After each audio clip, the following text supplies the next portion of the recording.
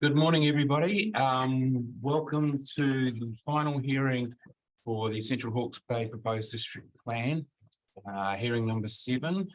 The topic for today is energy infrastructure and transport, which does include designations as well. We have managed to compact the number of submissions or submitters to be heard to one day, although it will be a long day for the hearing panel. So we are starting early today, 8:30, and we are hoping to wrap up by about 4:30 today. The usual program will occur. We will hear from the reporting officers who will talk to the Section 42A report that we've read and respond to anything there or highlight key points or anything that's arisen since the reports were circulated. Then we will turn to legal counsel, Ms. Davidson, who has provided a bit of advice around designations and recent changes that have popped up to the RMA for our consideration. And then we'll take a break around 10:15 and then roll into our first submitters. We will have Spark, Chorus and Vodafone first up. And we've already got one person here in person. Are we expecting Graham to come along too? We are. It's just looking to issue out outside. Okay, that's cool. Then we have Transpower in person at 11:30, lunchtime break, First Gas, Fordia, Central Lines, Auckland, New Zealand, and Kaingaroa. There's a mixture of online and in-person attendances there. After the afternoon break, we will turn back to the reporting officers for any verbal responses to matters arising during the hearing. But we will presume there will be a written report following this hearing. And we will talk to them about timeframes and that, given that we're heading into the silly season very shortly. Then we will adjourn the hearing. It is the final scheduled hearing, but it will be adjourned in case there is a need for us to reopen the hearing to address any matters that come from our deliberations. In respect of Transpower, I will recuse myself from hearing Transpower as I have done in previous hearings. I have thought about this very carefully because the network utilities chapter is quite detailed and there have been quite a number of points raised by Transpower, although I understand that there's been quite a degree of settlement and agreement. So I will recuse myself except in regard to any matters where there's no matters in contention anymore or no submission points from Transpower, etc. So that's my position on that one. The usual today will be Jesse here has control of the virtual attendances in terms of muting and things like that. Muting, is that a word? And the like. I wish everybody could turn their phones off or put them on silent just to remind themselves around that. And other than that, we shall commence very shortly. So any questions arising from that? Any questions? I'll turn to the reporting officers now. Who would like to go first? Talking to the reports.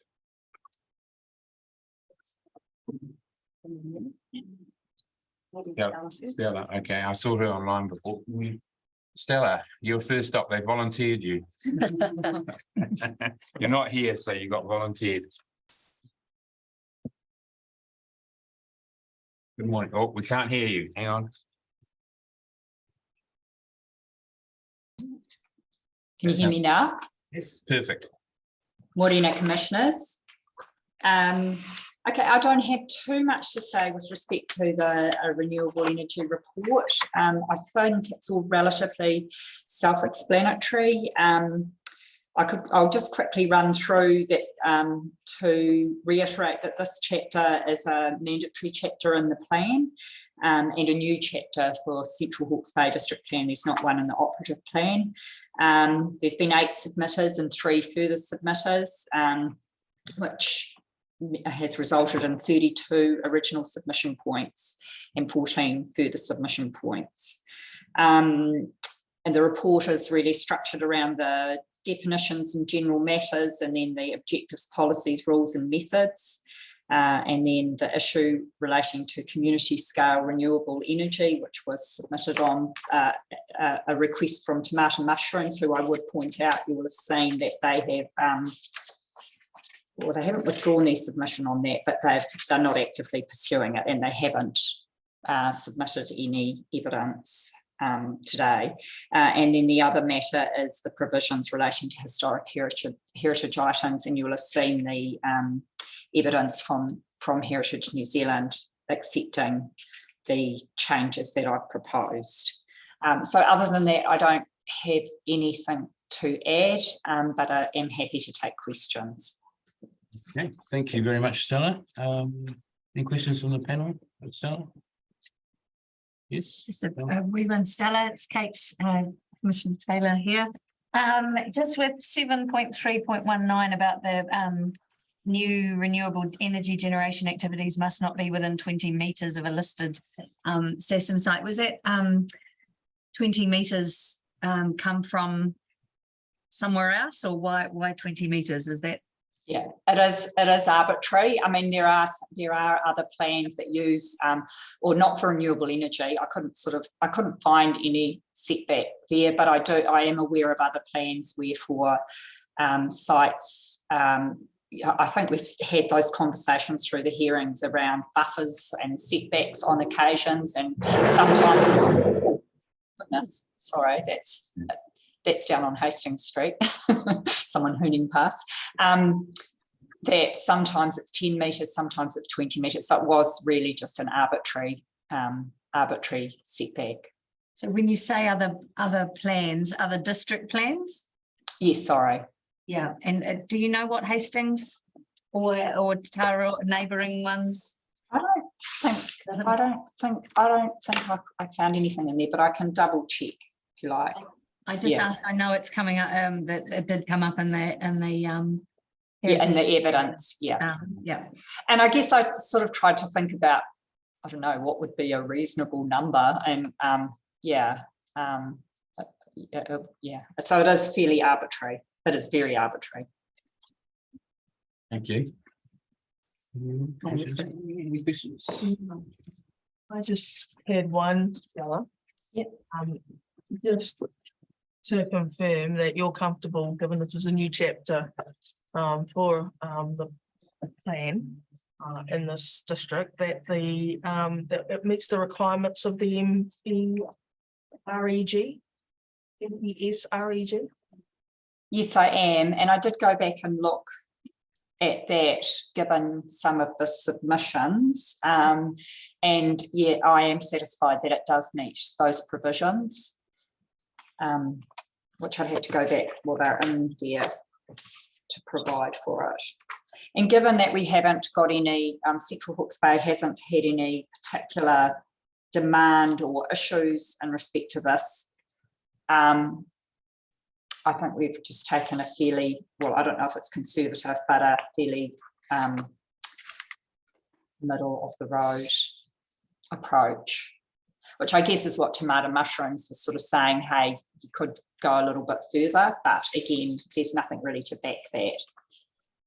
Okay, thanks, Stella. Thank you. I've only got one question, Stella, and in regard to environmental compensation, that the definition that you're recommending. Yes. I'm just curious, because as a general concept, it's fairly well used in resource management around the country. So why in this case just confine it to renewable energy in this situation? I don't think I've confined it to renewable energy. I've confined it to hang on. I'm looking at paragraph 433 in your 433. Oh yes, apologies. Because it's not used anywhere else in the plan. Yeah. I think because the submission has come from Forest and Bird. Mm-hmm.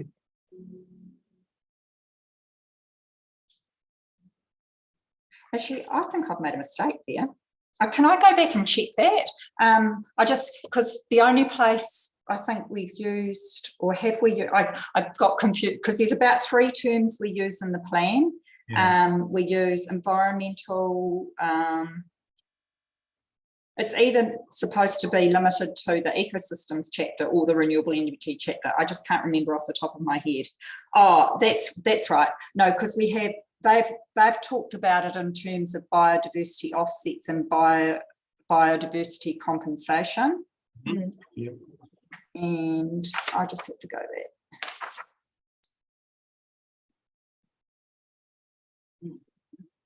there. And just while you're doing that, I mean, compensation can be more than just about biodiversity. Yeah. Oh, no, I totally agree. It's just that we've only used it in the plan in that very narrow sense. So it was just making it clear that it was only used in that narrow sense. That's what I need to do, but I need to check if I've connected it to the right, chapter. Yeah. I was just trying to think whether there's any unintended consequences if in the future there's a big scale project, for instance, in the district where they are offering environmental compensation, but it's not a renewable energy project. You know, Right. what I mean? Okay. I'm not sure that it would have any implications, but I'm just curious why it couldn't be kept at a very general level. Yeah. Generally. Yeah. Yeah, I'll go back and double check that. Apologies. I was all over it when I wrote it, but now I can't remember. Yeah. I know the feeling. Okay. Any further questions for Stella? Okay, that's all good, Stella. Thank you very much. Thank you. We'll let you get on dealing with the Hoons and Hastings Street. Thank you. Okay, who should we turn to next? Marina.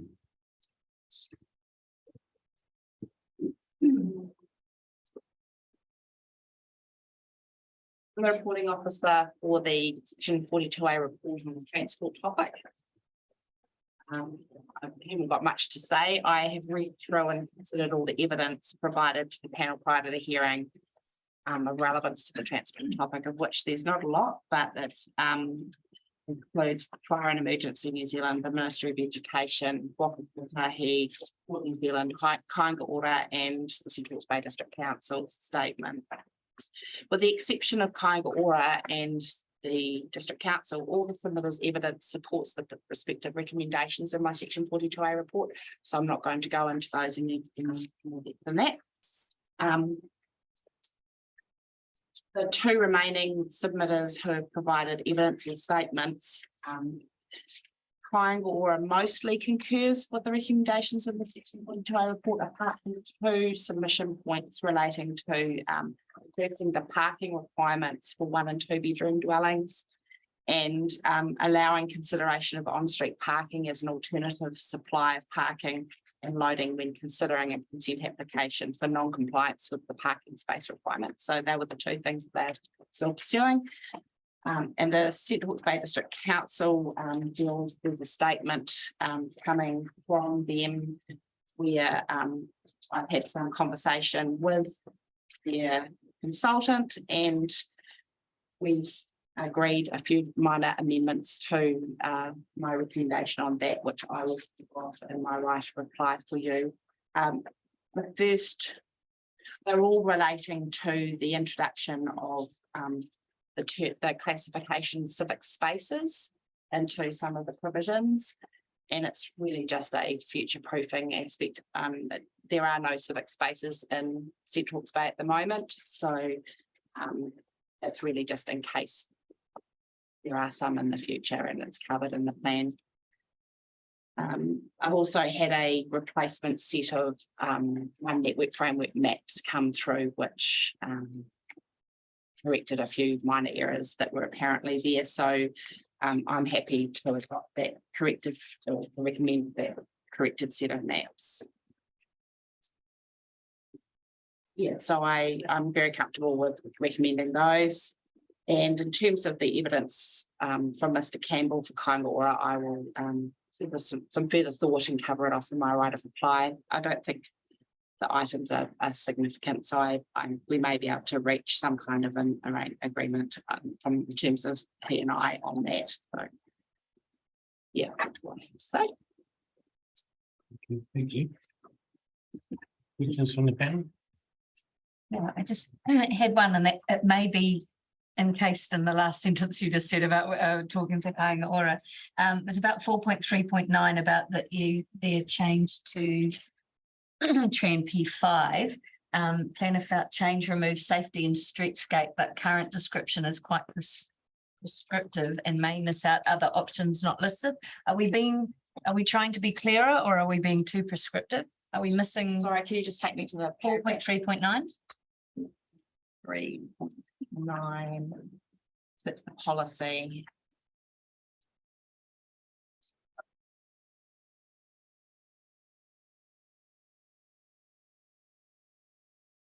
My question was just simply, are we trying to be too prescriptive and we might be missing out others, or can they other things that we have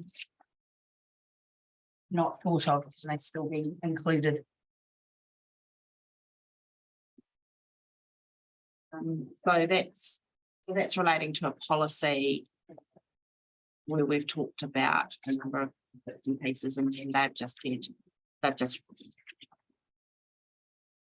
not going to reference all those matters. I guess I think they're trying to remove aspects of streetscape amenity from the plan, and I was a little bit reticent to remove that. Still matters. Yes, agreed. But if can we find some happy ground that it's between the two suggestions? I'm leaving amenity, streetscape and amenity in, but less of a list or more encompassing.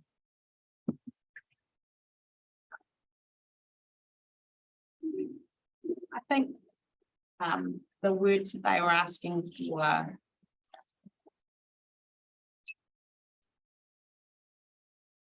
maybe.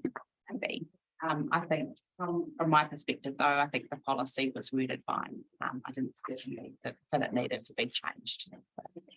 Just worried about other things that we haven't thought of being missed out because we've actually got a wee list of things, but Yeah, it's around the controlling the width and location of vehicle access points, though. So there's kind of a limited number of things that Okay, you're cool. probably needing to consider. Yeah. Questions, Commissioner Byrne?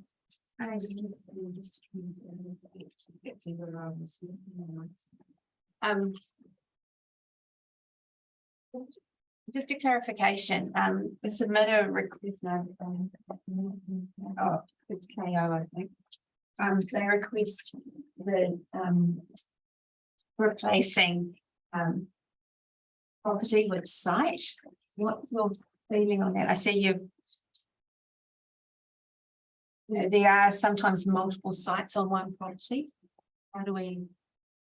Can you point me to the So it's in S5. 4.3.19, I think.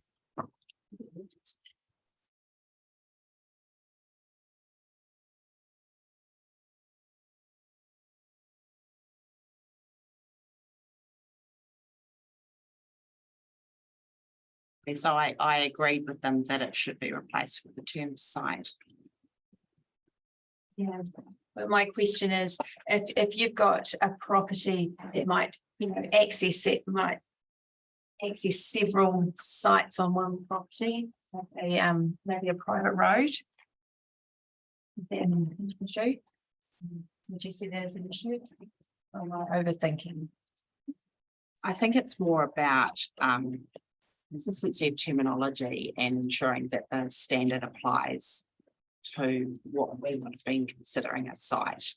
And I think probably the word property was just a would have been, yeah, to try and keep to one vehicle property might be constraining, whereas a site really allows a little bit.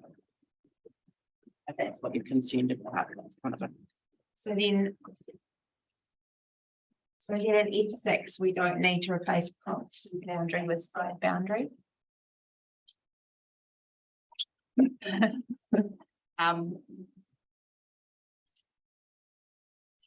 I haven't considered it in that way, so I would have to go, I'll have to think about that and come back to you. I'm sure the implications of that. It's just. Yeah. Okay. I'll need that with you. Then just on page 53.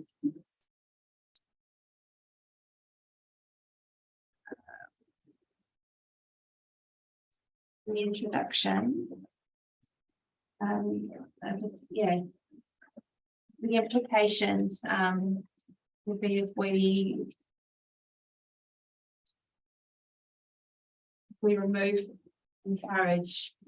My question.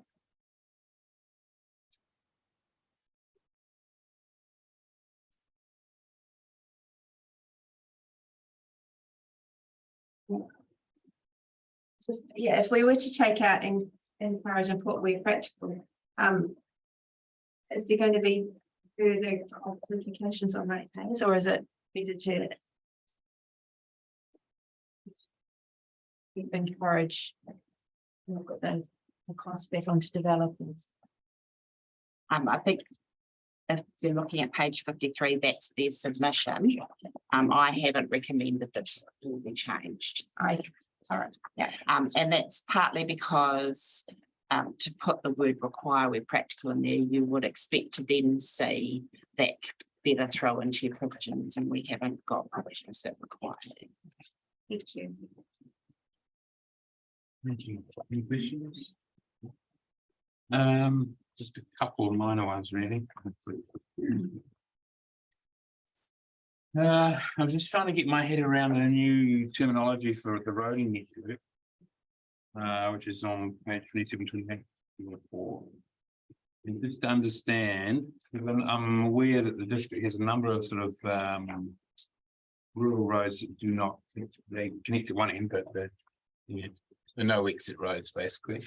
Is that covered in that rural connectors definition? I was trying to think which category those sorts of roads would fall under. No exit rural roads. Yes. I mean, they are connecting. It's just you can't go either way. You can only go one way. I don't know if there are any rules that are no exits. But I may be wrong.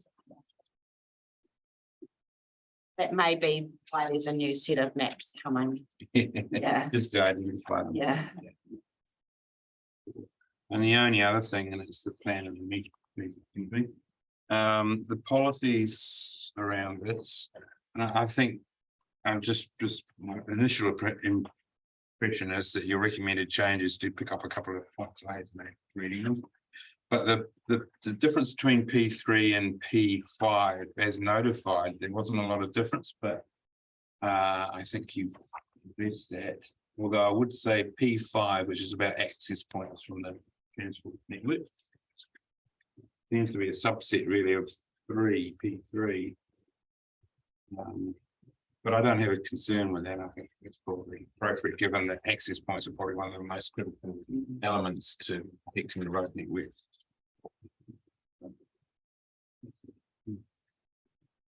I don't really have any questions, do I? No. Any questions from the panel? Maybe. No, thanks, Brian.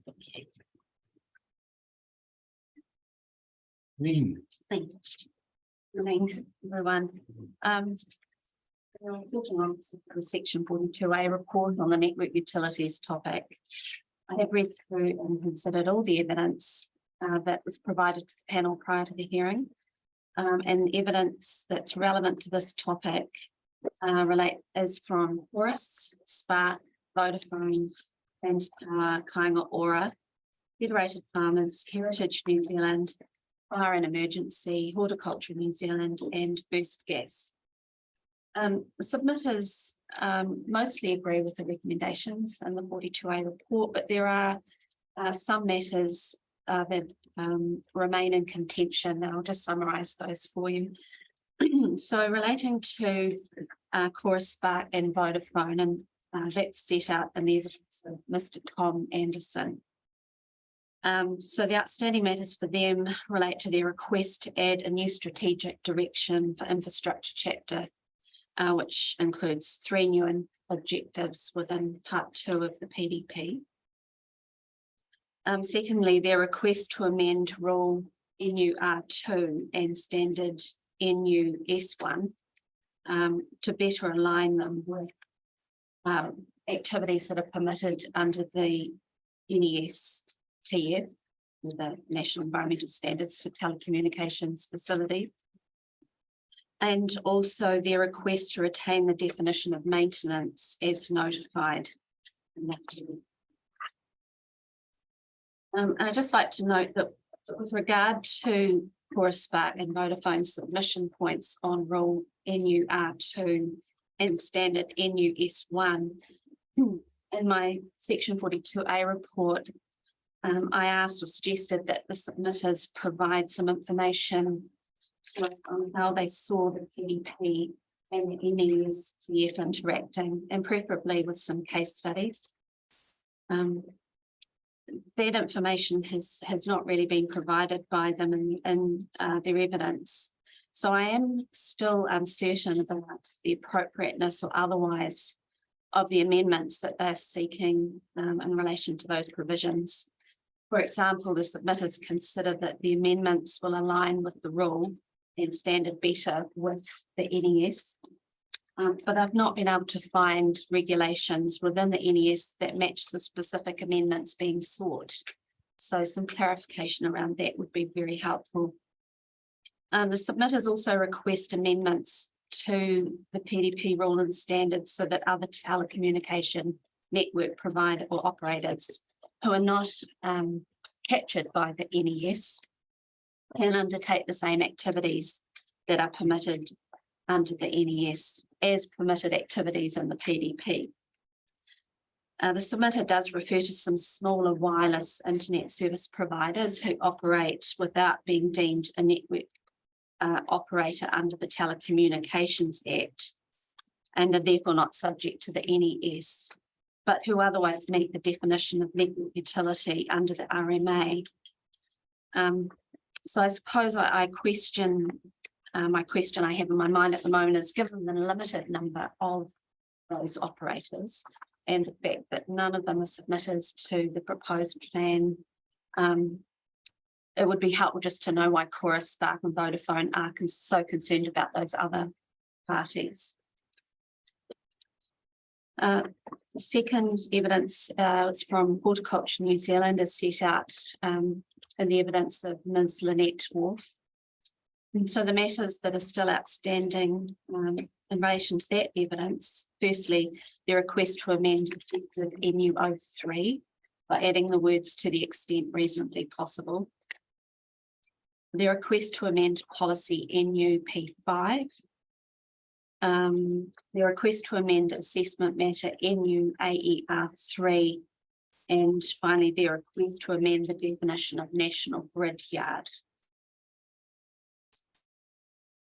The Transpower set out in the evidence of Ms. Pauline Whitney. The outstanding matters relate to their request to add a new policy in relation to managing the aspects of the planning and development of the national grid to give effect to policies 1 to 8 of the NPS ET. And their request to amend policy NUP5. The Federated Farmers set out in the evidence of Ms. Rare dissent. Their outstanding concern relates to their further submission opposing Transpower's request to amend policy NUP5 and supporting Hawke New Zealand's submission points on that same policy. Also, their further submission, which opposed PowerCo's request to add a new definition of gas network. Their request to delete the definition of gas transmission network. Their request to amend the definition of maintenance, and also their request to amend the definition of national grid subdivision corridor by replacing the diagram that was provided in that with that definition. And finally, Kāinga Ora is set out in the evidence of Mr. Michael Campbell. So those matters relate to their further submissions opposing the submission points from Chorus, Spark and Vodafone, requesting that the definition of nationally significant infrastructure be amended to include telecommunications networks. Kāinga Ora don't support that. So that summarises really those outstanding matters. that's. I will just put it on the table at the moment before we turn to questions that I'm hoping that the submitters attending today will just identify or confirm that the matters they're talking to today are the remaining areas of contention, just to help the panel in terms of knowing what we can move on from and just focus on. So I will just highlight that for those listening in. Okay, any questions? Yeah, I'm just wondering, where did the national significant infrastructure definition come from?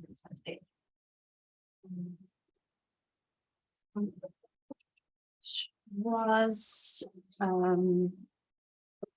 driven essentially by the RPS. I'd have to check that. The telecommunication isn't included in the definition that the district plans. No, not the notified version, but I'm recommending that it be added. If you just give me a minute, I'll just check my notes.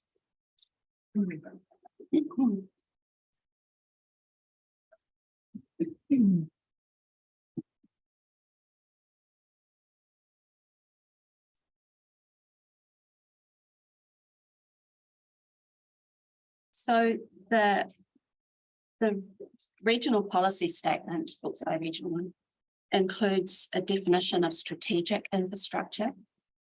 And within that definition, it does include strategic telecommunications facilities, which can include, so in their definition, it says those necessary facilities, services and installations which are of greater than local significance and can include infrastructure that is nationally significant. And under clause E of that definition of the RPS, it does refer to strategic telecommunications and radio communications facility. So that's been sort of the primary difference.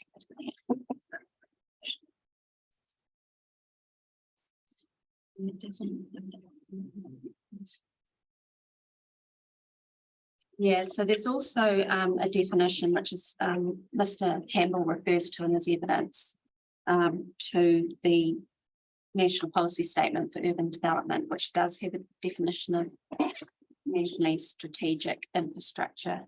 Telecommunications are not included within that. But my thinking at the moment is that I don't know if that necessarily precludes us from including it in our definition direction from our RPS, which the district plan still has to give effect to. And also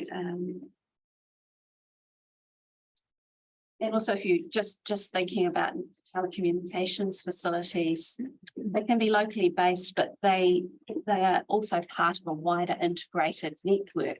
They are regional, but we also need to be able to have telecommunications link on a national basis as well. And so I suppose for that reason, that's why I was quite comfortable adding telecommunications facilities to that definition in the PDP. Just another question relating to the definition. So Port New Zealand and Federated Farmers have asked for a replacement definition of the national grid yard. Is the national grid yard definition, is that one that's been taken from the operative plan, or is it somewhere else?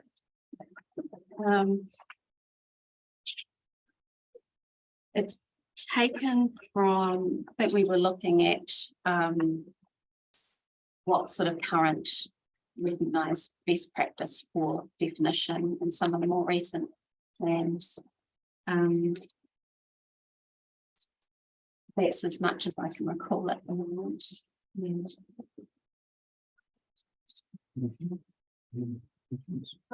Just one, we have Transpower.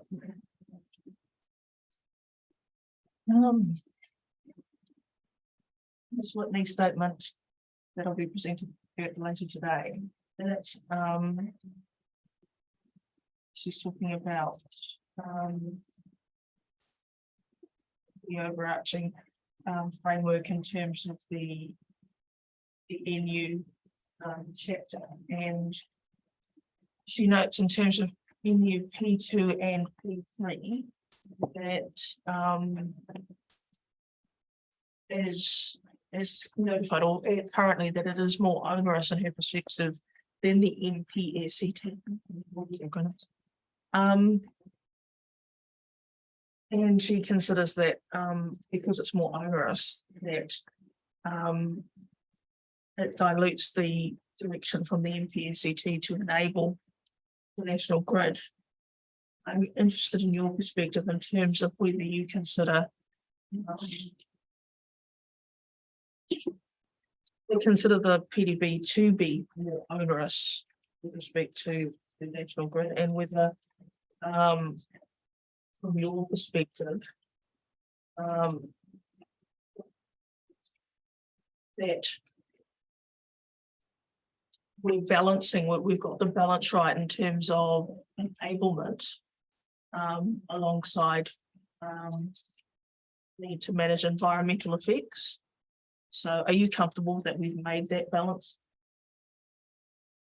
Can you just explain for me sort of where in her evidence, or just help me to know? Sorry, it's the statement that's coming. We were provided with it last night. It's on the website. I haven't seen. Okay. I'll just read out the paragraph. How's that? And that helps. So Ms. Whitney notes that while policies NUP2 and P3 have the reference to recognise constraints, she has concerns that such recognition does not carry any weight in context of the avoid directive policies. Furthermore, the PDP policies do not reference the route, site and method selection, which she in brackets refers to NPSCT policy 4, will provide a seat to avoid directive NPSCT policy 8. She then goes on, and this was the point I picked up. She says, as notified, NUP2 and P3 are more onerous than that directed under the NPSCT. Or to put it another way, insofar as the NPSCT is intended to be enabling of the national grid, the PDP wording would dilute that direction. Now, I'm just mindful reading NPSCT that it also contemplates the balance between enablement and environmental effects. So I guess all I'm asking, and perhaps you might want to think about in terms of my reply, is have we got that balance right? Because that seems to be the nub of a number of changes or changes sought. Have we got that balance right between enabling the grid and acknowledging the environmental effects of activities related to the grid? And are you comfortable that we can get that balance? I think I'd like to be able to read that and give it some thought. Because I think when I look at the NPSCT, that's that sort of push and shove between the two. So we need to understand from the district that we are getting that balance right. Yeah, I think that probably also comes down to some of the other submission points around where possible, to the extent reasonably possible. So let's see the next paragraph. So yes, I have been giving some thought to that aspect of it and where it's quite specific. So I am thinking that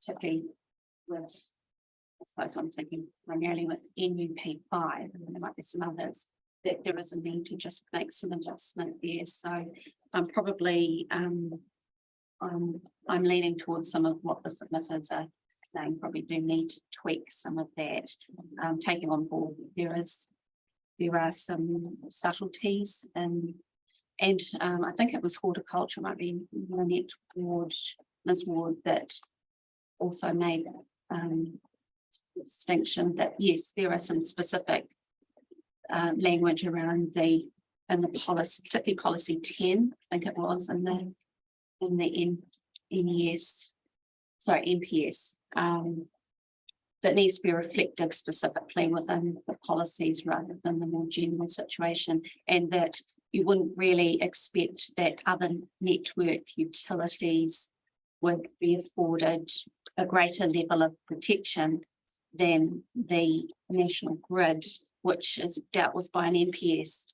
So, yeah, I definitely, I think there is some, I need to look at it. I think I like you, I'm balancing the distinction between that the national grid and others, but also how we ensure that the balance is right between the national grid and other activities in the district. So I think there's some wording changes that I'll be recommending in response to that.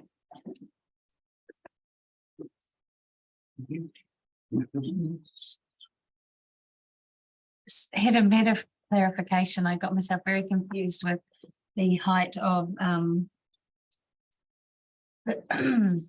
forgotten the height of buildings and structures. Can't remember the height for above ground buildings and structures in US3 and in 11.323. Can you just clarify for me? You talk about the rural production zone, the different heights for the different zones, and in my mind, what you've got in there doesn't match what I'm looking at in NUS3 in terms of we talk about the maximum height for rural production zone general residential being 8 meters and a rural lifestyle being 10. But in here, I'm finding 8.5 and 11.5. It doesn't, am I completely missing the? Yeah, well, the maximum height of buildings, you're just talking the zone provisions.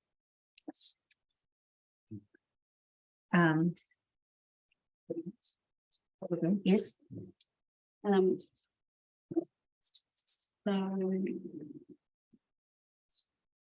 I got so confused with the numbers, I couldn't understand whether it was important or not. So the maximum height of buildings and structures in the settlement zone and the general rural zone and the rural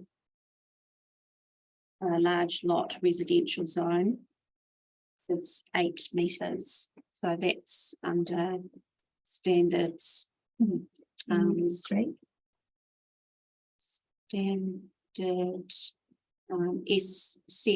standard 3 in the settlement zone. So I'm looking at NUS3 settlement zone. 8.5 What's you looking? in the plan.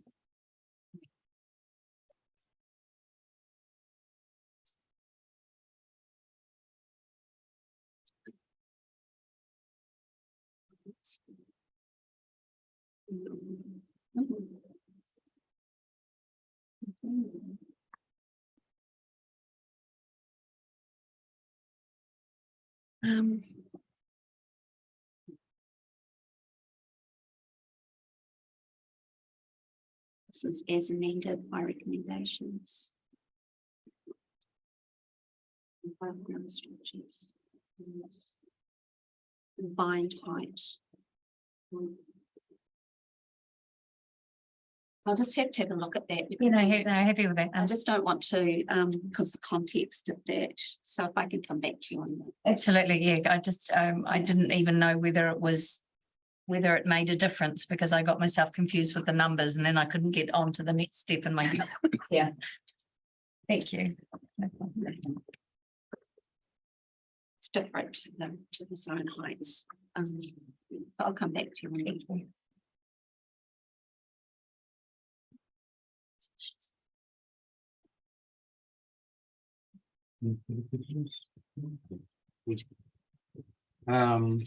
Just going back to this nationally significant infrastructure question. So Mr. Campbell's evidence refers to the definition used in NPS for urban development, which doesn't include telecoms as a nationally significant infrastructure. But your point is that the plan has to give effect to the RPS. So that's where you get the direction from for including it in there. I was just trying to understand the relevance of the NPSUD for Central Hawke's Bay District in terms of that definition. Can you provide any help? She might. Central Hawke's Bay District Council is not a tier 1, 2 or 3 local authority, so. I mean, some regard can be had to the objectives and policies of the NPSUD, but it doesn't apply in the strictest sense. You know, we don't have to implement it as such.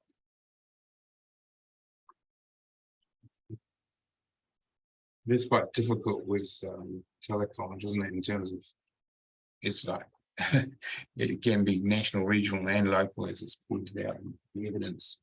So where you draw the line, what point is really quite difficult. So does that mean that in any one case where it's an issue, some sort of rule would have to be made, you know, about whether for a particular proposal, it's a nationally significant or regionally significant, Yeah. locally significant construction?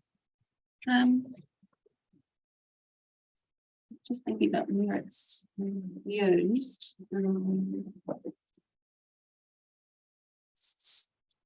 So,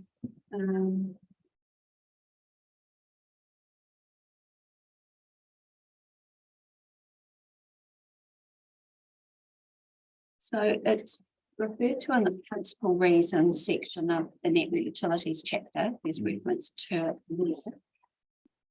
And it's also used in policy Eco P9 of the Ecosystems and Indigenous Biodiversity chapter, which reads, to ensure that new nationally significant infrastructure is not located in areas of significant Indigenous vegetation and or significant habitats of Indigenous fauna.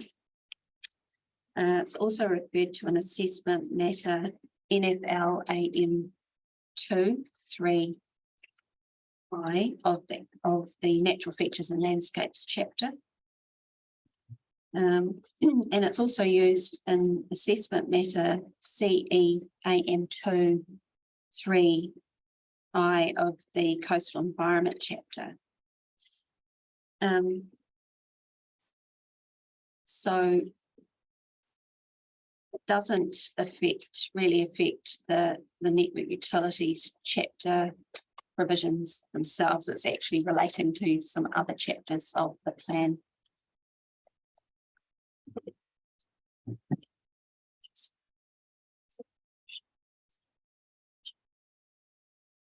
Yes, that's a good point.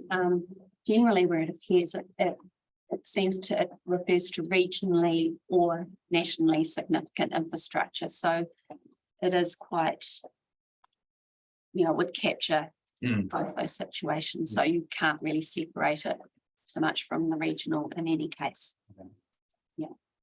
So it might be context driven really. More than- Yes. Thank you. The only other question I had for you was in terms of your discussion around NUP1, policy 1. In the same paragraph 9.3.15, in reference to changes to it, you consider the second part of policy IEP1, so that's the best practice policy set for telecommunications is appropriately covered by objective NU01, and adding it to NUP1 would be unnecessary repetition.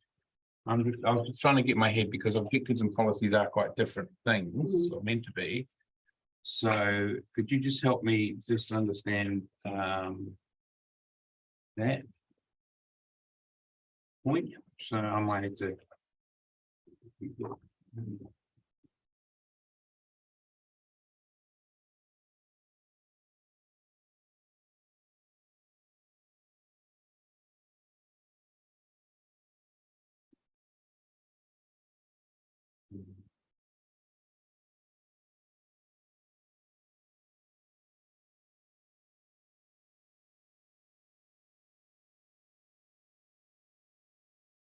The NU01 is, which do recommend amending, can I say, relates to providing for safe, effective, etc. network utilities through the district. And P1, just recognize national and local importance and benefits.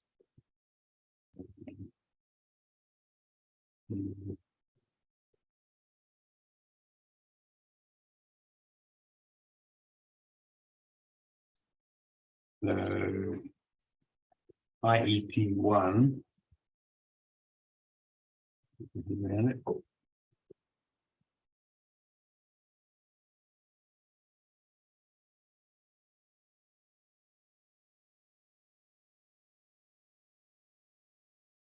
Recognize the benefits. I'm just trying to get my head around the difference between recognizing the importance as a policy versus as an objective. It seems to be a kind of like duplication between NU01 and NUP1 in terms of they're both wanting to recognize various things.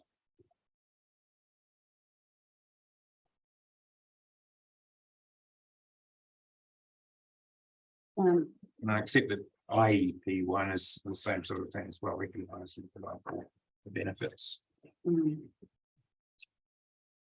So is the difference that the P1 is actually being explicit about how to Yes, do that recognition and drawing provision? It does, it provides more detail around how to plan Right. and achieve the objective. So it's more that the IEP1 is really reflected in the existing NUP1 rather than the objective. Yes, it is actually, you're right. Yep. Thank you. Any more questions? No, thank you very much for that. Very helpful. Now, as David said, we have read your legal submissions, but we would really appreciate if you could just talk to them for the panel's sake. Yeah, so I think we can discuss between us that I would go through the legal submissions and then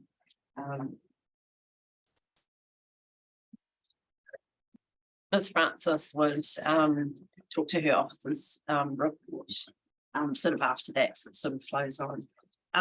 So I did prepare legal submissions on this because it's quite a mind shift from just considering submissions. The designations is sort of quite an unusual thing. If you haven't come across them before, Commissioner Schofield, you'll know about it, but lots of people don't come across them until, you know, if ever, you know, once or twice. So I thought I would work through to make sure that everyone's on the same page. So I'm starting from paragraph 4 of my submissions. Designations are a form of proof of public works or network utilities, and I've described them as essentially a hybrid of a rule and a plan and a resource consent. They do actually get included in the district plan, and provided you're in accordance with it, you don't need any other consents. And I think that's quite an important thing to bear in mind, because of course, if it's running through a site of significance, an outstanding natural landscape, significant natural area, the designation will override those rules. So I think we need to sort of be quite careful that we've considered all potential effects. So obviously I've said the designations essentially have 2 main functions. One is to approve the works that are authorised by the designation without the need for the requiring authority to go and get any consent other than from the regional council. And also importantly, to prevent other people over whose land they often run from doing anything that would prevent or hinder the approved work without the requiring authority's written consent. So where designation authorises new construction, the requiring authority usually has to produce an outline plan showing the detail of the work and proposals to avoid, remedy, or mitigate adverse effects in the environment. But rather than the council having the ultimate say on whether or not the work proceeds or what conditions are imposed, the council can only recommend measures for the requiring authority to take, and the requiring authority can choose to accept or reject those recommendations.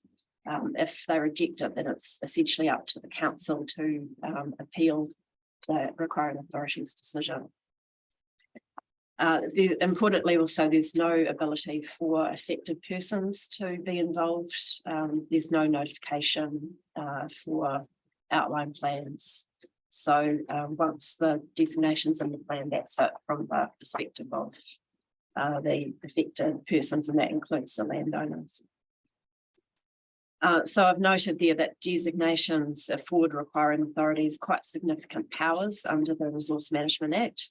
And my approach is that they should really be quite carefully considered before they're confirmed for inclusion in the plan. I've also said that it's for the requiring authority to provide you with that information to satisfy you that statutory tests are met and that the designation should be confirmed. So similarly to the outline plan, the process for confirming a designation is different.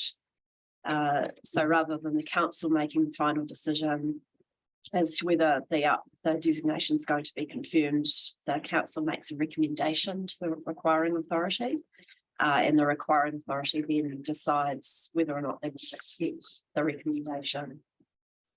For council designations, the council makes the final decision because they're the requiring authority, so they've probably just put on a different hat. So you'll find the wording in the officer's report is quite unwieldy, because the panel will make a recommendation to the council as to the recommendation that they're going to then make the requiring authority. So sorry about that wording, but we couldn't really find any other way around that. So the possible recommendations are confirm, modify, or withdraw, and if you confirm or modify, then you have the ability to recommend conditions be imposed. So in the case of the PDP, the majority of them are designations that are already in the operative plan and are just being rolled over into the proposed plan. For those ones where there's been no submissions made and no changes requested by the requiring authority, then there's no power to make recommendations to modify or impose new conditions on those. Where there's been a modification or there's been submissions, then there's to make a sort of a substantive decision on those. We've also got a few new notices of requirement for designation. So I will address those as well. So in terms of the statutory test, I've set that out there and I won't go through it.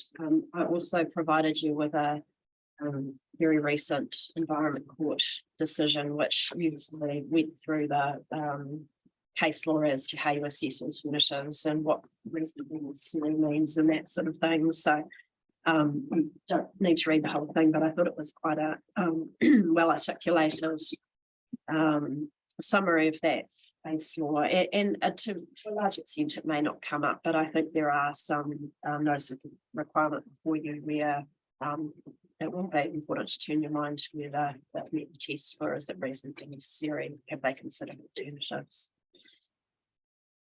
And I've set out section 171 in the submission, but section 168A3 is substantively the same. That's the one that applies to council's own designations.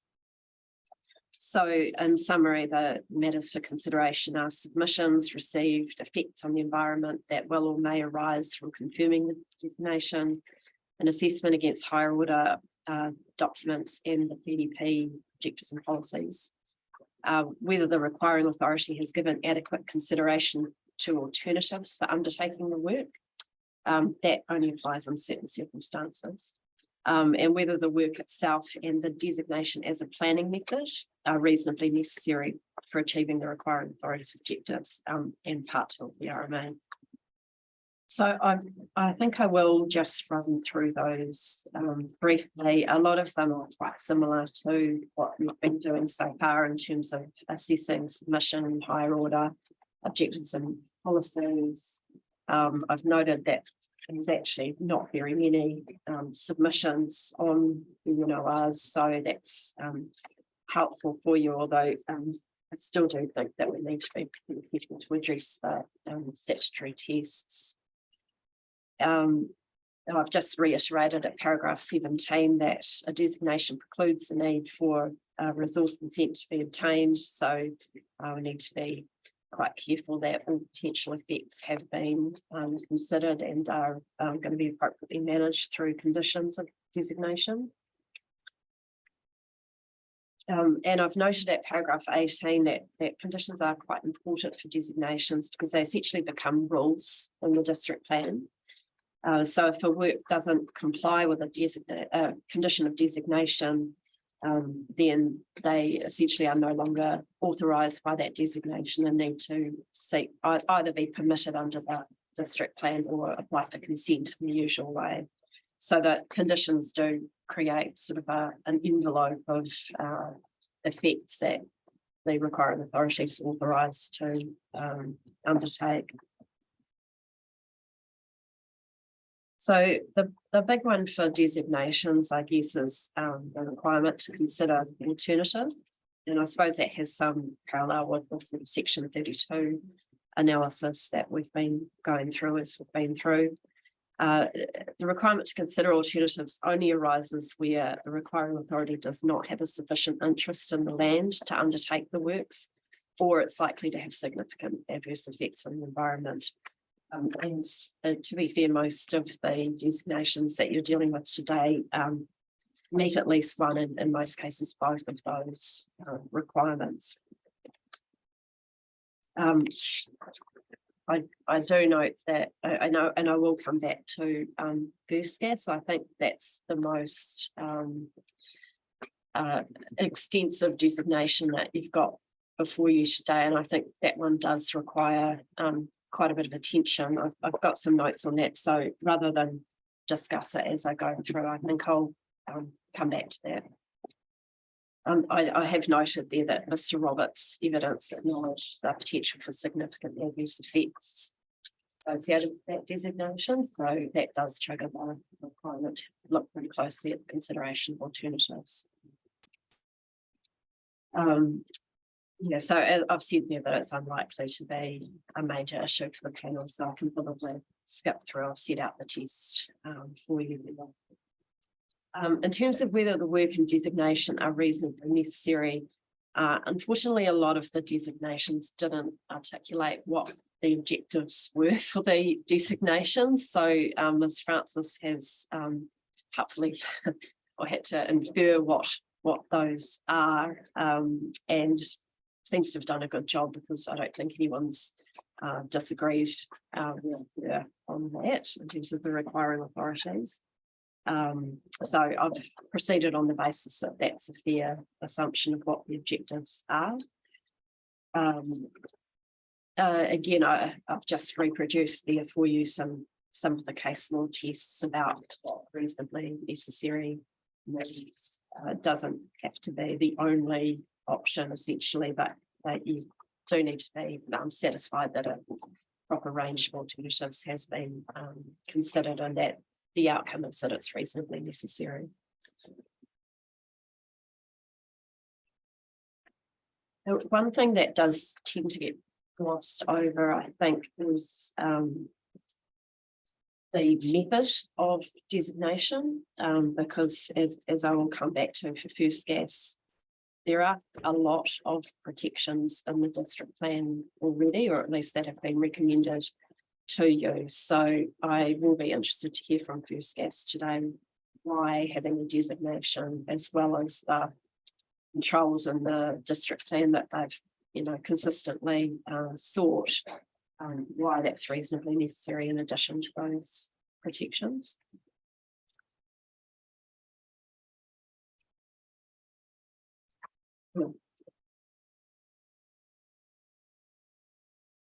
So that really takes us to paragraph 26 and it's a requirement to assess matters in section 5, 6, 7 and 8. But that's been addressed by the officer where it's relevant.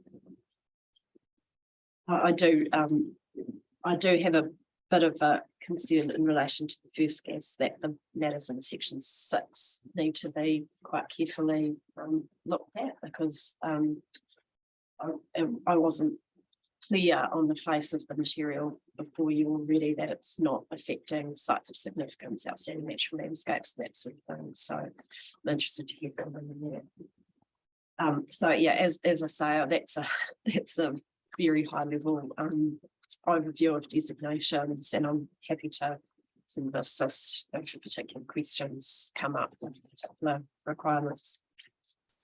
So I've also briefly addressed you on, you've had the whole gamut of legislation changes as you've gone through this process. Now you've got the Climate Change Response Act documents, which came into effect on the 30th of November. So that now requires you to have regard to any emissions reduction plan and any national adaptation plan. I provided the links to those if you've got the electronic document, quite lengthy documents, but my view, and I guess it's a reasonably preliminary view, is that they don't have a great deal of significance for, well, they may have significance, but it's certainly consistent with the direction that the officers have been taking in a similar way as the highly productive land plan or policy statement is consistent with the plan. So I've said at paragraph 31 that it's very helpful to say the chapter of which document, but that's the emissions reduction plan, chapter 7, seemed to me to have the potential relevance because it relates to planning and infrastructure and promotes well-functioning urban environments, high density development, strategic planning and protection of areas of cultural significance.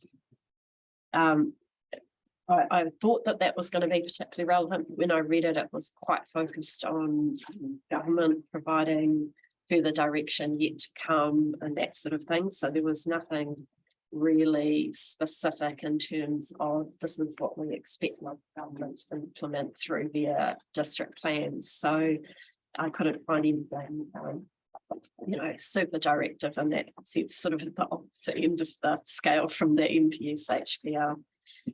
So I've said that that I don't think it has any direct relevance, but in my view, the approach taken in the plan and recommendations on submissions has been consistent with that, the general direction of the emissions plan and concentrating development in and around existing developed areas, including through provision of infill and identifying that any growth should be contiguous with existing township boundaries rather than, I guess, allowing new creep into further more distant areas.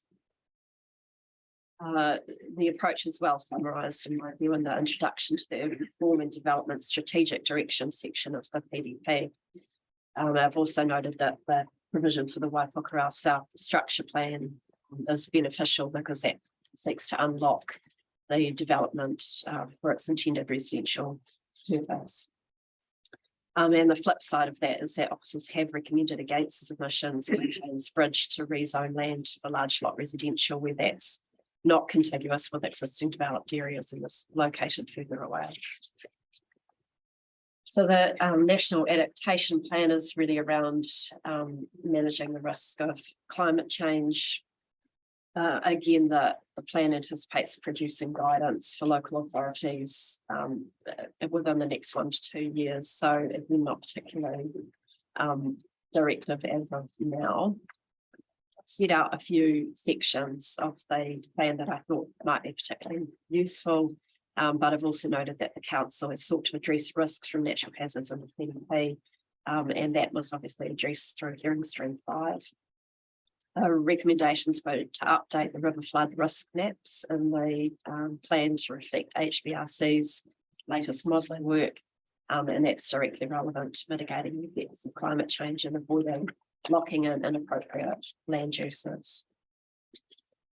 The plan has also intentionally not provided for any extension of the coastal settlement boundaries, which is the large lot residential zone from what was in the operative plan.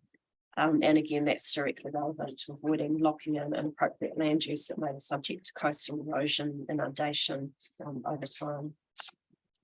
And I've spoken to the reporting officers about being ready to comment to the panel if there's anything that they have reflected on in light of the new measures of section 74.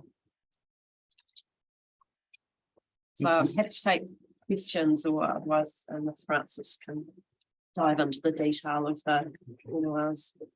At this point, is there any comment from any questions? I have a really basic one. It's probably not. A total, no, it's like this big, but I feel like it's a really dumb question. We recommend to the council, which recommends to the requiring authority, who can still say no. Correct. And then the council has the ability to appeal that to the Environment Court. So does council write them a letter, send them a notice to say, this is what we have decided on your designation? Yeah, this is what we're recommending on your designation. Yeah. And then they would then reply to the council, yes or no. And then it's up to the council to do something about that after that. Is that common? That's how designations Are they really? work. Yes, yeah. And I have been in situations where council has recommended withdrawing a designation and the minister has said, well, that's very nice, but we're going to confirm it. Thank you very much. You can appeal us. Yeah, so it's a bit of a mind shift, yeah. Is the correct procedure here for me to ask for a cheat sheet dummy, how to, I've just Googled, how does the designation process work in New Zealand? And I've read it and I've looked at it and I've read your thing and I still don't fully understand the ramifications. And it sounds like they can still say yes or no anyway, like there's still a lot of. That's right. I mean, I guess it's a reverse of a submitter coming here and asking for changes to the plan and you saying, we're recommending that the council say yes or no, then the submitter has the right of appeal if they don't like that decision and the Environment Court gets to decide. Same thing, it's just a reversal of so the requiring authority will decide. If the council really doesn't like it, then it can appeal to the Environment Court and the Environment Court still gets the final say. So that the requiring authority is the decision maker in this sense. I'll try and think if I've got yeah, Yeah, it's flipped, yeah. it's flipped, yeah. Okay, any questions from this evening? No? I do, but they may be better answered after. Okay, that's a good idea. And I'm quite interested in your feedback around the first gas and stepping through both, particularly the alternatives and just the pragmatics of how the designation, we have a corridor, we have easements, there's only 3 that don't get easements. So understanding that and light of the alternatives given what we've. Yes, and yeah, I mean, Ms. Francis might have some comments, but I think it's going to be really first gas. So I have actually produced some notes on first gas, and I was wondering about sending that to first gas so that they've got those before. I'm just thinking about how we did the zoning, that I sort of gave a bit of an outline of what my reply, I guess, is, so they know what. No, I think that would be helpful because I think, yeah, you're correct. The first gas designation is probably the biggest one we need to consider in terms of new ones. There's some issues tangled up with that I think it might facilitate the process later. Yeah, that's what I was thinking. So rather than go through it now, I'll make sure that Mr. Robertson has kind of got it, and then I'll perhaps just whip through it before they start, so that we can all be. On the same page, yeah, Okay. and he's online at the moment, so Oh, okay. you should be listening to it. Well, Mr. Roberts, I'll get that through to you shortly. No thumbs up. Okay. Just a couple of questions. So just to confirm, so with rollovers, we have no power to consider them further if there's no modification and no submissions.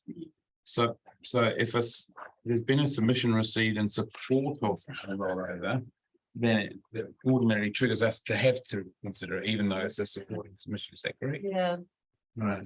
good for requiring authorities to know that, because it's actually not particularly helpful. Kind of like a bit of an own goal in some ways. Exactly, yeah, so, yeah, as we were going through, we sort of. I don't think there's any other way you can No, read that. It doesn't say any submissions in opposition or anything like that. So, no. Well, it's interesting. I've learned something in this process. mm, The question of alternatives for rollovers and for or new designations for existing works, more importantly. When I was reading the report and things like that, particularly I must say in respect of council's own submissions, designations. I can kind of understand it where you've got like a cabinet or something and it's part of a very fixed part of a network that really to consider alternatives based on your two tests that, you know, having an interest in the property and effects. But when it gets to broader things, and I accept it has been withdrawn for us, so we don't need to consider it, but broader things like major stormwater drainage and things like that, the question of alternatives, I think, is more appropriate. Would you consider that? Would you agree with that? yes, oh, gosh, Right. yeah. I mean, it may exist, but there may be alternative methods, for instance, That's right. for dealing with stormwater drainage. Yes, correct. And just because it's always Yeah. been managed in that way doesn't mean it's now, you know, best practice or there are other ways to do it which would have a lesser effect on private landowners. I raise that because I think it's a good background for the panel when we come to consider other designations, whether we agree there's no need for alternatives assessment or that we disagree. I think Yes. no, there shouldn't be, should it be? Yes, I think the consideration of alternative methods often gets overlooked. You know, you sort of say what's already there, so we don't need to consider alternative sites or routes. But actually there is still that other requirement to consider alternative methods, and it's also necessity, reasonable necessity, not only of the work, but of the designation as a planning mechanism. So And with First Gas, we are dealing with something where they've asked for a corridor approach in terms of managing other land uses, and also I understand easements are the majority of the pipelines. So and then they're asking for a designation on top of that, so yes, we will we're be inquiring into that. quite multiple layers of, Yeah, and to me that does raise questions about in terms of section 32 is the cost to the landowners, you know, appropriate. Obviously great for First Gas to have multiple layers of protection, but whether that's meets the test of being reasonably necessary and meeting your, you know, in terms of your other rules that you're considering, section 32 does come into it, so. okay. Any further questions? from the panel? Alison? No. Yeah, would you mind? Yeah. Thank you. I might just. Are you sure you don't want to stop places? So for the record, Alison Francis is about to talk to her report. So welcome. Thank you. Good morning, everyone. My name is Alison Francis. I am the reporting officer for the Section 42A report for the designations topic. I read through and considered all the evidence provided to the panel prior to the hearing. And I also acknowledge the extra information that has been provided to you by Ms. Davidson with regards to legal requirements when assessing designations. My opening statement this morning covers those requiring authorities that have made statements of evidence for the hearing today. Or in the case of Central Hawke's Bay, and provided us with extra information since the Section 42A report was released. Central Hawke's Bay District Council. They submitted notices of requirement for a number of new designations. Since the release of the Section 42A report, the council have withdrawn the following notices of requirements. CHBDC 7 Bush Drain and CHBDC 110 Waipokoro Water Supply Intake and Pumping Station. Central Hawke's Bay District Council does seek to roll over CHBDC 110 Waipokoro Water Supply Intake and Pumping Station with no modifications as per a letter dated 7th December 2022. I consider that as an appropriate course of action and I will reflect that in my written reply. I do not have any further comments on the remaining notices of requirement for the new designations as requested by Central Hawke's Bay District Council. My assessment remains the same as the information in the Section 42A report. Chorus New Zealand Limited and Spark. I acknowledge the statement of evidence from Mr. Tom Anderson of Insight. Mr. Anderson has responded to the request in the Section 42A report for more information to be provided as to why Chorus New Zealand Limited and Spark request the removal of all conditions on their designations. Mr. Anderson states that the preference is for the permitted regulations under the NESTF and the proposed district plan provide the guidance for the outline plan of works process and references that a number of councils have adopted this approach. I note that there are 2 proposed district plans that have not been included in Mr. Anderson's evidence that do include conditions for designations for Chorus and Spark. Those being Selwyn District Council, which notified their proposed district plan on the 5th of October 2020, and Waikato District Council, which notified their proposed district plan on the 17th of January 2022. Both of these recently proposed plans include conditions on the Chorus designations. With respect to the statement of evidence provided by Mr. Anderson, I think this is information that is important for the panel to be aware of when considering whether it is suitable that the conditions are removed from these designations. Further, I do not wholly concur with Mr. Anderson's comments that an outline plan of works requires an assessment of environmental effects similar to a resource consent application, as the Section 176A does not specifically require an assessment of environmental effects, only that Section 176A(3)(f) requires the outline plan of works to provide any other matters to avoid, remedy, or mitigate any adverse effects on the environment. Without a clear purpose or conditions outlining the size, bulk, location, and type of infrastructure on each designated site, the opportunity to effectively identify and mitigate adverse effects is lost. Further, there is no opportunity to consider affected persons in the process under Section 176A as there would be through a resource consent process. Were conditions provided now with information on scale and bulk, an assessment of effects could be undertaken as part of this notice of requirement process. The conditions on the designations do not necessarily have to be different to the permitted thresholds of the proposed district plan. If they are listed and are the same, it will give more weight to the Chorus and Spark applying for an outline plan waiver in the future, should any proposed works be within these permitted levels. My recommendation is for the hearings panel to recommend to council to recommend to Chorus and Spark that the notice of requirement is modified to include conditions. Whether these are a rollover of previous conditions in line with the permitted activity standards of the proposed district plan, or bespoke conditions relevant to the infrastructure currently on and planned for each designated site. First Gas Limited. I acknowledge the statement of evidence from Mr. Graham Roberts of Becker and Ms. Nicola Hine from First Gas. Mr. Roberts has included a secondary purpose to the designation, providing more information about the purpose of the designation. I consider this to be a useful inclusion, and my recommendation is that the hearings panel recommend to council to agree that the inclusion of the secondary purpose.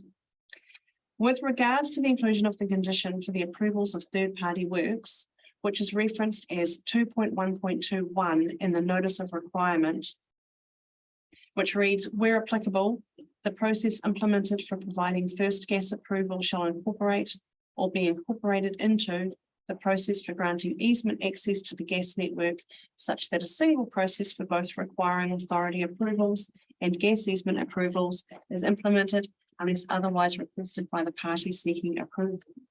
Mr. Roberts covers in his statement of evidence and seeks for this condition to be retained. Ms. Hine provided further information about landowner engagement, and it appears that First Gas have a robust landowner engagement procedure already. My assessment remains the same as that in the section 42A report. I consider this condition to be a duplication of section 176 matters, and it is not a useful condition for this designation. I concur with Mr. Roberts that this matter should be at the discretion of the panel as to whether this condition is retained. In the lead up to this hearing, Mr. Roberts submitted draft evidence for consideration. In our email reply, we raised with Mr. Roberts the inclusion of the proposed district plan definition for maintenance works as part of the purpose of the designation. Mr. Roberts has considered it appropriate to include the definition of maintenance works in the condition. I support the inclusion of this definition as it provides consistency between the designation and the proposed district plan.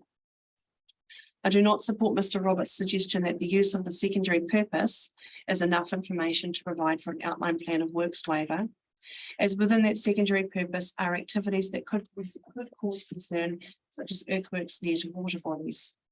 Before any outline plan waiver is granted, council will need to be satisfied that there were no unintended effects in the secondary purpose is too broad. Ms. Hine provided a thorough statement on the importance of the First Gas network, the history of the pipeline in Central Hawke's Bay, and potential issues faced without a designation. This is primarily to do with urban expansion and encroachment close to the pipeline, and she provided examples from the Auckland area. Ms. Hine provided further information on the maintenance activities and potential noise from the day-to-day activities and potential works on the pipeline. This was helpful to understand what can be expected from maintenance activities on the pipeline. Given the information provided by Ms. Hine and Mr. Roberts, I recommend that First Gas consider a modified condition for an outline plan of works waiver if it includes the maintenance works definition from the proposed district plan and excludes earthworks. I've got it written down in the way that I recommend they could do it, and I can send that round to everyone rather than reading it out at the moment. Yes, please. So this would allow for station maintenance to be undertaken, but would not provide for First Gas to undertake earthworks for maintenance without providing further information pursuant to section 176A using the outline plan process. I agree with Mr. Roberts' suggestion that the accidental discovery protocol condition is removed and this matter is included within a construction environmental management plan. I recommend that First Gas liaise with Central Hawke's Bay District Council on accidental discovery protocol management to ensure that any future information submitted to council for an outline plan of works provides information that is relevant and consistent with the approach taken by council and Tangata Whenua.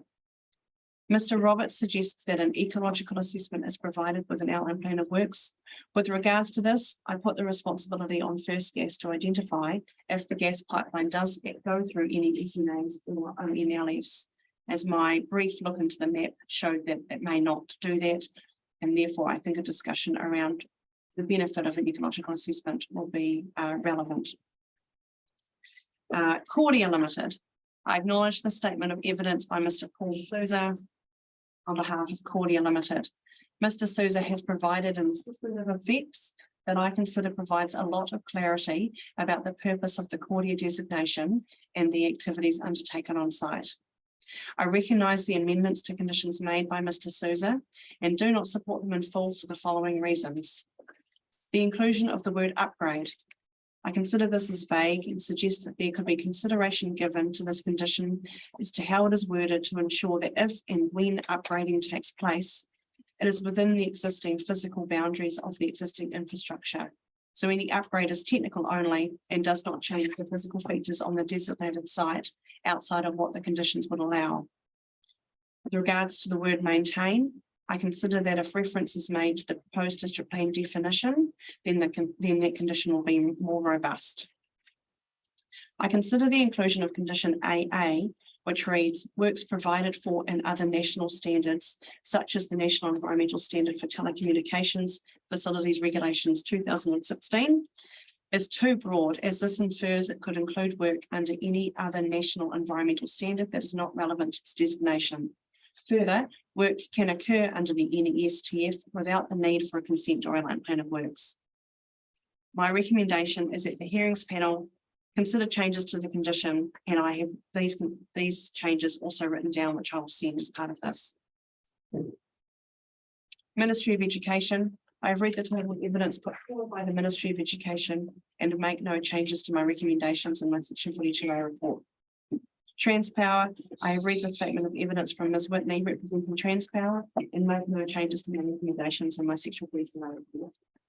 Waka Kotahi, I have read the table of evidence by Waka Kotahi and my recommendation to the hearings panel is that these amendments are agreed to and the PDP wording updated to reflect this under clause 16.2, schedule 1 of the RMA as minor changes to this information. With regards to the information put forward in Waka Kotahi's further submission regarding the modifications to the maps, I understand that from talking to Ms. Gray that these shape files have been provided by Waka Kotahi and this information will all be put into the updated maps at the conclusion of the hearings so that this work is all done at the same time.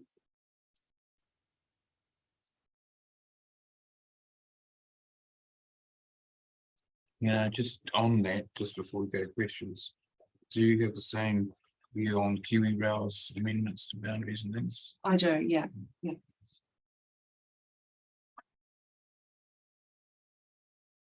Yeah, I think it would be helpful because there's a lot of that would be quite helpful to all parties if we could distribute that. Yeah, I'm happy notes to the. Yeah.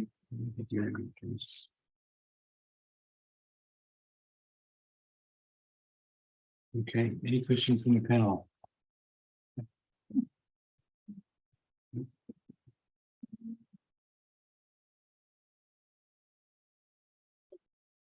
Just given that we are going to be dealing with part 2 matters, are you aware of any designations that affect Māori land or land held by PSG or areas of statutory acknowledgement? Section 7.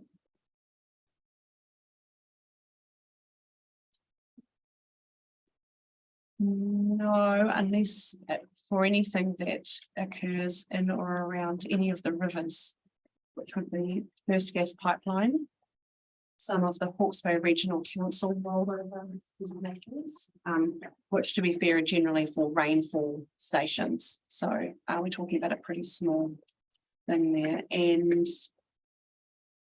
there will be certain designations that are rolled over or new notices of requirement from Central Hawke's Bay District Council in terms of probably being located adjacent to the rivers in some areas, but otherwise, no, I don't believe that there are any others that are on Māori land or statutory acknowledgement areas. Yeah, I just noted, for example, the one that's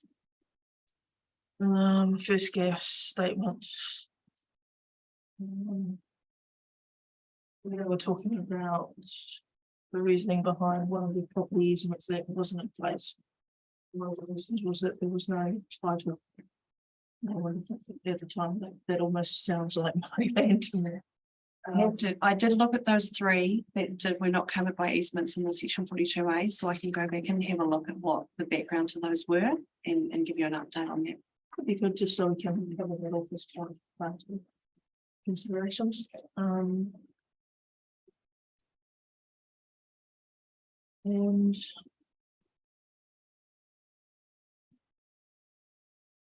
just also, I noted that most of the designations in your very helpful table, actually, you note that most didn't provide or respond to the issue of statutory documents, etc. Are you comfortable that, notwithstanding that they provided any information that they are meeting for statutory documents or the requirements of those statutory documents, so that we can be comfortable with the decision? Probably apart from First Gas, given that it's a new notice of requirement, I'd say that the assumptions that I made for all of the other designations, I'm happy that they have been able to meet those higher or the statutory documents, yes.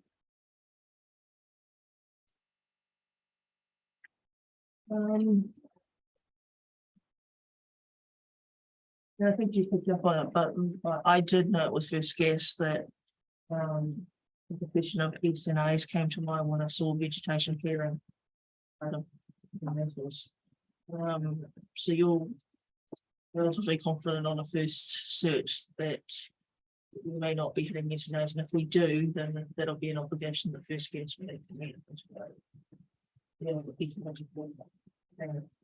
Yeah, so when Mr. Roberts sent his draft evidence to us, it did with that inclusion of the secondary purpose in words like earthworks.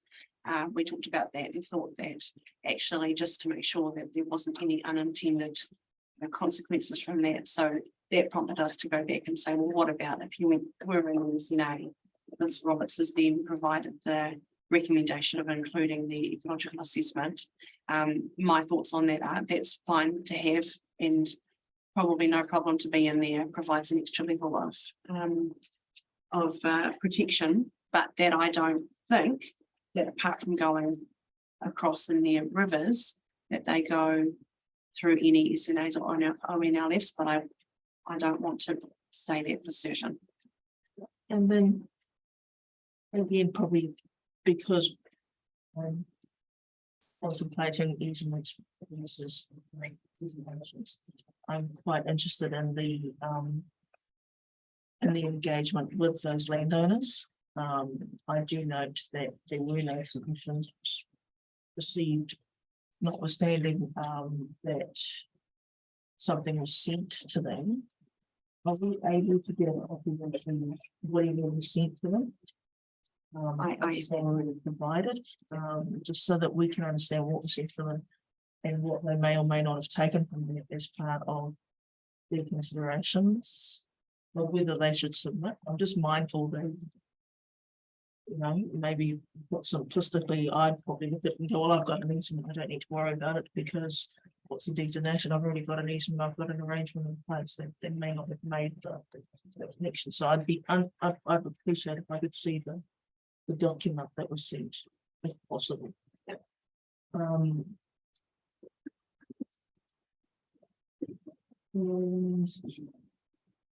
Yeah, I think my other questions are very much in line with, I think, probably just waiting for the on first gas and how we apply the tests, just in terms of alternatives.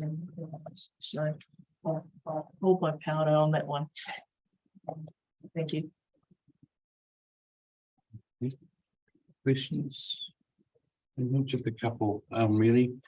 Just to get some confirmation from you that these boundary corrections, shall we say, from Kotahi and Kiwirau, you're satisfied that they are minor and have no effects on any parties or anything like that? Yes, I'm satisfied that they're minor.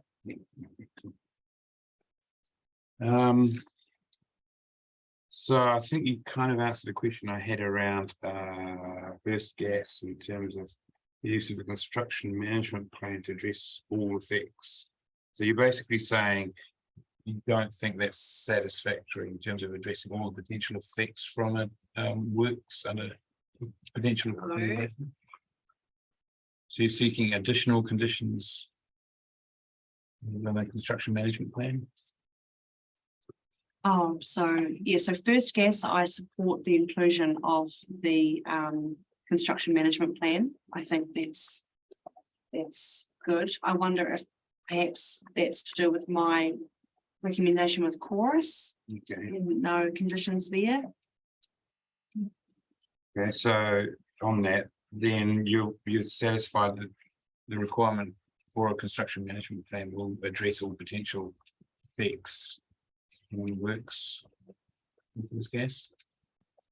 I think it goes a good way towards that. I think it's really just making sure that we are satisfied that the purpose is clear enough and that if and when an outline plan waiver is to be provided, that it's really clear what is included in the activities that could be waived and what is excluded. And so that's that wording that I've suggested that I'll send around, that if we consider and recommend that earthworks cannot be included in an outline plan waiver, then that would fall down to needing an outline plan, and that's when your construction and environmental management plan would be needed, and I think that would be sufficient to provide an assessment of effects for the works that they're proposing. Some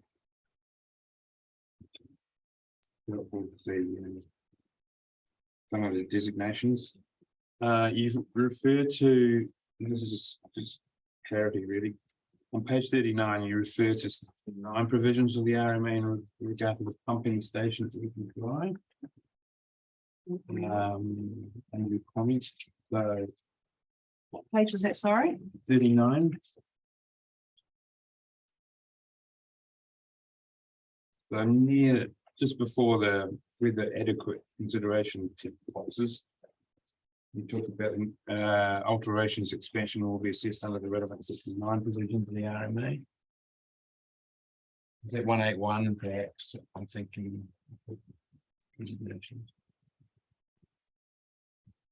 Oh, I think that actually that is error, because I had that in a few of mine and took them out when the discussion with Asher alerted me to that's being incorrect. So I will modify the 42A report, or in my comments, my written comments, I'll clarify that. Thank you. I understand it.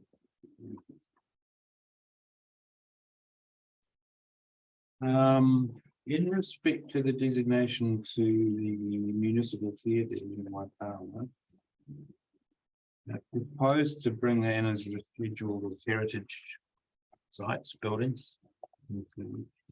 But does the designation not overrule any controls over the scheduling of that building?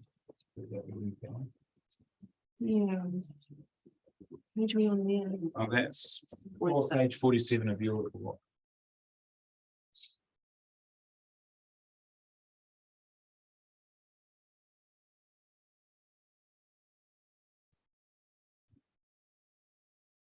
So I suppose that would come down to what the purpose of that designation is, and herein lied the issue that not a lot of information was provided with those CHBDC rollover modifications. Potentially, I don't know, because, can we come back to you on that one? Yeah, I'm just thinking of potential conditions. You might apply. That's where my thinking was heading. And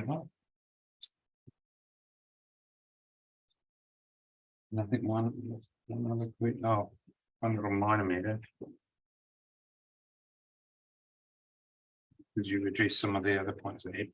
Just, can you just go through on page 49 of your report? There's a figure there that on my printout, it's not very clear. So just for me to understand this properly, I don't think it's of consequence, but this is in relation to the old school reserve in Otane. You've got the proposed designated site and then a shot from the GIS system, I presume, which on my printout I can't read very well. So can you just lead me through what's happening here on that plan? Yeah, so for the old Watani playground, yes, I see. So there's been a formatting error in the report. If you look at page 48, right in the bottom, 4.3.22 shouldn't have a number. It should be underlined because that's to denote the start of a new designation. So when we're talking about the Otani playground, and no notice of requirement was received for the modification. And so if you look at figure 4 from the operative plan, the yellow shows the full designated site for the playground. But when you look at figure 5, the designated site is just the site to the north of Higginson Street. Council obviously have not gone and developed the site to the south of Higginson Street with anything. And that area of land is now included in the Kiwi Rail designation. I didn't dwell on it too much because it looks quite obvious what's happened and that they don't need the site to the south, and that Kiwi Rail have come in and said, well, that's our designation. So then it's just making sure that the Kiwi Rail shape files reflects that appropriately, which I believe they do, because on the proposed district plan, that map that shows that that's within the Kiwi Rail designation. So, thank you.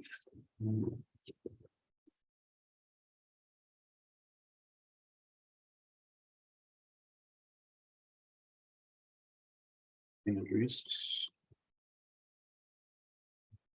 I don't have any further questions. Any further questions? Scott, we want one small one with clarification on, I've only got number 72 written, just like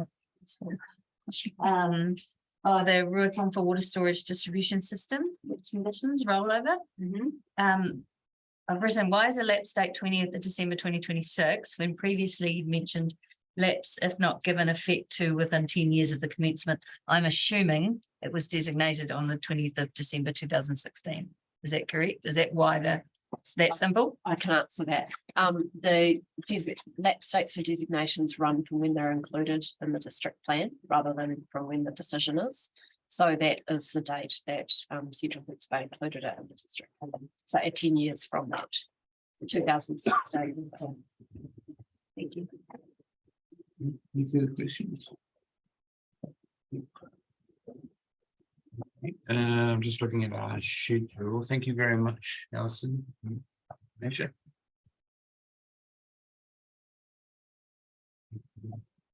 Slightly running late, but that's all right. So we'll adjourn the hearing for our tea break and resume at 10:30.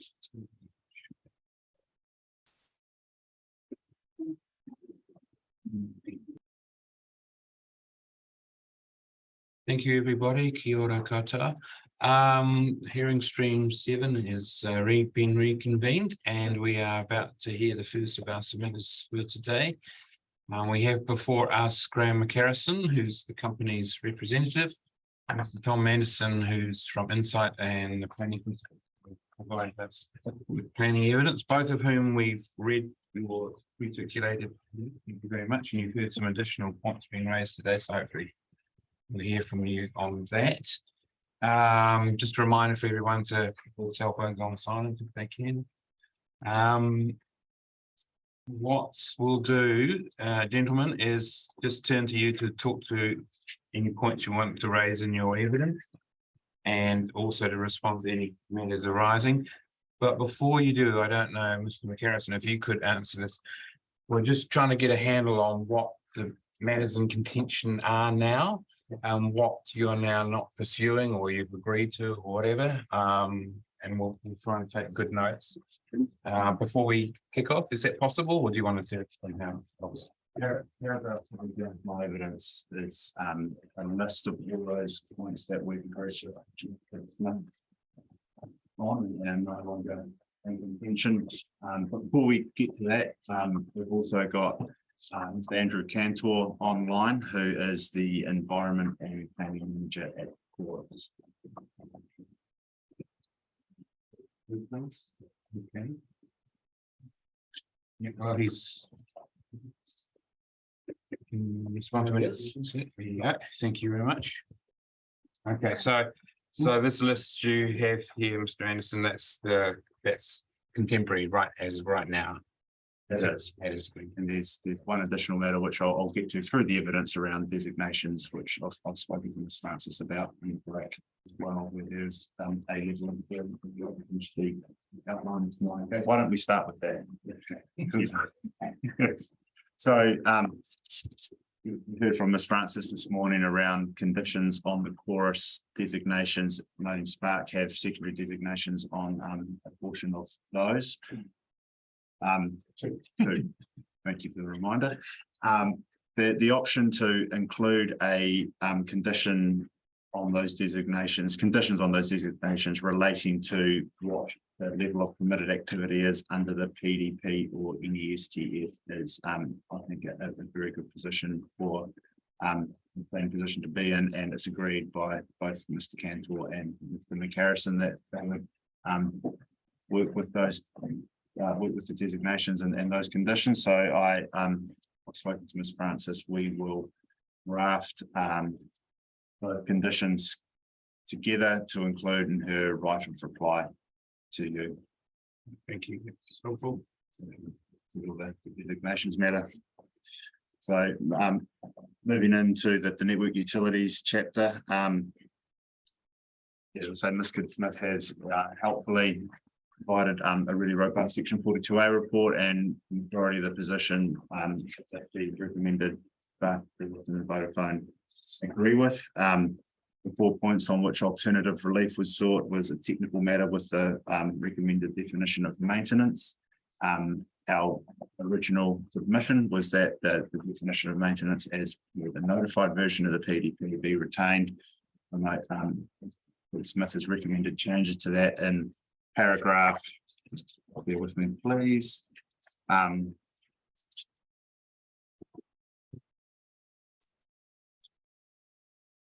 Paragraph 23 of my report, I've added the word for the diameter to Ms. Kidd-Smith's recommendation, so that the definition of maintenance accounts for telecommunication lines as well as electricity lines.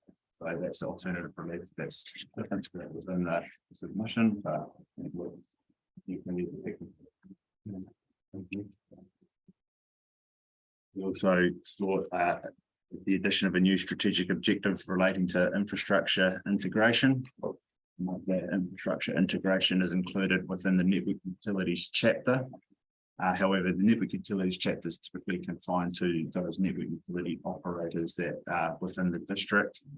Elevating that direction to the strategic level, in my view, provides that holistic direction within the plan, so that somebody developing land for whatever purpose clearly understands the need to discuss and talk with the network utility operators. That the council will be involved with their assets. However, often providers such as Chorus, Spark or Vodafone are missed off in those discussions, and there becomes a retrofitting exercise to get the infrastructure into service a new development. So providing that strategic level, in my view, it needs to alleviate that issue.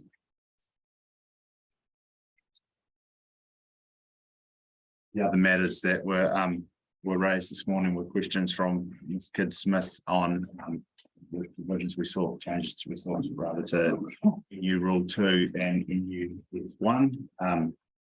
One was why Spark, Chorus, Vodafone are interested in providing for wireless internet service providers through this evidence, and what is the direct alignment between the NESTF and the PDP that we're seeking. What are the references to those provisions in the NESTF?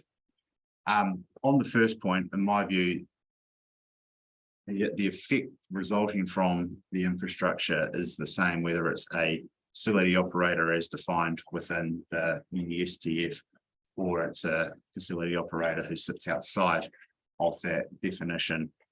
I understand it's a pretty simple process for a wireless internet service provider to become a facility operator. It's a simple invitation form, is that right? Yes, it is. It's a relatively simple matter.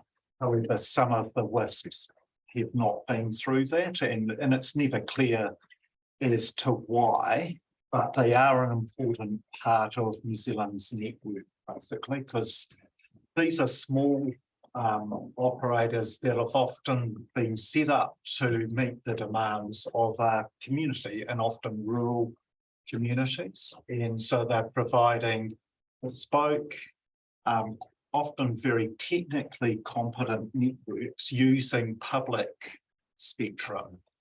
So the rest of this radio spectrum we pay for or is allocated to us by government, but there's some national spectrum that is available for anyone to use, and so they utilise that basically. And these small companies have more recently been starting to get funding from Crown Infrastructure, particularly for funding to build network and play in the wider regional game. around New Zealand in the rural space, basically. So we think taking our Commerce Commission obligations about not providing barriers to other players getting established. We think it's reasonable that all providers, current and potential ones, have the same access to the ability to set up telecommunications in New Zealand. So hence, we've always nationally gone for a set of rules that enable others. And these players don't have access to town planners. They're small operations. They do rely on us actually enabling them in district plans. It's never been a problem to date. So to take it to a planning resource consent level, Insight does work for a company called Rural Connectivity Group, which is owned by Spark, by 2 Degrees, who are charged with spending around infrastructure money, so government money to backfill areas where the companies such as Spark, Chorus and Vodafone, Spark, Vodafone and 2 Degrees would not necessarily go because the demand's not there. So it's those marginal areas from a perspective of the major telco players. And with the NESTF in place, which was essentially in those rural areas set up to provide for RCG, for rural connectivity group, 25 metres as a permitted mast height with a certain size for your antenna. I can't recall off the top of my head. And often the infrastructure that we seek is significantly smaller than that. But we will have to seek a resource consent because Crown Infrastructure's objective is to provide for WISPs as well, and they're not always facility operators. So whilst the underlying structure that is permitted under the NESTF, then going and getting a slightly larger envelope to bring the antenna size up to the same size as what's permitted under the NESTF, so that a non-facility operator can use that same mast as it's just sort of an administrative process that we have to go through. There's never been any issue or contention around adverse effects from the addition of WISPs to those structures. And that comes back to the permitted baseline that's been established by the NESTF. So the effects are the same in terms of what Spark can do versus what Net, who's a WISP provider, can do. There's just a difference in the way that it's dealt with through the resource management situation that we're trying to alleviate through the submission. Thank you. And the other point that Ms. Kidd-Smith raised was some connections between the requested relief sought to NUR2 and the NESTF. So I can run through those now. So NUR2A, that we thought that the existing alignment or location for realignment, reconfiguration, relocation, and replacement of the telecommunication line be within 3 meters of the existing alignment location, and that is regulation 42 of the NESTF. So, simply, any pole that replaces an existing pole must not have a height exceeding more than 1 meter above the height of the pole which is to be replaced. That is also regulation 24 of the NESTF. The antenna sizes that we saw under point 10, point X, in regulation 31 and 33 of the NESTF, and the increase of the facility height by more than 1 meter is under regulation 42. 31 for 1 meter, but 31 and 33 of the NESTF allow 3.5 meter increase. So we can lower that's in the NESTF for that situation around lines. And then for cabinet sizes, which are in NUS1, it's regulation 20, which provides for the 5 square meter footprint and 2.5 meter height. You know, it's rural, general, rural lifestyle, commercial, and general industrial zones. So those are the comments I wish to make after listening to the evidence for you this morning. Yeah, so happy to answer questions. Thank you very much. Any questions? Just to clarify, so that NESTF will cover WISPs, just for flooding. It covers some WISPs if they've gone through the process to become a facility. And those companies have done that.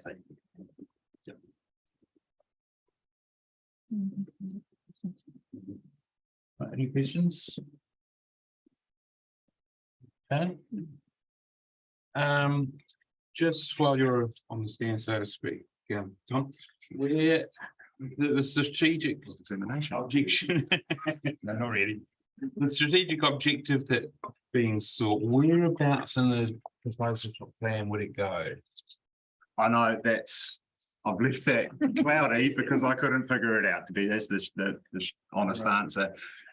It could come in with a new section on infrastructure, which is how it's been dealt with in other district plans. It's in strategic direction on infrastructure with that strategic objective. Everything integration. But we haven't got any other provisions for that thing, so I know we had to be making it up on the. it would be a single vision. Because I did look at the strategic direction side, and we have a rural land use, which is all about using the land, so not as sustainable subdivision and building, whenua and urban form and development. So there's no neat sort of, I don't know. Yeah. Those. Those obviously directed by the National Planning Standard. Yeah. So Even the energy infrastructure and transport one is immediately broken down into various components, but it goes straight into network utilities. So I'm struggling as to how such a project could fit within the framework of this district plan. So I'll just leave that open. Just a question for Mr. McCarrison. This is purely out of interest, not anything really relevant. The little information you provided at the end of your one with the little diagrams about path loss. yes, I'm just curious. I mean, I'm aware of buildings and obviously. Can you explain how water bodies have created path loss? I want to answer this. Okay, all right. I'm there. So, I probably 10 years ago now, I've been in Wellington to serve Eastbourne, where the NES didn't exist, and there were some real sort of antagonistic individuals in the community that did not want any mobile phone facilities in Eastbourne. So Eastbourne was serviced by a cell tower that sat at the northern end of the Miramar Peninsula and went across the sea. Now, in calm conditions, I understood from the RF engineer at the time that there was no problem with the signal bouncing off the sea, but as soon as the wind got up and it chopped up, that the signal was lost. So that's my understanding, but I'll hand over to the expert. No, that's a pretty good explanation. So yeah, the picture slightly misleading, but is near the end, it kind of has a wave increase. Not particularly clear, but yeah, if the water is reasonably smooth, then it will reasonably bounce off, because water is quite a hard surface. But when it starts getting choppy, then it just water absorbs it because the surface is broken up, basically. Kind of like acoustic tiles that absorb sound.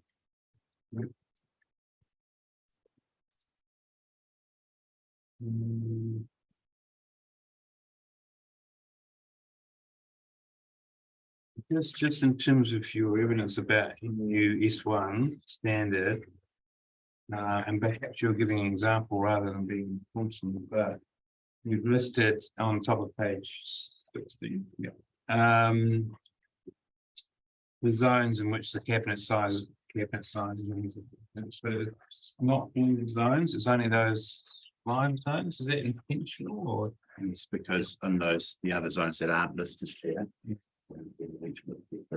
there was alignment. The one between that was the SDF and the PDP. Right, so it's That included rural lifestyle zone Yeah, because the ESTF specifies that rural development and is considered a rural land use under the provisions of the ESTF. Thank you.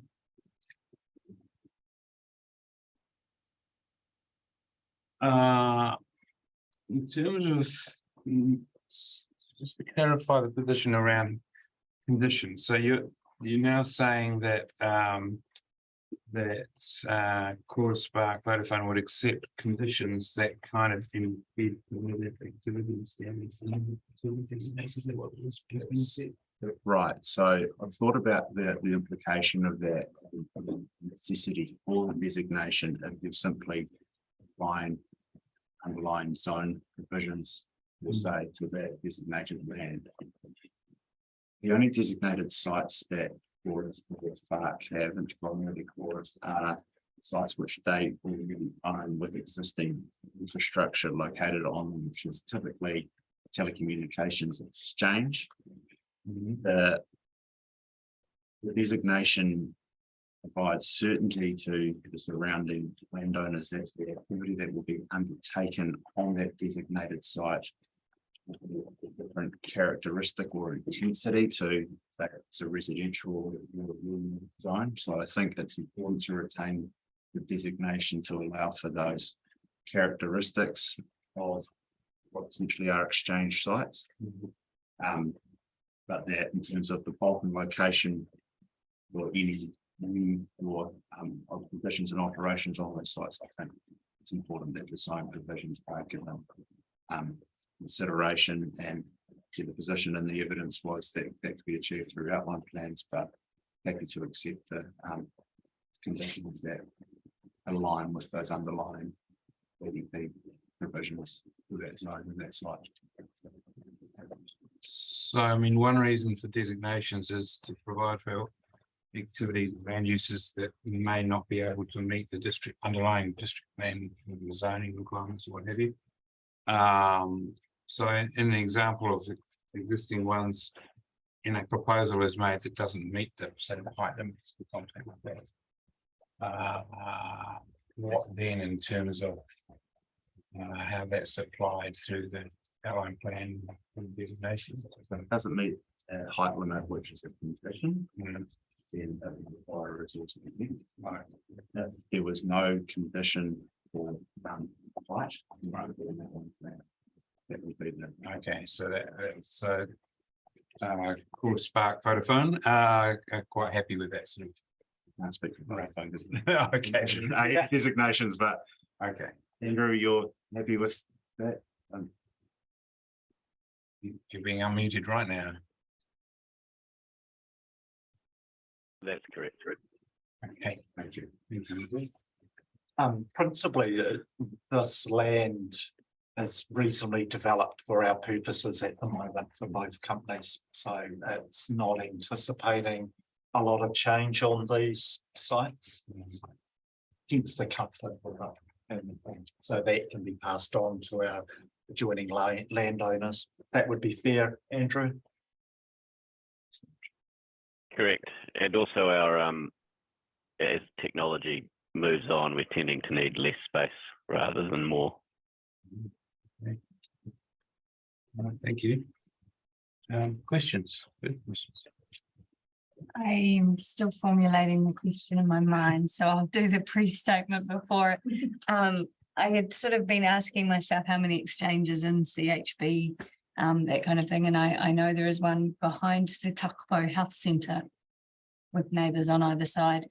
How will the designation affect them,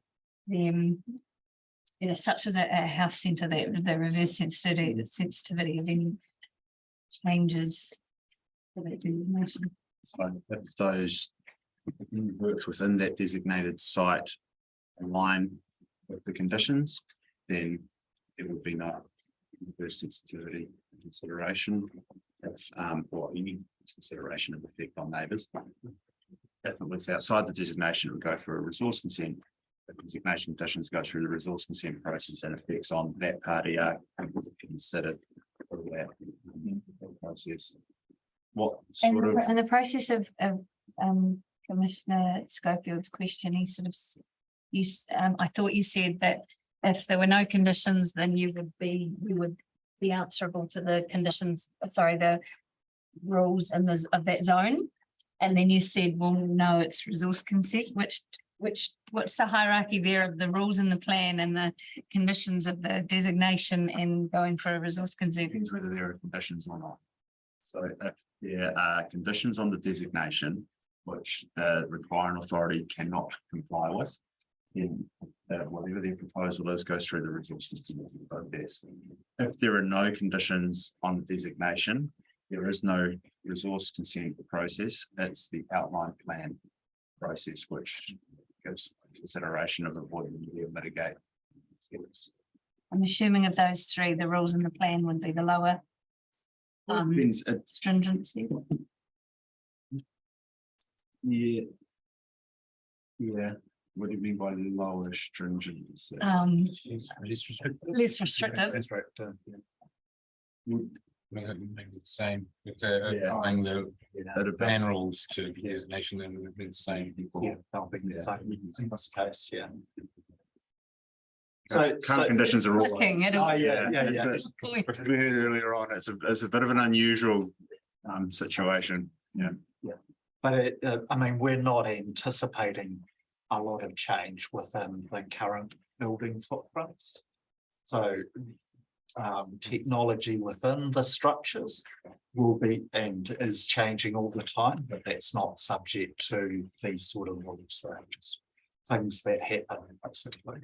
And as Andrew said, the technology is enabling us to decrease the internal footprint. So the technology to operate copper lines, so your phone calls are either going to be via mobile or through fibre, and the copper network until it's phased out. And the boxes that manage that are changing. So we've moved away from, the plug-in wires to the current system that's been in place, the NEAXs and stuff, that are a Japanese system that's been in place since the 80s, which sparks slowly you're moving. And it's becoming a big digital system, so very small boxes. So it's stuff happening inside physical buildings, not the buildings getting there. Just a side question to that, which maybe, I'm not sure if it's. Just asking. There's been a number of, I don't know if these are exchanges or another name, but there's been a couple of fires that have destroyed or damaged exchanges. What I think. Some sites, exchanges. maybe? No, built. Oh, building. Yeah, in CHB and Tararoa, is that? That's my question with regards to this. If you don't replace one of those, or if those change, does that designation get Well, that's. gone? I think it was a Vodafone one actually on Rangitoto Road that recently that was destroyed, but I'm just wondering what that next step is. If it's changing all the time, this is what I was getting to. Yeah. If it's changing all the time and you're always making them smaller, you're always changing them, how do those designations move with those changes? So most of my work on designations recently for Chorus has been exactly that they've looked at their land holding, looked at, they might have had say a 600 square meter site, they're only using 300 square meters of it. When we go through a process with Chorus to subdivide that land and remove the exchange, the designation from the subdivided portion, so it aligns with the boundary, and then that land, it's a process that we go through with the relevant council. The designation is then altered and the land's disposed of, so on the market. Or alternatively, if we don't need it, then the land will, have the designation removed and the whole property sold. And there's no that just happens. You just say, can we remove that designation, and So somebody does it. relatively simple Pretty straightforward process. Yeah, situation. thank you. And there'll be, if there's any contamination and things like that, all those things have to be. Other rules are. Not sure of the relevance, but it was part of the process in my head. It's okay. Yeah. Commissioner Upton? Just for completeness, as part of our decision making, just wanted to run through some of the tests as articulated by this morning. So one of the and apologies if you've already dealt with this sounds weird. It's nothing, just short. So one of the metrics was the relevant statutory documents. I note that in the plan report that it's suggested that with your designation that no assessment was provided in the NRR with respect to the relevant provisions. Are you confident that you meet those requirements in terms of the national policy statements?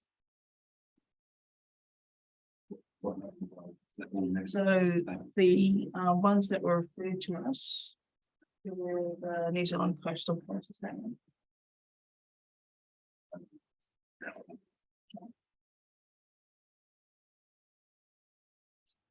I think I'm just trying to cover. Absolutely, Yeah. yeah.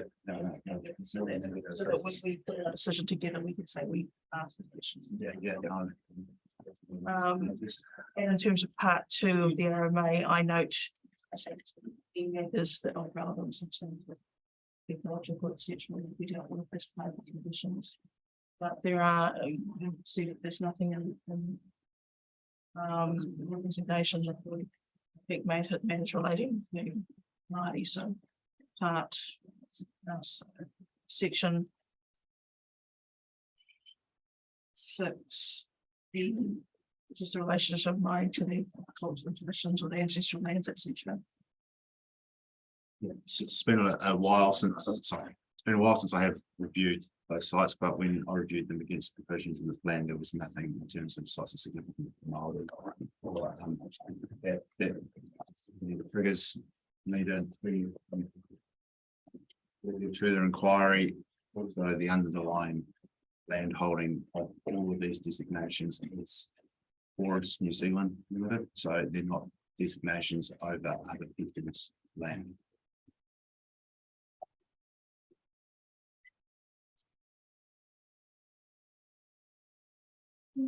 Where's the key ones? Just a couple. Any further questions? Just one quick one. You've requested that the telecommunication network be added to the nationally significant infrastructure. Have you requested that of other district plan processes? They don't all have definitions of nationally significant infrastructure. They often be regionally significant infrastructure, or in some plans, or unitary, for example, it's just infrastructure. They don't differentiate between different tiers, if you like. In terms of success, yes, it's always been successful. It's I think of any situation off the top of my head where it failed in that regard. There was some contention in Wellington because the RPS incorrectly refers to a section of the Telecommunications Act which doesn't exist. And so rather than to have that coordination between the district and the regional level documents, there was Porirua City, which essentially just this was they stuck with the RPS definition and the plan changed, and they've subsequently reviewed the plan and amended it. At the same time, there's a revision to the RPS out currently, which is revising that incorrect definition of what telecommunications is. So that's the only kind of hazy, I guess, for one of a better term, issue that we've had to deal with. We're just chipping away at them as they come up. Just a note, we've seen it possibly transparent evidence, they're quite helpful, just give us a list of councils. Okay, so that's quite helpful when we refer to them in the decision. You can. I'm asking to go through every plan, just. So a list of plans that, Just, you know, if you can give us a feel for some plans that have done so. It's helpful to be minded.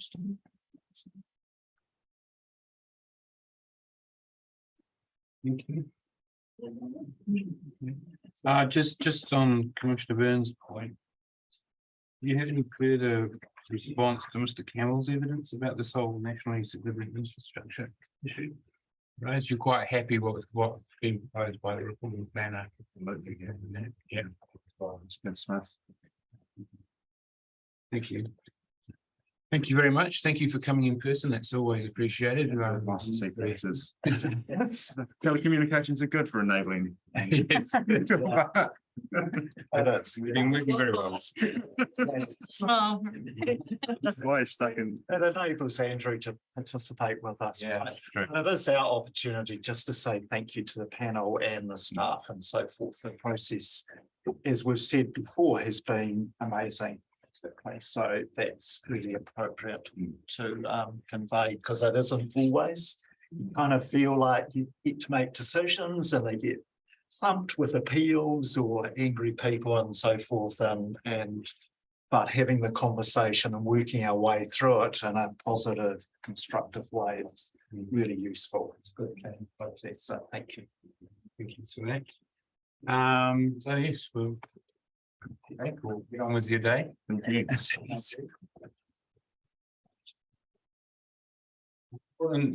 submitters take their seat at the table. As I outlined earlier today, I will recuse myself from hearing the commission's power. I do understand that the areas of contention are green remarkably reduced. So I will leave the room at that time and hand over the chairing to Commissioner Lovell. We're due to finish at 12:15 or thereabouts for lunch. And hopefully for first guests who are first off after lunch, we'll have that information provided to them. I think they were in hard copy. Is that? I missed that. Oh, my notes on the first gas notice of requirement. Yeah, and You know, I believe it's been emailed to Mr. Roberts and it's not particularly formatted. That's not a Just problem. last night. I haven't stolen them off you, though. I think you must have. Absolutely. Underneath. Would not. Here comes another one. Here you come. I think I got it fine. Okay, well, this would be a bit of reading for me to do well. Like everything here. You wanna read it? She's about to, she's. Why, thank you.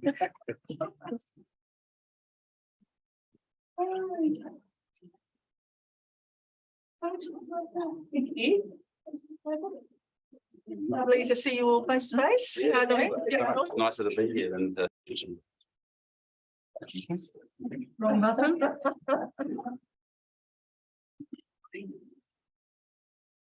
We're good? We're good. Oh, kia ora. And thank you for coming.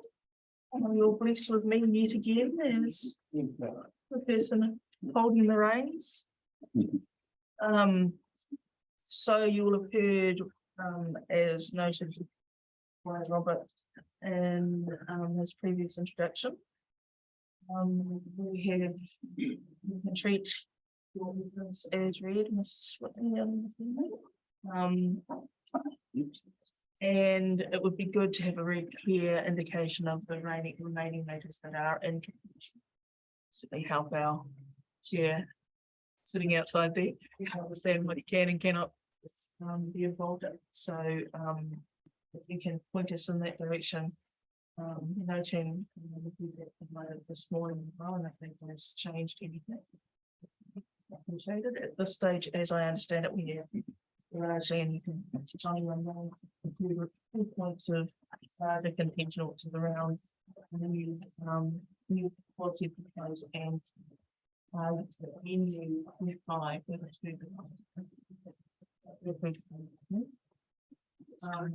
and otherwise we are very much in there. Thank you. So I'm Pauline Whitney, Senior Planner of Fiscal Limited. independent planning expert for Transpower. And Daniel Hamilton is the environmental regulatory team leader at Transpower based in Christchurch. So Daniel presented via Zoom at hearing 5.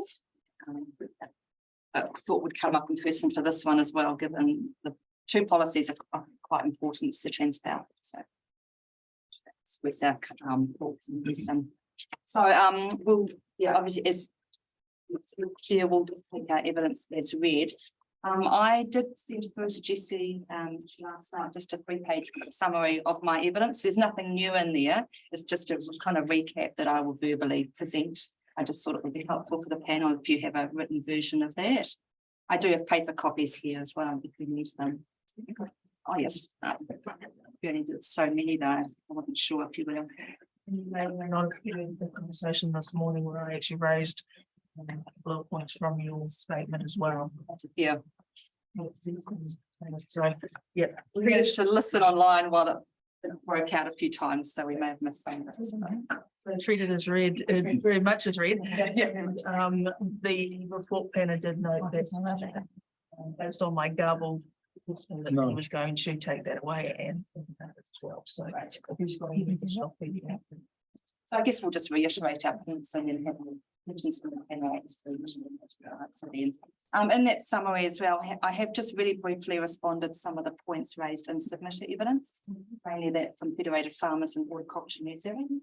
Just I thought it might assist the panel in some response and transfer on those. Again, there's nothing new. It's really just as a matter of clarification and connecting the panel to earlier evidence that was lodged on some of those points.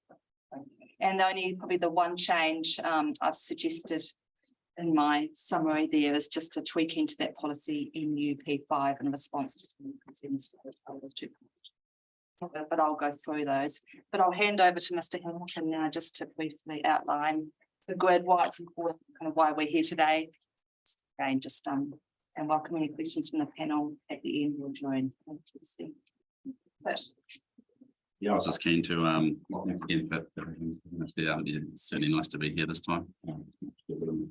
In a Zoom appearance. Yeah, I was just keen to summarise, I guess, the 2 sort of key components of my evidence. I thought might be useful. And you know, the 2 key components that we're seeking for this process, which are protection of the existing assets and also enabling of future grid development. So in relation to the first point, protection, we're talking there about protection from both direct effects and reverse sensitivity effects. And at the heart of that protection is what we call the National Grid Yard. So that's the area 12 metres either side of the centre line of the transmission line, and also 12 metres from the foundations of the support structures that hold the conductors up in the air. And that's the area where we're seeking the new sensitive activities are not allowed, so houses, schools, hospitals, that type of thing. Large scale earthworks and also other sort of intensively used facilities. It's pleasing to say that Central Hawke's Bay is actually like an exemplar in relation to you basically got no underbuild, you've got no sensitivities under the grid from what we can see by looking at our GIS system. That's really good.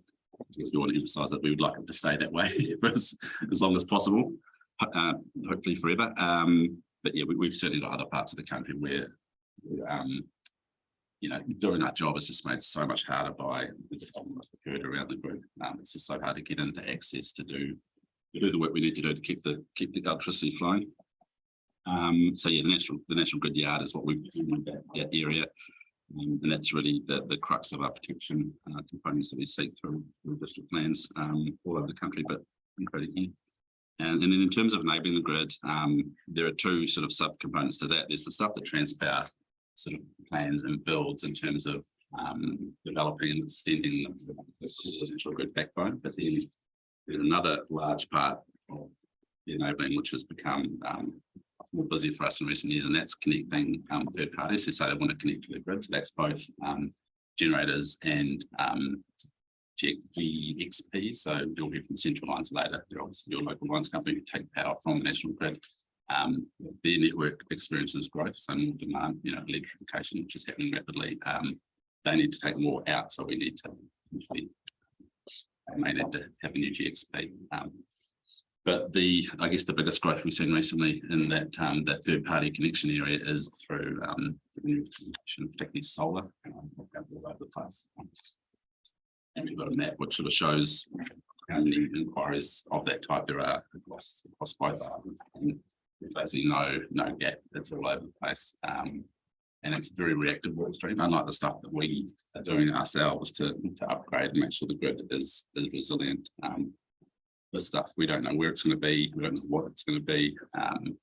Also in terms of consenting and that side of things, there's often not much in the way of a strategy at the outset. So we're sort of having to work out, you know, who's going to, what do we have to own? What are you expecting us to do? What are you going to consent? What are you going to own? There's just there's no standard process for that. So again, it's really important that we have the ability to find consenting pathway to those third parties. At the end of the day, when you've got a long string of instruction and you've got to go from point A to point B, you've got to go somewhere. You have to go somewhere by default between those 2 points. I guess the last point, just to give you an idea of the scale of the increase in those connections. I saw about 3 years ago, Transpower was getting about three to five new connection requests per year. Last financial year, we had over 100, so it's sort of orders of magnitude above where it has been, and it's happened in the space of 2 years, really. So it's going to be crazy.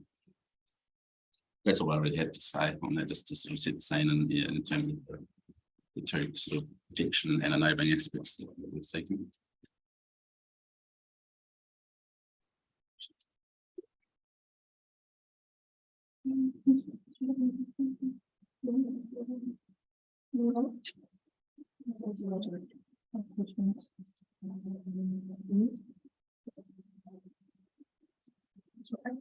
Thank you. So as outlined in my summary and my evidence, nothing's really changed. There's just two primary outstanding matters for Transpower. Transpower is generally supportive of all the other officer recommendations and what's in the plan. And I think we raised in the earlier hearing at hearing 5, the linkages between the various hearing streams and different chapters of the plan. And that's obviously a key thing in terms of having it all working. And I'm pretty comfortable where things are sitting at the moment. And I think the linkages are there. I think the last remaining one is the policy linkages, particularly in terms of the enabling the grid. So that's obviously one of the focus for this hearing. The Transpower is still seeking a new national sector avoid policy to give effect to the NPS. And then the other change is just a refinement, I'll call it, to policy NUP5, which is managing the effects of other activities on the national grid. And I guess I was listening to some of the commenters questioning this morning about that policy NUP5 and reflecting on it. And I think it comes down to the fact the issue Transpower often has as well is the way the national grid in a policy sense is kind of grouped together with other infrastructure and other network utility providers. And I guess Transpower is distinct in that it does have the NPS, which we're all required to give effect to in the district plan. And so, as I've outlined in my evidence, kind of the best way and the most effective, efficient way to give effect to the NPS is often to have distinct national grid specific policies. And I have provided, I think, in my evidence, I think, copies of other policies in other districts, which give you some, I think, guidance just in terms of what I provided. But I'm pretty comfortable with policy NUP5 being all grouped together. But I think in response is highlighted by Federated Farmers in New Zealand that the avoid reverse sensitivity effects could be pulled out from the chapeau and put into the Transpower specific clause.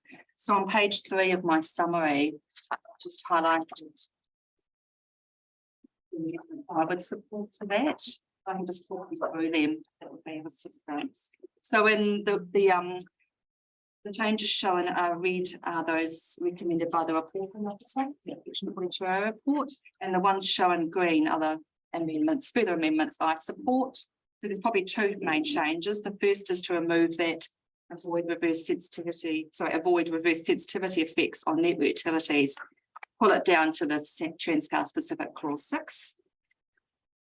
And that would reflect the strong directive in the NPS and confine that strong directive to the national grid. And that was also sought in Transpower submission, so there is scope for that. And then the second change is removing that the introductory text to the extent reasonably possible. and just start the policy off with manage subdivision use and development where it may constrain or compromise the safe and effective, secure and efficient operation, maintenance, upgrade and development of net utilities, including by, and then go into the specifics. So I do understand the reasoning for including that to the extent reasonably possible in terms of it reflects the wording in the MPS.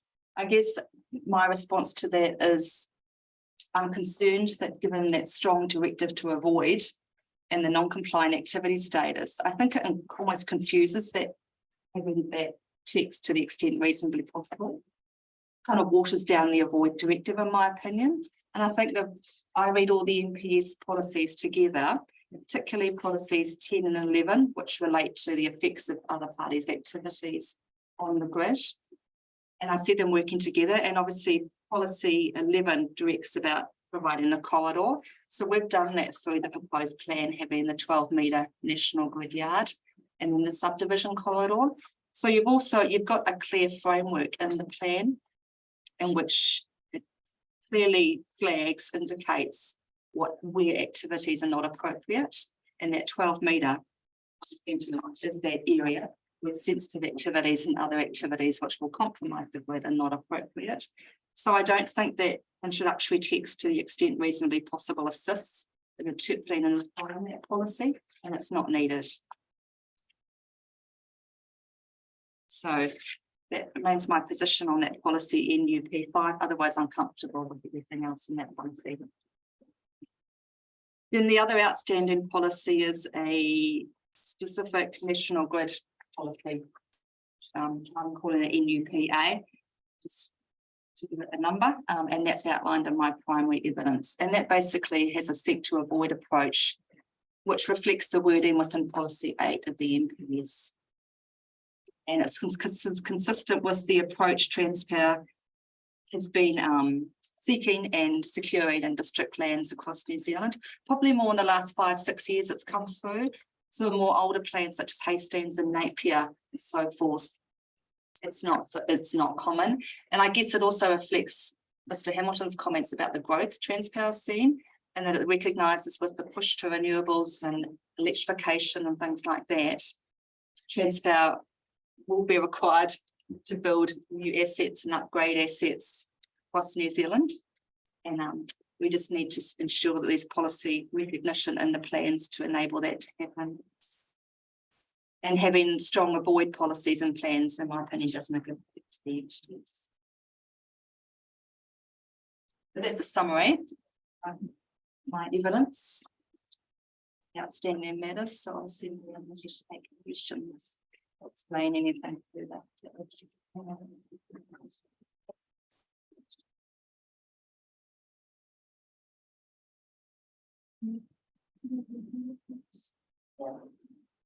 just got one. I don't fully understand your reasoning behind if policy 10 of the MPSCT says decision makers must, to the extent reasonably possible, manage activities to avoid sensitivity.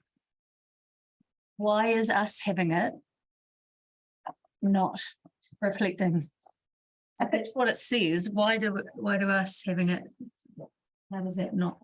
I think because a lot of the policies in the MPS, as I read them, you have to take them together, and individually they tell one part of the story almost. But when you do them as a collective, they all build up the picture of what policies in the plan. Otherwise, I guess we could take the position, and no one wants this, of duplicating every single policy out of the MPS into the plan, which we haven't done. You know, we don't have specific policies about policy. Policy 2 goes, and achieving the purpose of the act, decision makers must recognise and provide for the effective operation, maintenance, upgrading and development of the electricity transit network. So we don't have that one in. We don't have that exact wording. So it's all kind of getting pragmatic and providing overall direction in your proposed plan. So that's why I don't think we need that word for word wording reflecting. So sell me on the fact that, or explain to me how that reasonably extent is it? To the extent reasonably possible. Journalist in me hates that. To the extent reasonably possible, just talk me through how that affects the seek to avoid. Because, so it's separate from the seek to avoid, so this to the extent reasonably possible is about third party activities, yeah. So we'll put aside the seek to avoid one, so this is about managing third party activities, such as if someone wanted to build a dwelling within the yard, which is defined, or someone want to put a milking shed, farming activities and things like that. Noting there are exceptions and there are permitted activities, but there's some activities that pose such a risk to people within that yard and also the national good itself that it's not appropriate. And as Mr. Hamilton said, at the moment, it's a nice clean slate here almost, so we don't want them to be there. But it's also those setbacks and controls and protections are in the PDP. They are in the PDP, so it's quite clear and defined. So I'm not clear why I don't support having that subjective wording, I'll call it, to the extent reasonably possible. If an officer got an application, say someone wanted to put a house within that yard, and the officer got that policy in front of them, how are they meant to give effect to that wording to the extent reasonably possible? The people could say, well, I thought that size lot, well, that's the best place to put it because there's stormwater issues or flooding issues over that area. This is the only place I can really put it. So let me do it because it's the only one possible. But that's not appropriate in terms of giving effect to the national grid or ensuring the grid's not compromised because with these sensitivities. So I think by having that defined and clear yard corridor, it gives really strong direction that certain activities aren't appropriate there. And then it reflects the non-compliant activity status as well for those. I think to the extent reasonably possible, kind of to me, donates a discretionary activity status, again, which is giving effect to the NPS. Not saying, well, you can consider it and weigh it up, but there's strong strong directives that you shouldn't be putting those activities there. And I think the plan goes through and transparent approach of defining that corridor and defining those activities sets a clear kind of framework in which, it's not appropriate to do that. Whereas the NPS isn't nuanced enough to say, certain activities can't go there, such as maybe a retail shed or a commercial something or a distribution centre, to like rural locations or something like that. It doesn't go into those details. So I guess just to add that from my perspective, I think it'd be fair to say that any national grid operator anywhere in the world would want nothing under their lines. It just doesn't make it's not it'd be something for us to have nothing. But so we recognise we've got stakeholders, we've got social license to consider. We see ourselves as guests on people's land because we don't own the vast majority of land that are structured on, we don't own. We tend to own substation land and maybe a few structures within them, but we are being hosted by landowners of New Zealand, like 30,000 of them. So the provisions that we have on what can and can't be done within the national grid, the 12 lands at the side, it's already a compromised position. So I guess from where I'm coming from, we don't want that further eroded. Because as I said, we'd rather have nothing less at all. But we accept that in order to maintain the social license, we have to allow farmers to do certain things, horticultural operators to do certain things. So we're working hard to try and find that balance between what's not going to constrain us too much, so that if we have a fault or whatever, we've got to rush in there and do something. We're not going to have to be weaving around things, taking down fences, moving sheds, all that kind of stuff. But also, making sure that we don't go too far. So it's, I guess it's about striking that balance and like I say, sensitive activities in particular. That's what we sort of really want to keep out of the national grid yard.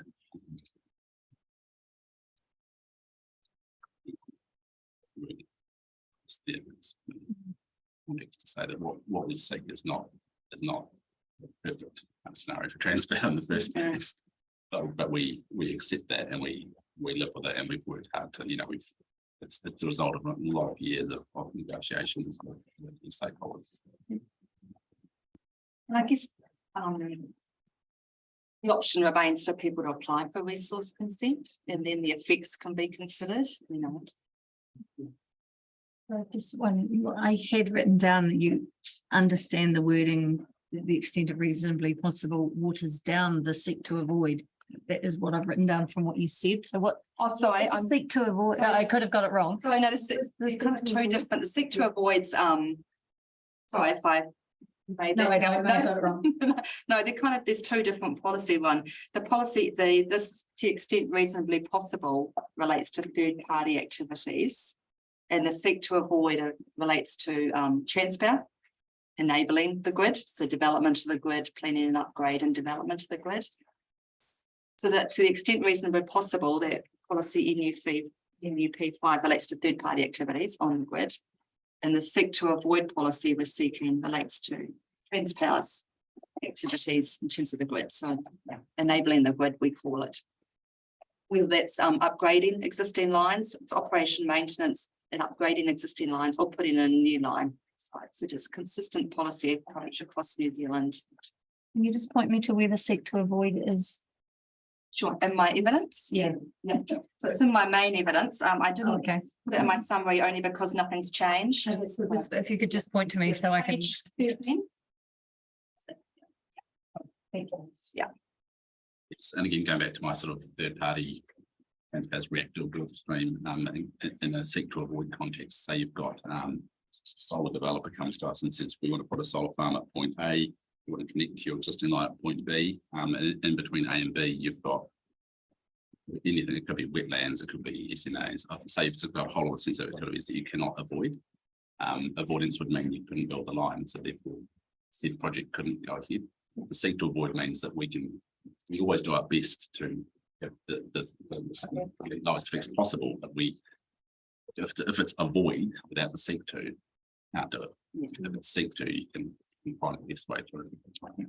That's where our ACRE process comes in my evidence.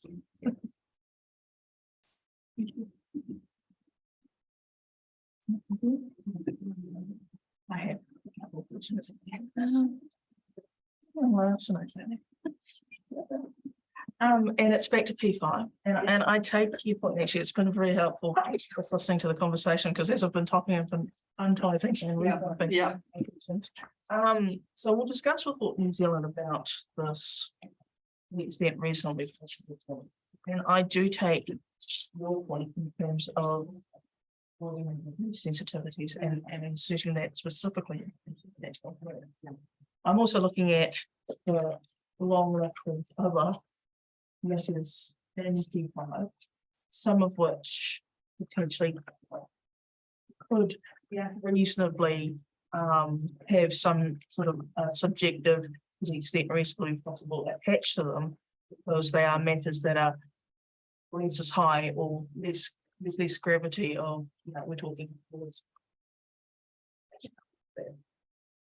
So I did start to wonder, and I know this is probably something you've already raised, whether a better option would be to actually have, where we're talking about reverse sensitivities by third parties, a very clear section for the national grid that allows you to have this, but in terms of these other matters, reasonably have a subjective piece in it. That we look at something like this that allows for the likes of Port New Zealand, who may, may do their best, but may not be able to meet these sort of requirements, not the national grid, but light and spill and all those sort of things. It's within the framework of the work that they do, and may not be able to avoid completely, but they could, to the extent reasonably possible.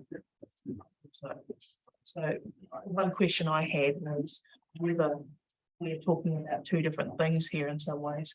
We take your point, which we understand, and we acknowledge the fact that you have an MPS and most of these other parties don't. Yeah. How do we align that to ensure that you have the protection you need, but we also provide for what Port New Zealand is asking for, which is give us some leeway here. So that's one question I had. And so Completely agree. Yeah, no, and that would be a pragmatic approach. I mean, the policy as notified did not have the extent, to the extent reasonably possible. It's come through submissions and yeah. So I guess Transpower's position was, it was kind of happy with that framework as it worked when the plan was notified, but we're still putting a submission. Things have changed now. And I guess this is one of Transpower's concerns, that it is cleaner to have national grid specific policies, because then we don't have this issue where we're trying to, reconcile different levels, different types of infrastructure which have different levels of national direction. And I think almost, it was when, and thank you for explaining the difference, the key difference between the new policy that you're providing and what I'm talking about, because they almost mirror each other. You've got the one that's speaking to what you do Yes. on the environment in terms of new policy, and then the possibility of this one dealing with third parties and their impact upon the national grid. So Transpower's certainly happy to put forward some wording for a more separate, distinct policy.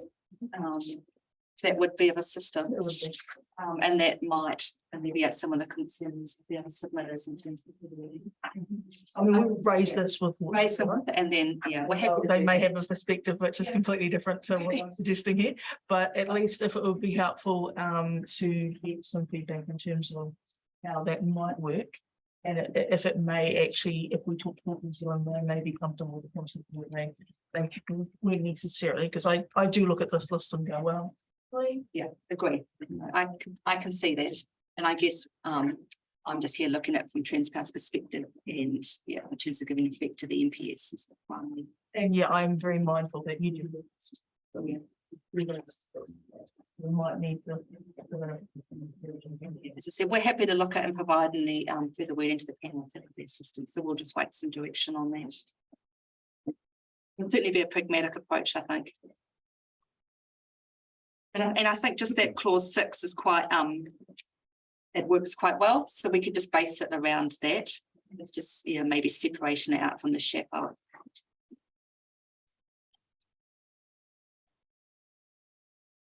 Separating it out from the what? Oh, sorry, the introductory text, I call them the chapeau at the front, and then it has all the points.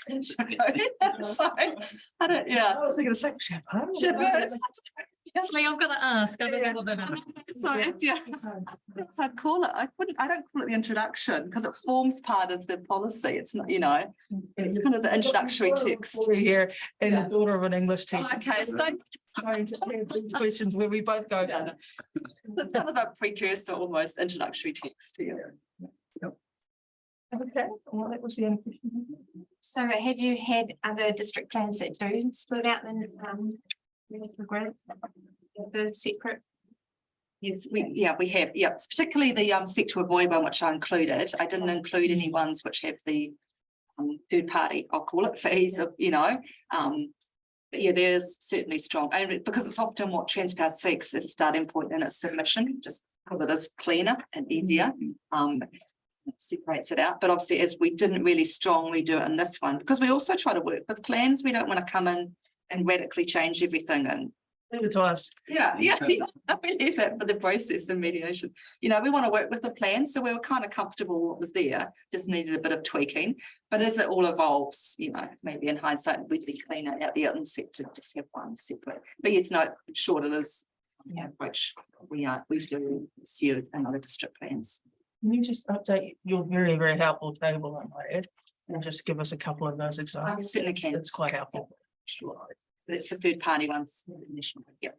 But to make it feel better, it's a very common, this is a very common issue that we run into like all over New Zealand, because I think the natural inclination of plan drafters is to put the infrastructure bits together, right? And then by doing so, you get, in some cases, if you don't word properly, you're giving other infrastructure elevated that doesn't have a document. So it's In order then you end up- for my planner colleague, that the lawyer and me wants to put them all together too. Yeah. They're not alone. No. It is a common. Just double checking that list of examples of what's in other plans. You said in appendix C, I can only find 1 and 2. Oh, Appendix 1 and 2. Am I looking in the wrong place? That's in your originals, the Transpower original submission.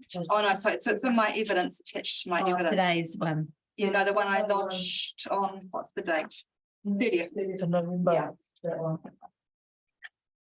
So I've got a long table appendix B, which just outlines my position on all the recommendations, just purely for the officers' ease to show Transpower's position and clearly identify what the outstanding points are. And then C outlines examples of how many pages, it's about 5, 6, 7 pages of the seek to avoid policy that Transpower's largely secured in other plans. Yeah. And I've just done more recent plans, ones which have been through mediation and decisions. Page 44. Oh, sorry. Yeah, sorry. Yeah. But that's the seek to avoid one, yeah. So I can provide a table, just a few examples of the There's a few examples. third party one. I missed that when I read it.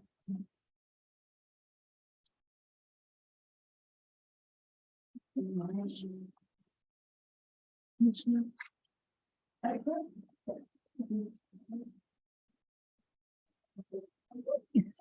I'm good too. That's Friday.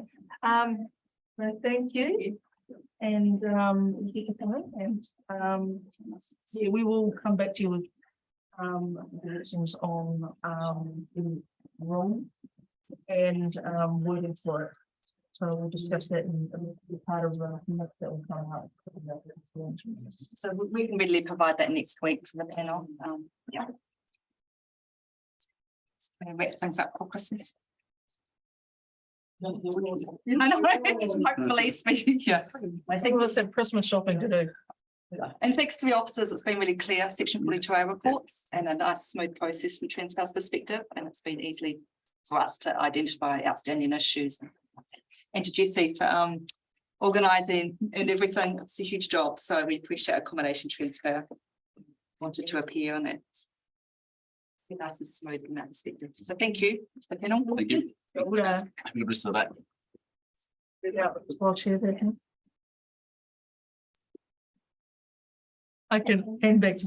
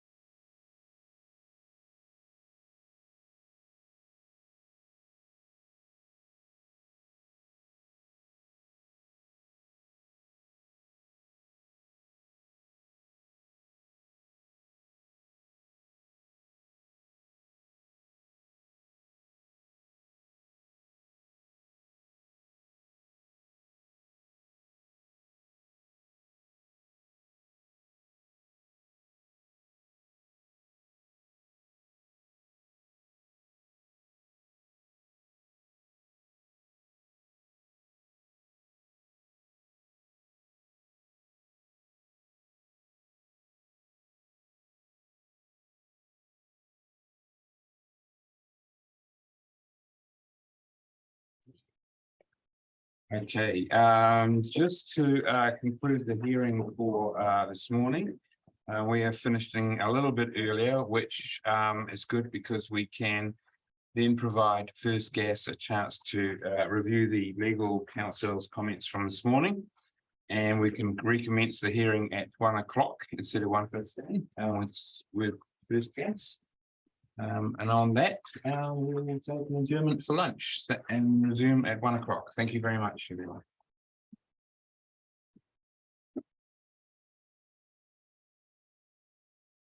Good afternoon, everybody. Hearing stream number 7 for the Central Hawke's Bay proposed district plan has recommenced for the afternoon. And sitting before us, we have Nicola Hine from First Gas Limited, and I presume it's still online. He's been there all morning.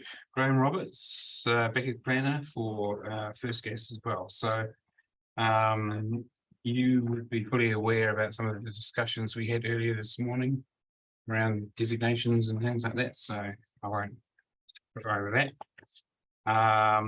We have read the evidence from Graham, 2 lots. And otherwise, we'll leave it in your hands just to talk to us. Do you want, who's gonna be? Graham. Graham first. Graham, can you hear us all right? Yes, Mr. Chairman, I can hear you. Thank you very much. Kia ora tātou.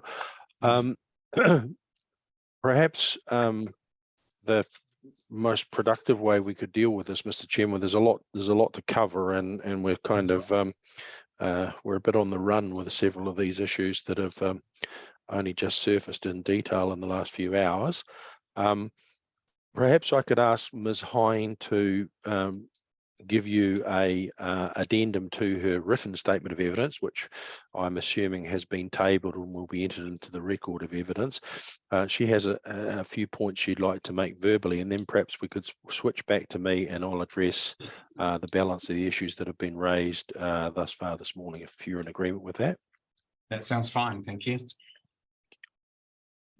Yes, I did submit some evidence yesterday. Am I correct to say that take that as read?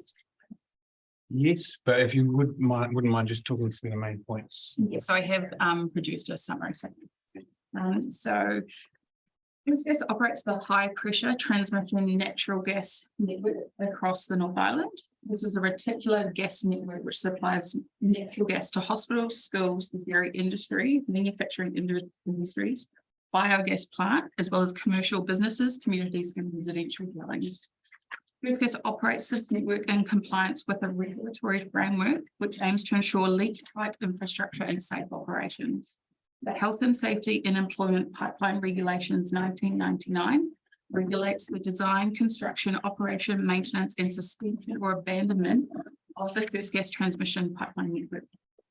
Regulation 8 mandates that these activities must, as far as reasonably practicable, be carried out in accordance with specified standards, the most relevant of which is New Zealand and Australian Standard 2885, pipelines, gas and liquid petroleum. And this comprises several parts, including Part 0, general requirements, Part 1, design and construction, Part 2, welding, Part 3, operation and maintenance, and Part 6, pipeline safety management. Pipeline owners are required to prepare safety management studies, which require the pipeline routes to be divided into safety management sections, depending on land use and population density. And to prepare and implement a pipeline integrity management plan, which among other things has to consider external interference threats to the pipeline. Section 7 relates to external interference management and states that regular communication with the community and stakeholders and the relevant authorities is required to raise and reinforce awareness of the presence of the pipeline and the constraints with respect to the use of land on the pipeline. Pipeline owners are to identify groups such as land use planners, developers, property and service designers, owners and operators, drillers and excavators, staff and companies involved, and liaise with these groups to identify as early as possible any changes in planning, development, or other activities that pose a threat to the pipeline. First Gas has an obligation to use all manner of tools available to us to lower the risks of the pipeline and people to as low as reasonably possible. Within the resource management context, this includes seeking a designation. The pipeline easements registered on the land help to ensure that First Gas are able to access, operate, and maintain the gas transmission pipeline. The easements provide First Gas a legal right to carry out works within the easement corridor, to access land to reach the pipeline, and carry out maintenance and operation activities. The easements also put an obligation on the landowner to talk to First Gas and obtain a works permit while carrying out work within the 12-metre wide pipeline easement corridor. While the easement helps to manage third-party works in the immediate vicinity of the pipeline, First Gas are experiencing an increasing amount of undesirable outcomes, which can impact our ability to access, operate and maintain the pipeline, as well as keep the pipeline and people safe. Land use changes around the pipeline changes the risk profile received at the pipeline per AS 2885. This is explained in more detail in my evidence. The pipeline installed within a rural environment and designed accordingly may now be subject to intensive earthworks, new services, installations, commercial activities, residential dwellings, road infrastructure, and potentially new sensitive activities. Where First Gas does not hold a designation at this location, and is not considered an affected party under the consenting processes, First Gas's ability to achieve good outcomes for the pipeline operation, as well as those who end up living and working nearby, are limited to good faith negotiations with those developing the land. First Gas work with the land developers and act on reasonable grounds, enabling works to occur within the pipeline easement corridor, provided that they follow the First Gas works procedures, which again aim to keep people and the pipeline safe. Another activity associated with the changes to the rural and urban environment over time is subdivision. Because the pipeline easement runs with the land at the time of subdivision, the common perception is that First Gas are therefore unaffected. My statement of evidence provides an example of where our ability to access the pipeline can be lost or reduced through subdivision. Without a designation, consultation with First Gas may not be held, and through the statutory processes, First Gas requirements are often overlooked. This may result in the inability to effectively access the pipeline to carry out necessary inspections and maintenance. My evidence also describes typical maintenance activities and noise emissions. Generally speaking, our business as usual activities, which include continuous operation of the gas transmission network, are minor and comply with the district plan. In a reactive situation, we may need to investigate pipeline defects to assess their severity and decide on a planned action to remedy the defect. The activities associated with this action will likely result in the need to excavate a trench to access the pipeline because it is located underground. And it may also include gas flaring or venting. Possible defect remedies include recoating the pipeline, correcting dents, and in a worst case scenario, replacement of the pipeline. First Gas strives to uphold a positive relationship with our landowners. We do not carry out works within the pipeline easement corridor without first engaging with the landowner, except in emergency scenarios where we haven't been able to make contact with the landowner in time. In summary, First Gas seek a designation within the Central Hawke's Bay District Plan to be afforded the opportunity to discuss third-party activities within proximity of the transmission network to ensure that existing access and maintenance may continue in compliance with our operating standard AS 2885 and the health and safety in pipeline regulations in 1999, as well as the ability to carry out essential maintenance activities with the overall aim of keeping the gas flowing in the gas transmission network and those living and working nearby. Sorry. And are you open to questions from the panel? Thank you. I'm just wondering, the examples you've given are obviously good examples. Development up there is a lot more intensive than Central Hawke's Bay. Where does the gas line fit in relation to Central Hawke's Bay? And it obviously is predominantly rural areas. So likewise with the Aoranga Development exemplified, that was rural up until 5 years ago. Albeit obviously that zoning process has taken place beforehand. I guess I include that and acknowledge it's an Auckland different environment because it does show what can happen over time. There's a new school built there, hundreds of homes, especially with the the new rules regarding urban development, the national standard. So I do take the point that within the Hawke's Bay region, it's rural. But it just shows over time what can change, and the designation really affords us that protection over a certain time. I mean, private plan changes. So where does the pipeline currently sit? Can you just give us an idea? Is it away from our main centres? Well, where I'm, so it's rural, but I mean it. I can tell you how far. No, that's okay. Do you have designations that are currently over maybe the Tararua and the Hastings plans? So First Gas approach has been to roll out designations within a district plan. Since we developed the policy and strategy about 5 years ago. So obviously due to the nature of these planning processes taking a few years, I couldn't say that we have anything in the immediate adjacent jurisdictions. However, within Tararua land, there is a standard which says if anyone is building a home within 20 metres of the pipeline, they need to authority to do so. But we are, for example, going through Pora City Council, City Plymouth, Waikato, Kaipara, as those plans come up.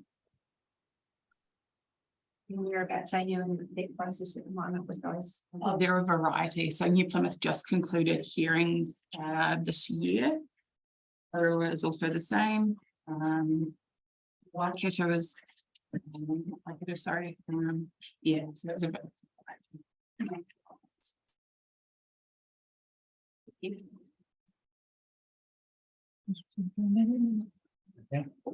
Thank you. Yeah, just one with regards, you mentioned in that you've got easements in place. One of the things about the easement is that it gives you the obligation is on the landowner to contact First Gas when they have to do work around that pipeline. And then you went on to say the designation puts the onus on the landowner to talk to you. What's the difference in that obligation then? So there's a couple of ways to look at it, I guess, in the planning stages, at least a designation. If they need to obtain a resource consent for the activity they're doing, then they pay, you do have to talk to us. The easement is actually more to do with physical works. So if someone comes along and digs without talking to us, it's actually only after the fact do we have the opportunity to respond and react. And a worst case scenario, which we haven't done in New Zealand, is to say, hey, you've, I think the wording is frustrated the contract. So it's not an effective mechanism to prevent, undesirable outcomes, put it that way. Yeah. So if somebody has a property has an easement and the corridor is being provided, sort of via those setbacks and the controls and protections in plan. So what's the hierarchy of those if we also add a designation? I'm going to defer to Graham as the planner. Thanks. Perhaps I can come in here. As members of the panel may well be aware, the easement is a land instrument. So it's an instrument which attaches to the title of the land, and it's a private legal agreement between the landowner and the person who enjoys the benefit of the easement. No other party is party to those discussions, nor are they necessarily aware of the existence of that easement unless they do a land title search, and they go further beyond a land title search and drill down and find out what the easement is, who's it in favour of, and what are the restrictions attached to it. So therefore, as a means of alerting people to the fact that there is a pipeline there when they're considering development activities, land purchase, all of those sorts of things, it's a relatively blunt instrument. What the designation does, it puts in another layer of protection in a planning framework. So it's in the district plan, it's on the district planning maps, and any person administering the district plan, in particular planners within territorial local authorities, as soon as an application comes in that involves an activity which impinges on the designation, they are obliged to notify someone, you need to go and talk to First Gas as the owner of this designation and seek their written approval to undertake the works that you want to do. So it's a refinement of planning instruments. it just imposes an additional layer. And I've heard various comments and seen various comments written about, well, you've got the easement in place. Fed farmers, for example, think you don't need anything more than the easement. I respectfully disagree with that position, but also the comment was passed this morning that it's up to First Gas to demonstrate to the panel why a designation is reasonably necessary over and above both the easement and the fact that there are other provisions in the district plan which would provide setback limits and the like. With respect, I think that's actually an incorrect question to be asked, because actually the question as to whether or not the designation is reasonably necessary is one for First Gas to make. First Gas is obliged to satisfy itself that the designation is reasonably necessary to protect the activity for which it's seeking the designation. And in this case, First Gas has decided that they would like to have a designation, and as a matter of policy, they've decided that progressively across the North Island of New Zealand, as district plans come up for review, they will seek to have designations put in place to protect their pipeline assets. And that, I think that's at the heart of the matter of this question of reasonable necessity. Sorry for the long rambling response, Mr. Right, Chairman. makes sense. Make it go. So in terms of the landowners that have, are there any landowners who don't have easement agreements with you in CHP? Yeah, so we addressed this in the last hearing, actually. I did supply further information. I believe there was 3 from memory. Yeah, so, and that your answer then may be different for those 3 as for all the others, but it's somewhat surprising, I think, to see that there were no submissions or what, so what was the feedback from those easement owners from? No, because the letter comes from the council, doesn't it? I'm new to designations, bear with me for a tick. Perhaps I can jump in here. I mean, the decision to notify the all the landowners through whose properties the pipeline passed was a decision taken by council. So council independently wrote to all of the landowners advising them that First Gas had submitted a notice of requirement for a designation of the pipeline within the CHDB district plan. I think it not unremarkable that not one submission was received. Not unremarkable? Well, it's one would expect out of the, I don't actually know the number of landowners, but I suspect it was in the order of potentially hundreds of people, but maybe not, maybe 50 or 60. I don't actually know. But, you know, you would expect if there was one particularly disgruntled landowner out there who was unhappy about First Gas's performance, unhappy about the fact that he had a property or she had a property that had an easement across it, then you would have expected, well, here's an opportunity for me to kick up a stink. Nobody's taken advantage of that. Do you think there has been enough awareness in that process of what the change? I mean, I'm unaware of what at the moment of what the designation change would mean to a landowner as apart from as you've just described, as to an easement. So it wouldn't make any significant difference. No. So the easement, so the designation that's being sought is coterminous with the easement. So it's the same footprint. The restrictions that are being sought in the designation are the same as what are available to First Gas in the easement document. So for a landowner, there is absolutely no practical difference.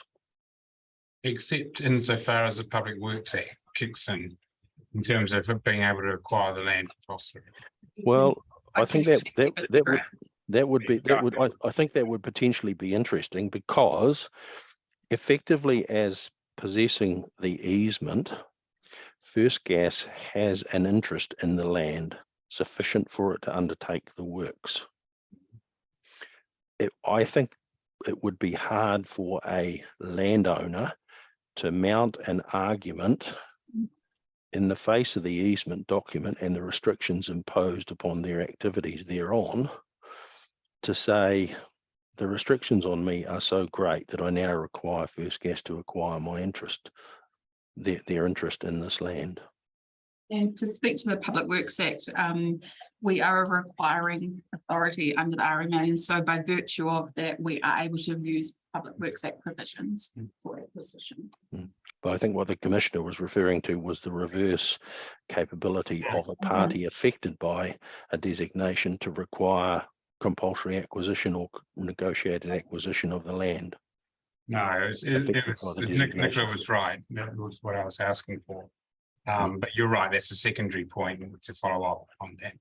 But, sorry. If you wanted to move the pipe, if First Gas wanted to move the pipeline for whatever reason within the easement, the currently easement agreement, would that change under designation? What would spur changes to the landowner? Yeah, there's a couple of things there, and I guess I will state, we don't want to move it if we don't have to. It's very expensive and we can't shut off gas supply. So it actually becomes a very risky business because we have to hot tap, which means the gas is still going in it. Yeah, we don't want to. If we have to, it may be in an emergency situation. So we've had examples of that in North Taranaki, where you've had geohazards affect the pipeline so greatly, we've had to do something. In that situation, I guess it depends on the situation. If we've got some time, it's planned, and say the reason is a localized issue, or perhaps there's been slumping over the pipeline which caused a dent, we would ideally, it would remain within the corridor. There is save provisions under the Petroleum Act 1930 something, which also talk about having to be within 2 meters of the pipeline. So there's a few factors at play, and I guess it does come down to the reason and what is the best outcome. If it was outside that easement or designation due to those external factors, we would have to, I guess, it depends on the nature, but it would take you would need landowner permission, put it that way at least, because we don't have the easement. The easement does not give us a right to put, say, a secondary pipeline or even lay further outside. So in what you've just said, there's no difference to the landowner with if it, or you, if it's a designation or an easement in that respect to that. I'm thinking through that. I think in respect to that scenario, great possible. I'm thinking that for a landowner, they still need to agree where that goes. The designation doesn't give us. Well, so yeah, maybe actually I should stop talking, Graham. I think the hypothetical situation you're positing, Commissioner, is somewhat difficult to deal with in the hypothetical situation. Clearly, if a realignment of the pipeline was necessary outside the easement, then landowner negotiations would have to occur to either agree a location for a further movement of the pipeline. The only examples I'm aware of, Nicola, were probably what happened for Transmission Gully for the motorway accessing Wellington, where the pipeline was in the way. At an early stage in the design of that motorway, it was determined that the pipeline needed to move. So then First Gas was able to actually work collaboratively with Waka Kotahi to decide on a relocation within the proposed designation for the footprint for the highway to relocate the pipeline out of the way of the highway works. So that's the only one I can think of, Nicola, in the last probably 20 years. My hypothetical situation was within an easement, so there's no difference there if you had to do that sort of work. No. There's no difference with it being a designation to the landowner or to First Gas within the easement or the designation. So just run me through why you want to step up to a designation. Designation affords us the right to have our say, to be at the table to say, hey, as a result of your activity, this means we may have to do X, Y, Z to the pipeline, or hey, can you please amend the access so it's perpendicular over the pipeline to get to your subdivision so that we're not affected. It gives us that ability to have those discussions. At the moment, with just an easement, the examples I've seen is through the process. Lynn's, for example, the processing who stamp on the survey plans, they don't actually check anything to do with the pipeline because the easement flows with the title. So if a landowner survey go ahead and create a new subdivision, I don't know of a legal right if there's no designation and no strict rules in the district plan that say, hey, go and talk to First Gas. So we do. So if it was like Tararua have a standard that said you have to talk to First Gas, would that not meet that requirement? It would have to be all encompassing. I think we touched on that with the root round. Well, I'm just thinking we've had evidence with one thing, setbacks and all those sort of things, and things are required.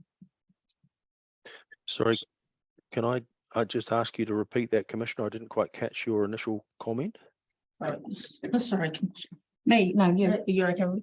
Well, it's just that you've said that unless there something is in the plan to provide for this, and we've heard before, one of the key points is we want to ensure that we have our say. And I note the point you said in terms of the Tararua is that they had a standard that said that if you were going with it or wanting an activity within 20 metres of the pipeline, that you then have to go and get the written agreement from First Gas. So if we had a mechanism like that in our plan, does that not meet that request, that desire that you're saying comes from the designation?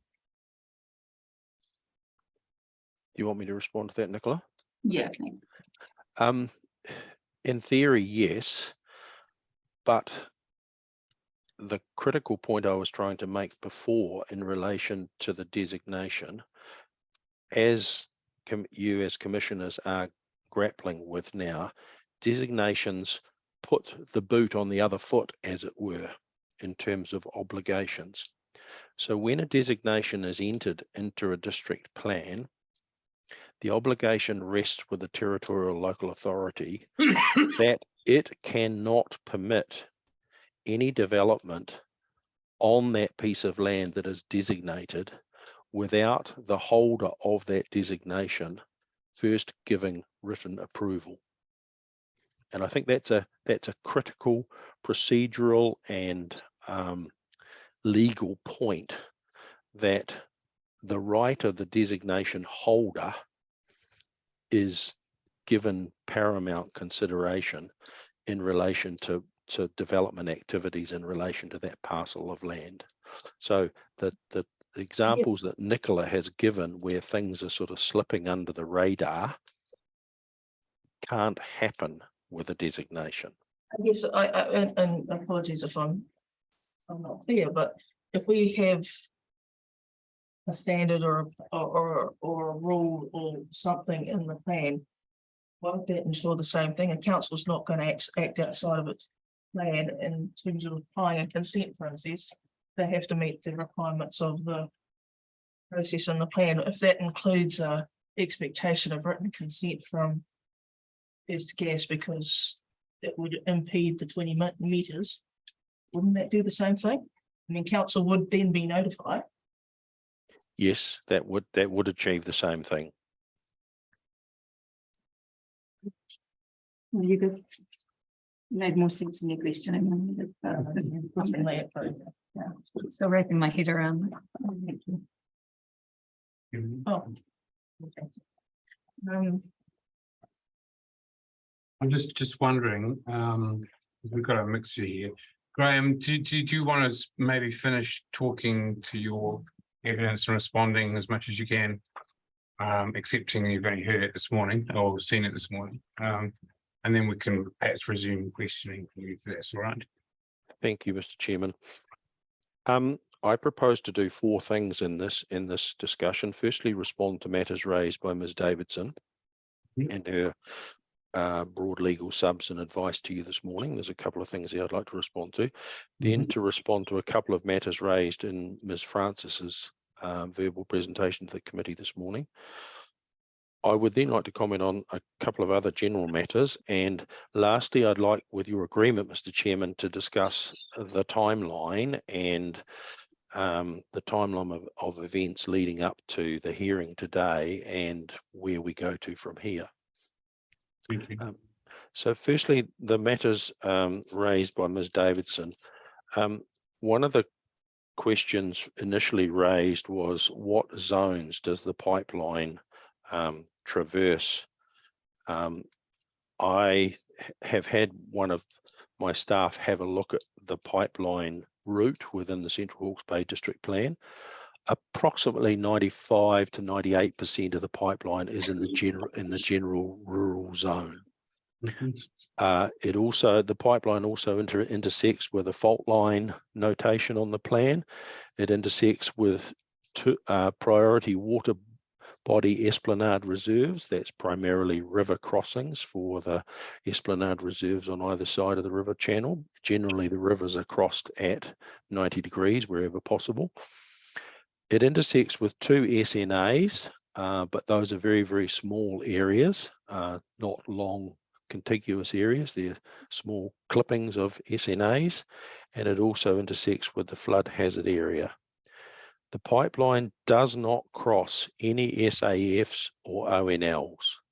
So the question was raised earlier about, well, what are you going to do when you want to do works within SAFs or ONLs? The answer is, it's unlikely we will ever need to do work in those because they're not over the top of or immediately adjacent to the pipeline. So if we could just move on.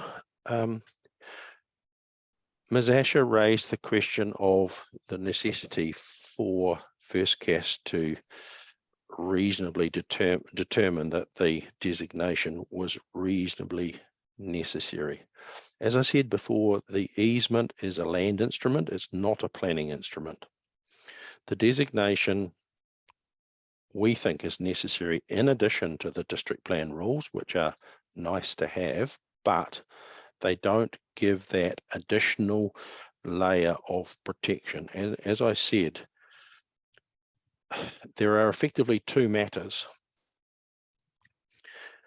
The existence of the designation makes it highly unlikely that any planning activity or any consent activity that's being sought, which touches the designation, it is unlikely that that matter would be further processed without being brought to First Gas's attention.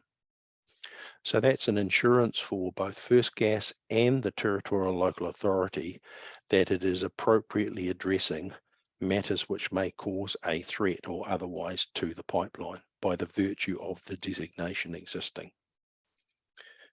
The second thing is, it requires First Gas under 1761B to give permission to the activities that are being sought. So that actually gives First Gas a level of control to determine from its perspective as the pipeline owner and operator, and bear in mind the material that you've been given in Ms. Hines' evidence at paragraph 69 of her evidence, of its obligations under the health and safety legislation, that its social license and legal license to operate the pipeline requires it to take all reasonably practicable steps it can to ensure pipeline safety. I would contend from a planning perspective, the fact that the requiring authority status has been granted to First Gas, that the gas pipeline has been identified as nationally critical lifeline infrastructure, that means that First Gas is obliged to consider whether or not, in its view, a designation is reasonably necessary for it to protect its interests in the delivery of gas. And bear in mind here, we're not talking about small quantities of gas. We are talking about gas at significant pressures and significant volumes being shipped all around the North Island via a pipeline. So that takes me to my next point about consideration of alternatives. Consideration of alternative routes is not necessary because of the existence of the easement. That gives First Gas an interest in the land sufficient for it to undertake the project.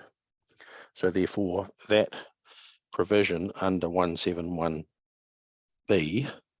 there are two options, 1 and 2, and it's not an and, it's an either or.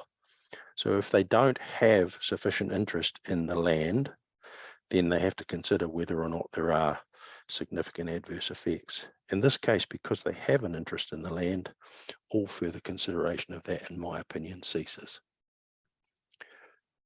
So mention was also made by Ms. Asher of the necessity to consider alternative methods.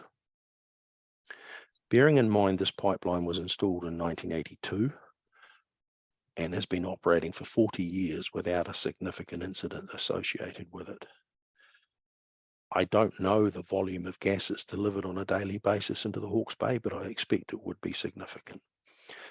The pipeline system functions as a vast linear gasometer. So the pressure in the pipeline is built up as gas is drawn off at the consumer user end, new gas is put into the pipeline. So the fluctuation of pressure in the pipeline is effectively the function of the gasometer level going up and down. Because this is buried in the ground, people don't realize how significant it is. So for example, virtually all of the hospitals in the North Island of New Zealand use gas in their kitchens. So if the gas goes off, people don't have warm food in hospitals. It would not be practicable to consider delivering the vast volumes of gas that major industrial and health users require in the Hawke's Bay by tankers. We haven't done the calculation, but it would require hundreds of tankers to deliver compressed gas from Taranaki to the Hawke's Bay. Delivery of gas by pipeline internationally is recognised as the safest, most cost-effective, most efficient way of moving large volumes of gas around.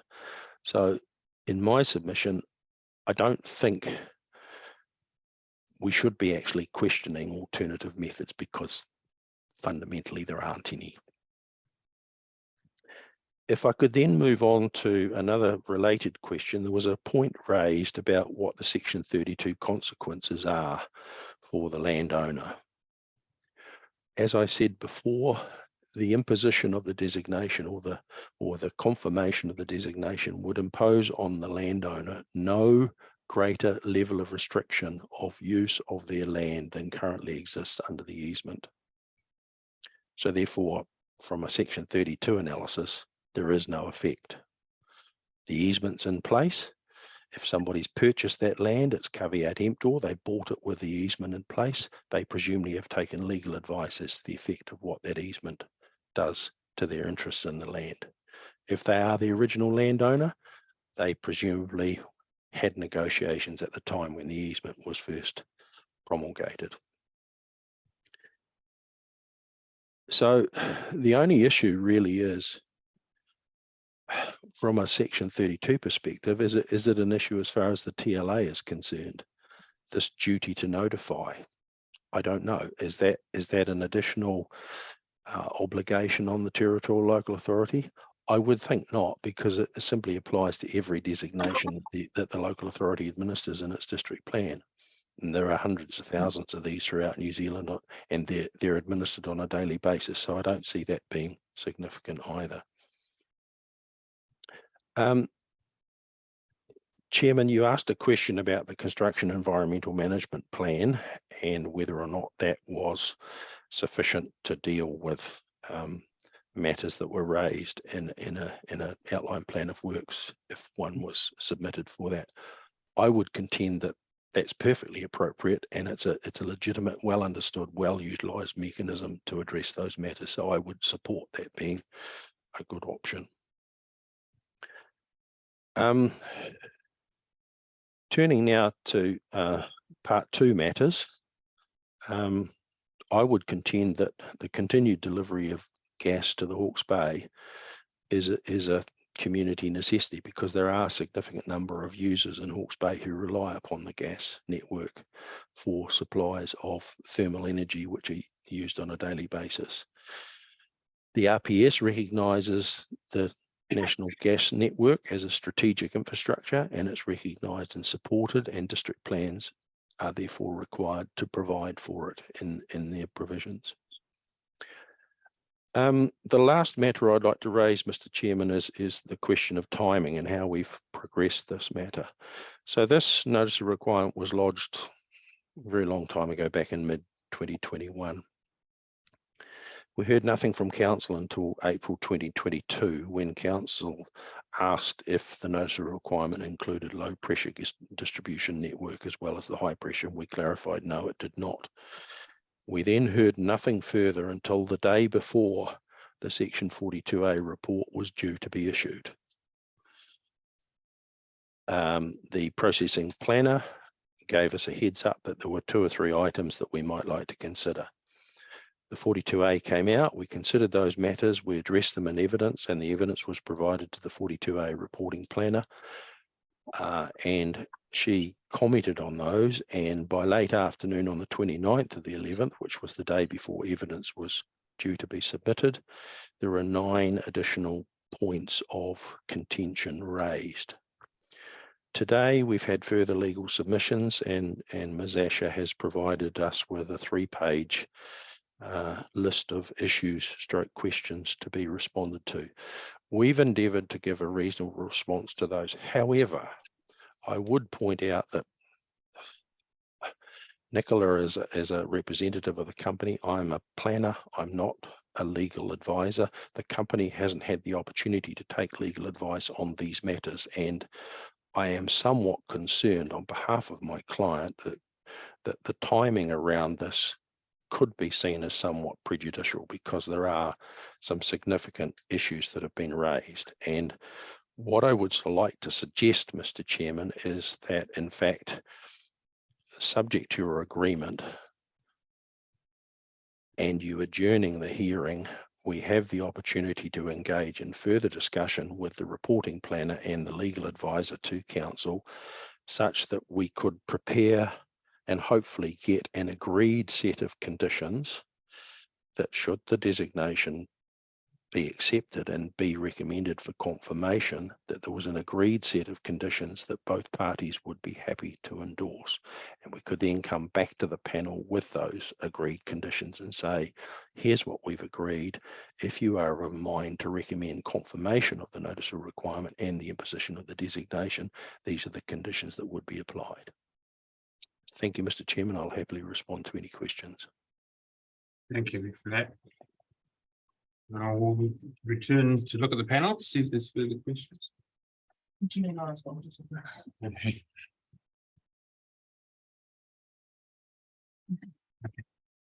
I would just chip in at the moment while my members are thinking about that. The reasonable necessity test is, I mean, I've got it in front of me in terms of 171, section 171. And it's that we have to consider whether adequate consideration has been given to alternative sites reduction methods.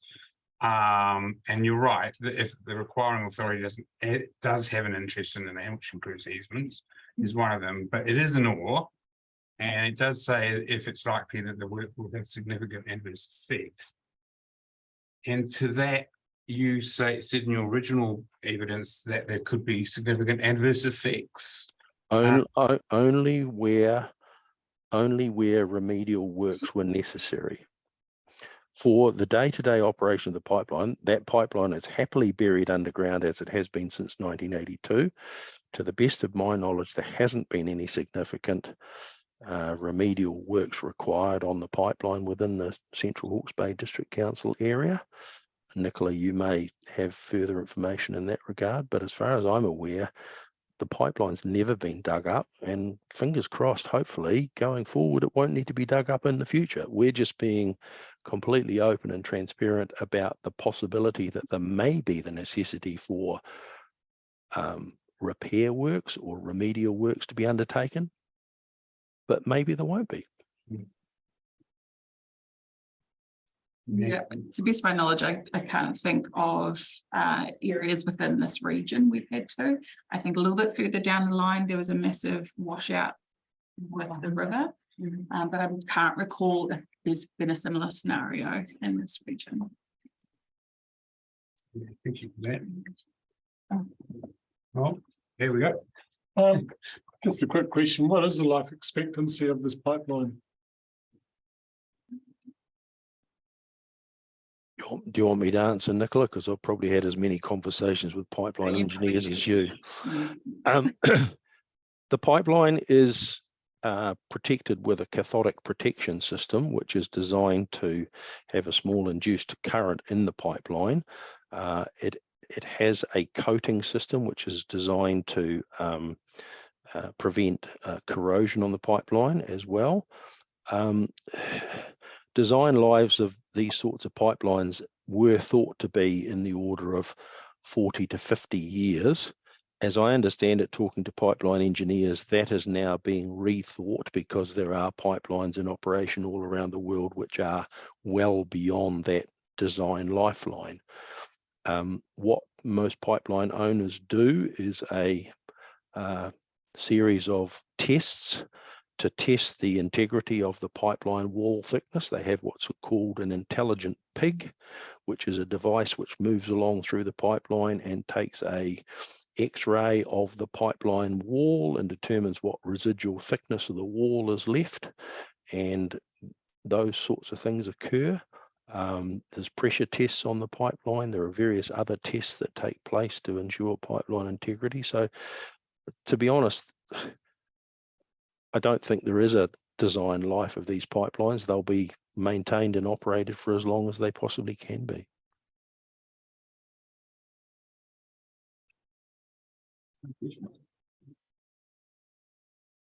Shelving the devil's advocate one that was wanting to come out of my mouth then. The general rural zone that you go through, could you please clarify for me, and I apologize if I've missed it in your evidence, that it goes through, because I'm pretty sure it just goes through east of here, west of here. Is there anything coming off that pipeline? It's simply going through Central Hawke's Bay, isn't it? There's no off. So shoots. Yeah, so we do, where we have above ground sites called delivery points, there is a location at which a distribution main may be, I guess, connected to the network. So the above ground pipe work basically depressurizes from transmission to allow it to then go through, say, a PE distribution pipe. We don't own that network in Central Hawke's Bay. I believe so I guess to put it this way, if you have reticulated gas within Central Hawke's Bay, which I believe you do. No, I don't think we do. No.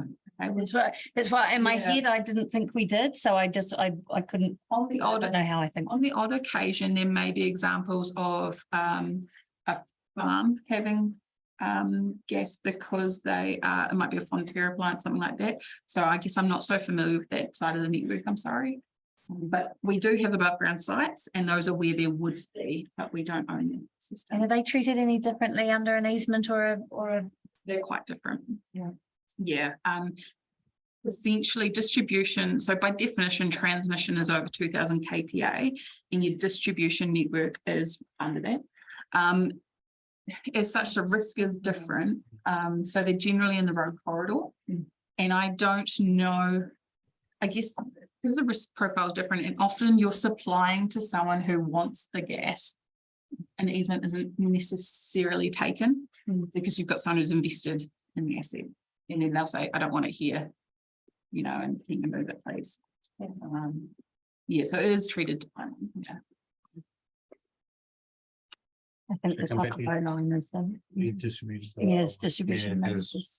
Yeah. Sorry. I think that was the question which was asked in clarification back in April 2022 about, was it Takapau? Yeah. There is a distribution network at Takapau, but that's low pressure. Yeah. I do recall that now. Thank you. Just one point of this, I guess, clarification. When we discussed, Commissioner Taylor raised the question around, why we didn't receive submissions on the designation, given you do have the easement mechanism. And I guess I note your point that people will engage if they've got an issue. But wouldn't it be reasonable to also say that if people have an easement, they may not have connected the dots to say, okay, this designation or this notice of requirement affects them? Wouldn't that be a reasonable assumption as well? I would have thought that was the basis of the communication between council. We, i.e. First Gas and myself as their planning advisor, we were not party to that process. So we didn't see what materials council sent out to the landowners. Okay, so I guess that, I take your point.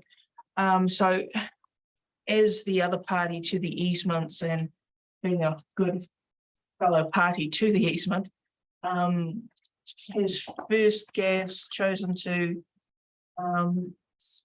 do its own, well, not consultation, but at least have a conversation with any of the landowners with respect to the designation? I mean, you have that direct relationship, as you called it, probably more so than council. So have you chosen to engage with them, and can you give us any sort of colour on what might have been said or discussed if that was the case? It would be helpful to just understand what submitters with, or well, what affected parties were thinking that they were. And if there's anything you can add to that would be helpful. I guess we have relied on the public consultation process and the targeted approach by council. So I wouldn't say that we have door knocked on the subject. I have not had feedback from our field technician. So we have a local field technician. Anytime say to put up fence, things like that, they'll go out and to them. I haven't had any feedback via that colloquial process, I guess. So in short, I guess that we haven't done specific. And again, I'm not quite getting it right, but so your comment was that the designation and the easement in terms of the size, etc., would be the same.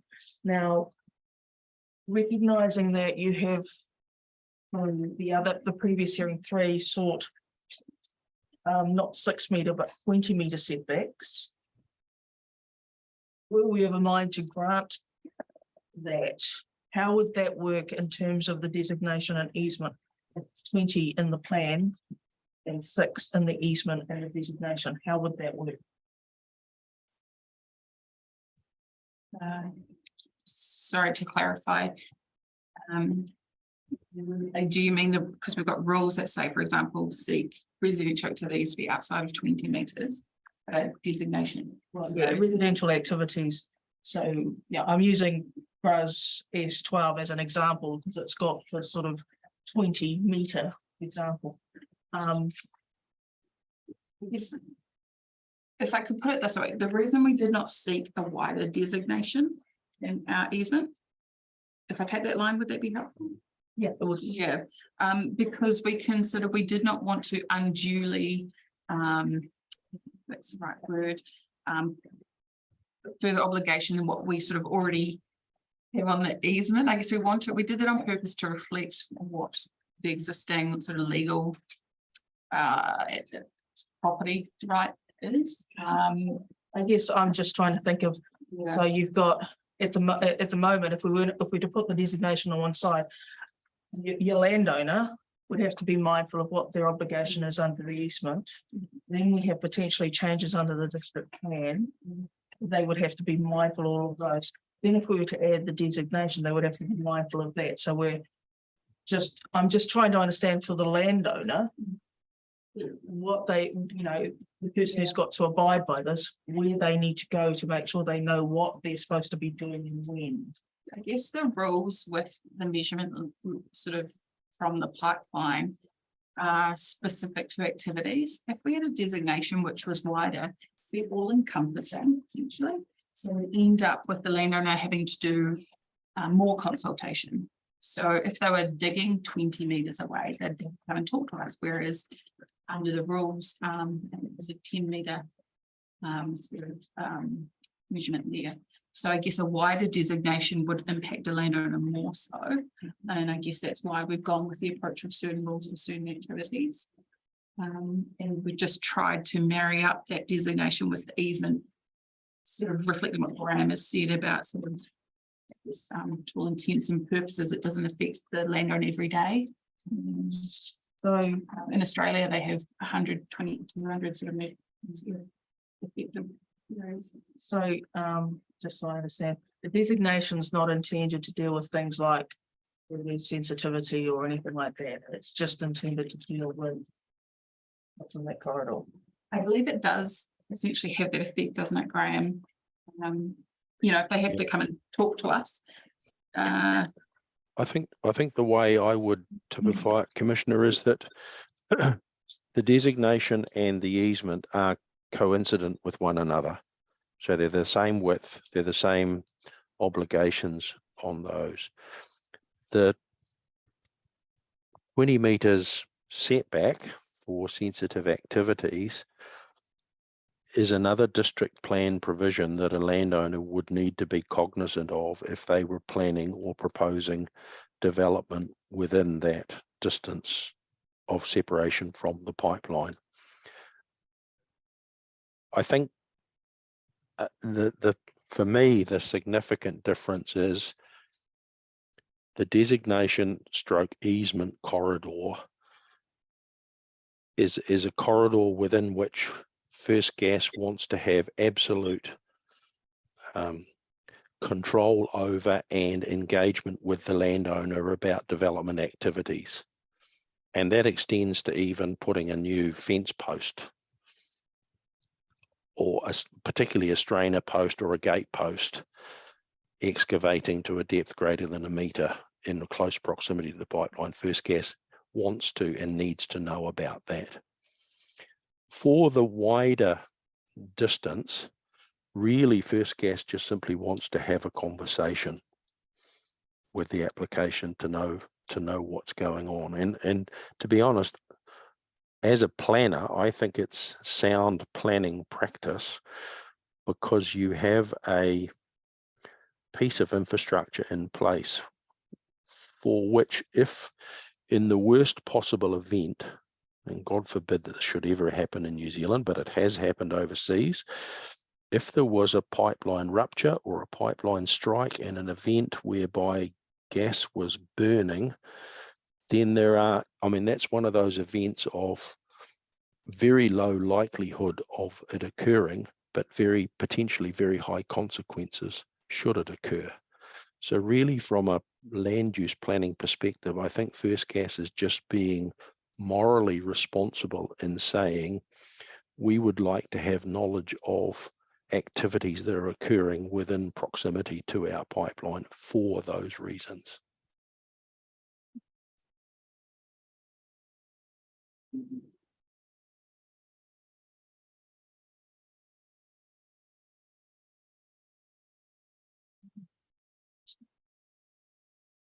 Just a few questions from me. Want to follow up your question? Yeah, I've heard before.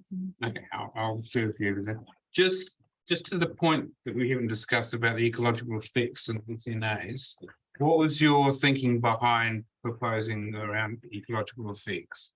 Because I took on board what Nicola said about river crossings and things like that, and it needn't necessarily go through an SNA to have ecological effects. So was that your thinking around that aspect, your recommendations? The thinking around that was, in the circumstances that First Gas needs to do some work, there are two sets of circumstances prevailing. One where it needs to act expeditiously because there is an immediate, clear and present danger to the pipeline, in which case it usually makes use of the emergency works provision of the RMA, and there is a subsequent consent being sought. The second circumstances is where First Gas becomes aware that, for example, there may be some slow lateral movement earth movement which is placing strain on the pipeline, for which the pipeline has not been designed to take that strain, and it may be necessary to excavate a length of the pipeline and treat it with some ground reinforcement techniques to actually stop that movement. In the case of those latter works, where works become necessary, we see no reason why there wouldn't be an outline plan submitted for those works. And as part of that outline plan, if there were ecologically sensitive areas in proximity to the works or downstream of the works, then we would recommend that an ecological assessment be included as part of the construction environmental management plan regime that would be discussed with council in that outline works process. Thank you. That sort of confirms what I suspected. In terms of the replacing the pipe network, when were the pipes put in originally? 87 or 82? 1982. 82, so 40 years ago. Mhm. Does FirstGas have a long-term sort of replacement program in place and strategy? No, we don't. So we rely on the intelligent pig that Graham referred to. That's done every 5 years for AS 5. If anomalies are picked up, they may be further investigated. But I guess it's a monitored situation, and then action is taken reactively, I guess. Definitely don't like to dig up and inspect it. Don't need to. So it's best to leave it where it is. My question follows nicely to that one, Okay. if I may.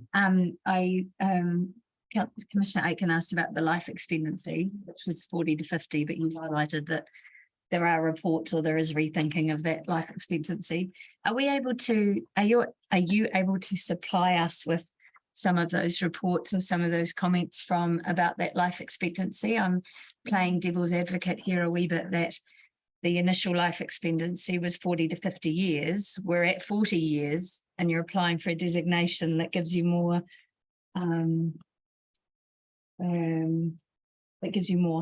full stop. Could you supply us with some of that information, or some of that would give us more information about the life expectancy? Would a technical statement, I guess, be accepted? I'm just trying to think, because our intelligent pig reports are thousands of lines. I don't want that. Yeah, so I'm trying to think how we best would summarize that. So I guess if it's from an engineer as a sort of statement, I guess, or a technical sort of. Perhaps I can suggest something that may assist commissioners. Commissioners, I was involved in the designation of FirstGas's pipelines from Rotowaro in west of Huntly, all the way through Auckland, all the way to Kauri, north of Whangarei. Those are existing pipelines. We had evidence from a qualified experienced pipeline engineer during those hearings, which were probably 10 or 15 years ago, as to the expected life of the existing pipeline. We could probably dig that material out, and perhaps, Nicola, we might even be able to update that with specific information on evaluation of the pigging reports on this portion of the pipeline. Thank you. I'm really conscious of, I'm not wanting to recommend to council that they recommend to you that the designation, whatever the process, and then find out, for in a year's time that there's a whole scale replacement needing to happen, and that things have changed.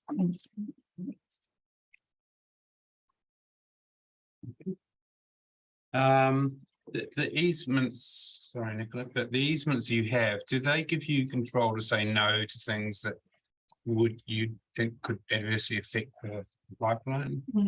We have to, lovely lawyer wording is reasonable.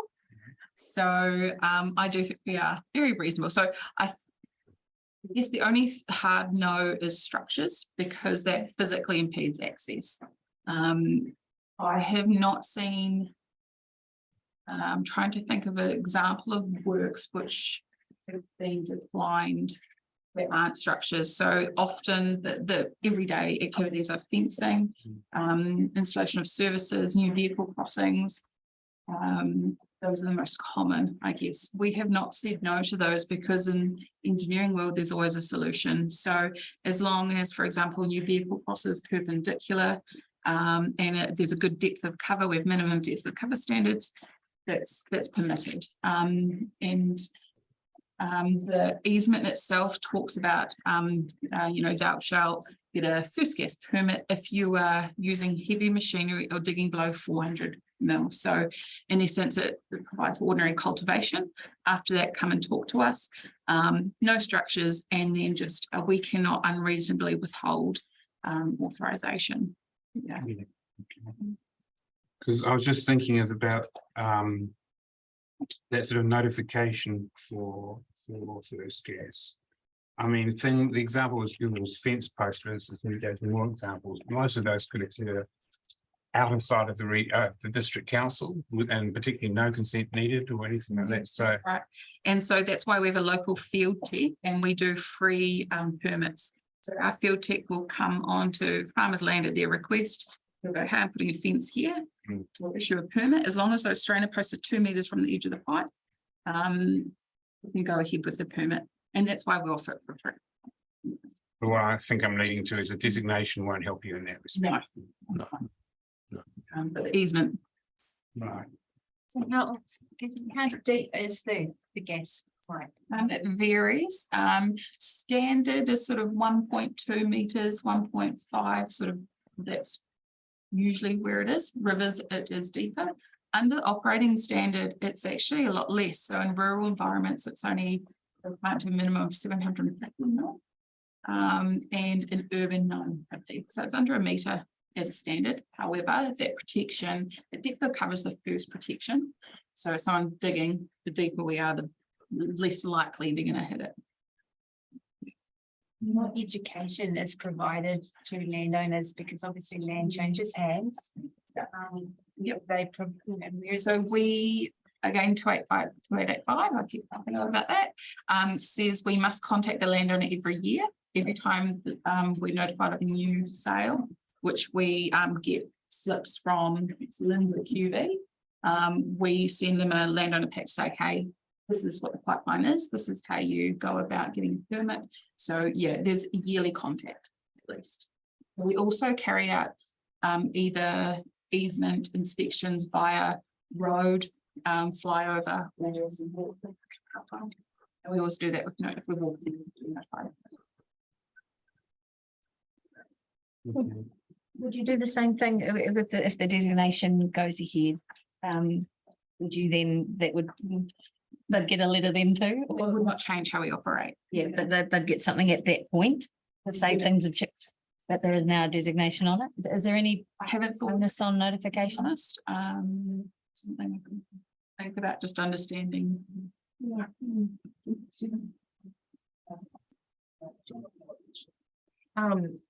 Graham, you noted that you were involved with the implementation of designations up to Tokyo. Were easements involved in that as well?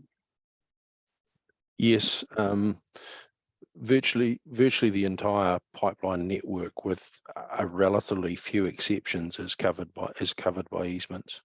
So just so I understand, have those subsequent designations and easements, have they remained in lockstep? Because I am mindful that designations can be altered, and if deemed minor to maybe different to a landowner, can be changed without notification. So have they remained in lockstep, or have there been changes which have been made the designation different from the easements that you know of? As far as I'm aware, they have. There hasn't been, to the best of my knowledge, Nicola, please correct me if I'm wrong, but there hasn't been significant engineering works on that northern pipeline, other than the repair works that were undertaken for the exposure incident in whangarei with the gentleman digging the swamp carry out of the ground. As far as I'm aware, the easements and the designation are still coincident through all of that. That's my understanding. There's very little need for First Gas to actually make changes unless there were something like a new delivery point to be established, in which case there might be a necessity to undertake a small alteration to the designation, and in that case there would be direct consultation with the landowner concerned and negotiations to acquire the interest in the land by extending, and the easement, or alternatively get the landowner to agree. First Gas is a very engaged infrastructure provider with its landowners. They have an extensive database. They have an extensive comms team who deal with landowners on a day-to-day basis. They are actively involved in managing their easement and their pipeline corridor. What happens in CHB with the the properties who don't have easement agreements with you? So my understanding is there's a proclamation and a notice. And so what that did was Ministry of Works at the time basically went, hey, here's the pipeline alignment, registered a notice on property, and that basically refers to the Petroleum Act, for which we have saved provisions. So it does still create a 12 metre wide corridor, 6 metres either side of the pipeline. So it still has obligations on the landowner, as well as access and operation, the ability to do so under that sort of the proclamation and the Petroleum Act. What's supposed to happen, where we've seen for the most part, is an easement's then registered and those gazettals are taken off. For whatever reason, that hasn't happened on those instances. But to all intents and purposes, those gazettes operate the same as an easement. Yeah. Yeah. I understand. So they'll get a real surprise if the designation goes through, because they wouldn't have had any other than the existing, the other easement, those who have easement. Presumably, Nicola, though, those landowners will be in your landowner database. Definitely. Anyway, the landowner database is not to do with the easement, it's where the pipeline is. Yeah.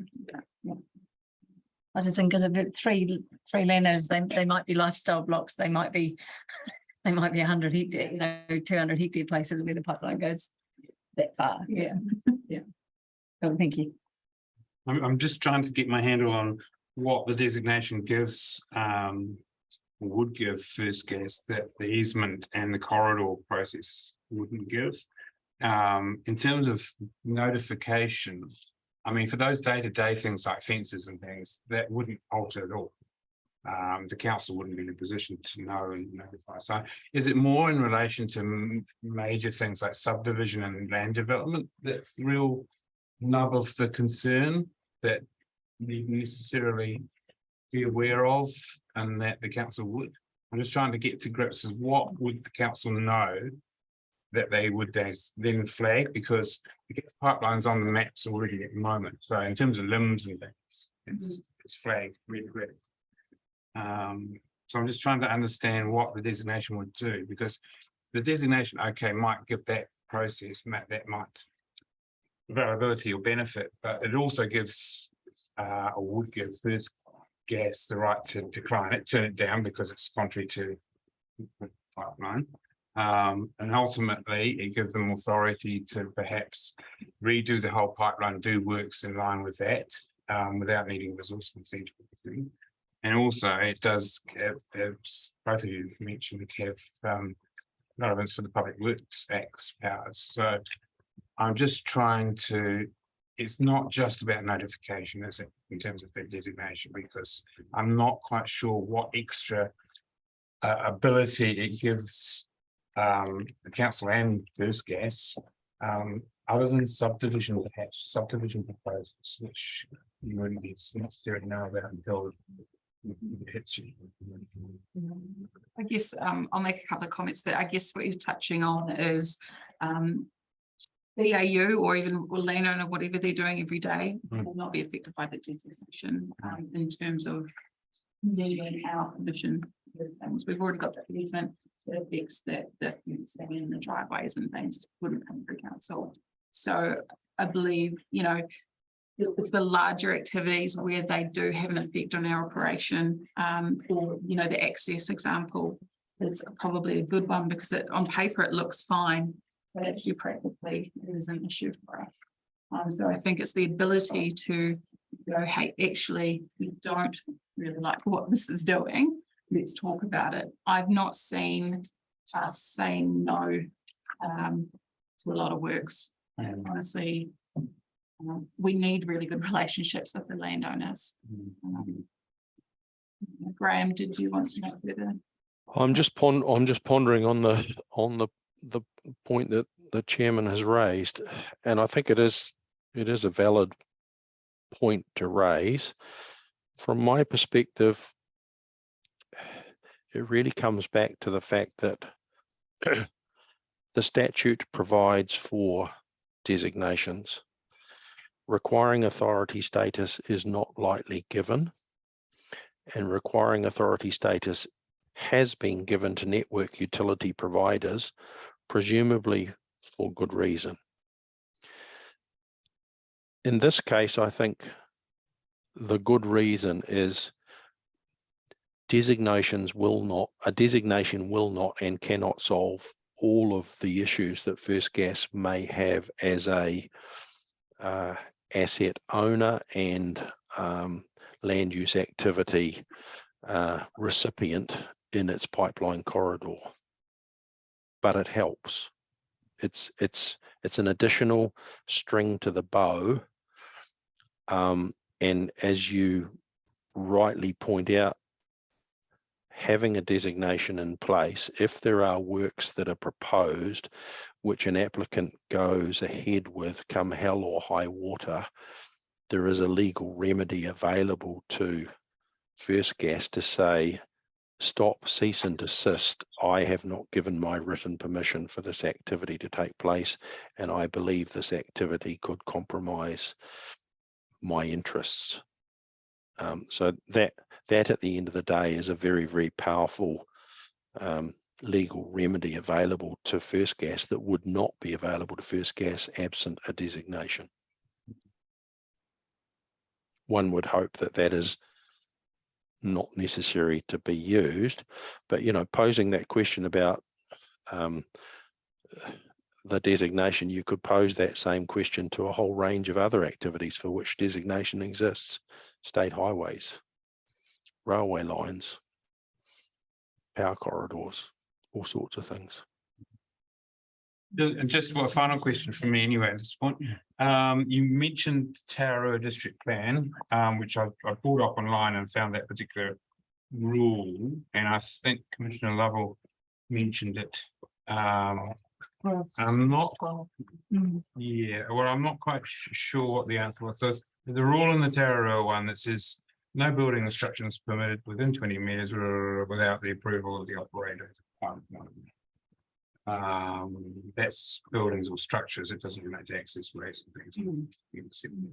Has it been working well, do you know, in the Tauranga situation? Yeah. So I guess I wear a couple of hats at First Gas. So I'm here, Aussie planning, but I deal with across the North Island works requests. So I do receive the request to build around the pipeline in Tauranga District. My way of approaching it is to understand why do they need to be closer than 20 meters, and it might be geographical constraints, or along the highway there's setback provisions there, which mean actually, hey, pipeline, you're here, I've got a constraint here, I'm limited as to where I can go. So we just take a practical approach, and if there's good reason why, then I provide an email letter and say, yep, you know, shown on your plan, and this is okay. For the most part, people are happy if they can to put it 20 meters away, and then often goes away and they don't have to satisfy that requirement. Any further questions? I noted, and sort of coming back full circle, you commented that, the easements haven't always worked and there have been bad outcomes. Many of those bad outcomes happen in Central Hawke's Bay. No. I don't know. I might not have seen them. And just to complete the questions I've asked the previous parties with respect to designation, as part of our assessment, we do have to do a part 2 assessment.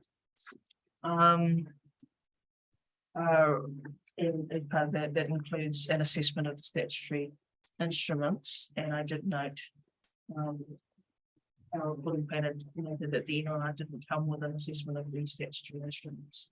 So that would be the MPSs, etc. Are you confident that your designation would meet those instruments? It allows us to sum it up.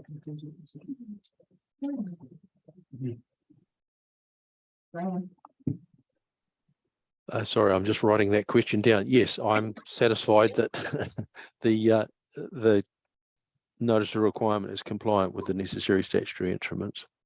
Okay, and the same when we think, consider as part of part 2, matters Māori, are you confident that there's nothing in the designation that we should be concerned about with respect to part 2 matters affecting Māori? So that would be sites of significance, kaitiaki, etc. So are you confident that there was nothing in the designation that we should be concerned about with respect to those matters? The answer would be in a generality, yes, but bear in mind the works that were conducted to implement this pipeline back in 1982 were undertaken in a vastly different cultural setting to what prevails today. So whether there was or was not any sites of cultural significance intercepted by the pipeline, I really can't answer that question. I'm personally not aware of any in the Central Hawke's Bay.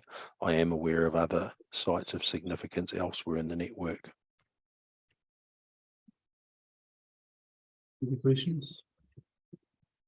Okay, well, thank you, Graham and Nicola, very much, and your flexibility as well. It's much appreciated.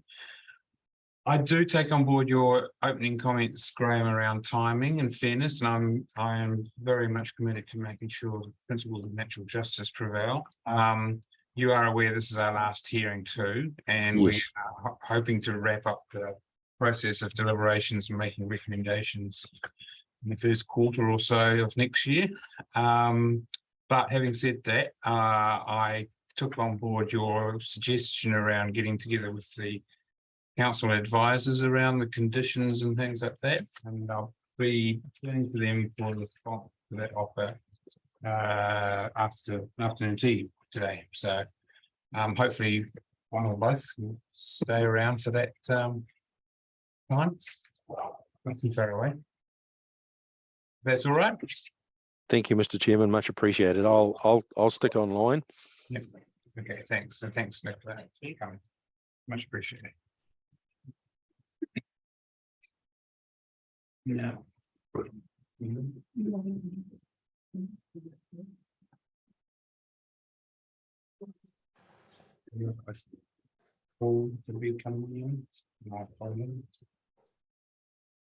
Hi there.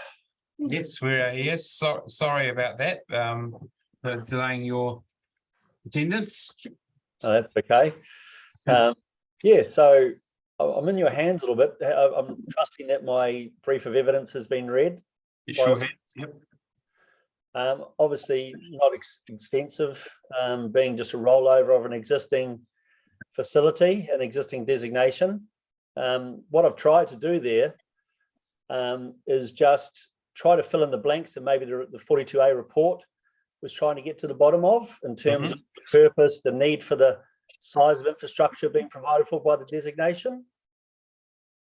and hopefully that's come across. And so, yeah, so in terms of speaking today, I'm happy to address any matters arising.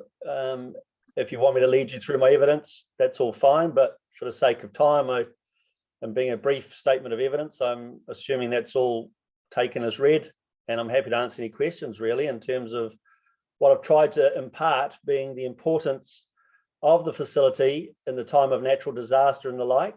And that's what sets this site apart from other telecommunications facilities and designations that requires an up-specking of size of antennas and dishes and so on, because during time of disaster, this is the link that goes from Cape Reinga to Bluff to provide essential life-saving services and messaging. So yeah, that's the purpose of it. And on top of that, the assessment of effects that was obviously maybe not provided as part of the original notice of requirement. We've attempted to provide that in terms of a visual context and being sufficiently removed from any public space as outlined in my evidence to mitigate any visual effects and arising from any additional equipment and infrastructure that might be added to that site. Right, thank you, Paul. Yeah, I mean, it was a fairly tightly written brief of evidence, so I appreciate that, and we all have read it. Some of us are more familiar with the site than others. So, Yep. So, can I turn any questions for Paul? I've just got a couple of minor ones, Paul. In paragraph 8 of your evidence, you talk about your services require much more substantial infrastructure than that allowed for in the NES for telecoms, which is primarily oriented towards a much less onerous telecommunication cell site infrastructure. I think I know what you say, and particularly by looking at the photographs you supplied, but could you just elaborate what you mean by less onerous, you know, or in your case, more onerous facilities?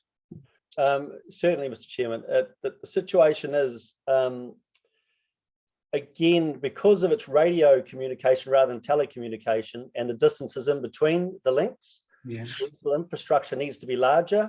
So on a telecommunications network, generally those installations are potentially about 5 kilometers apart.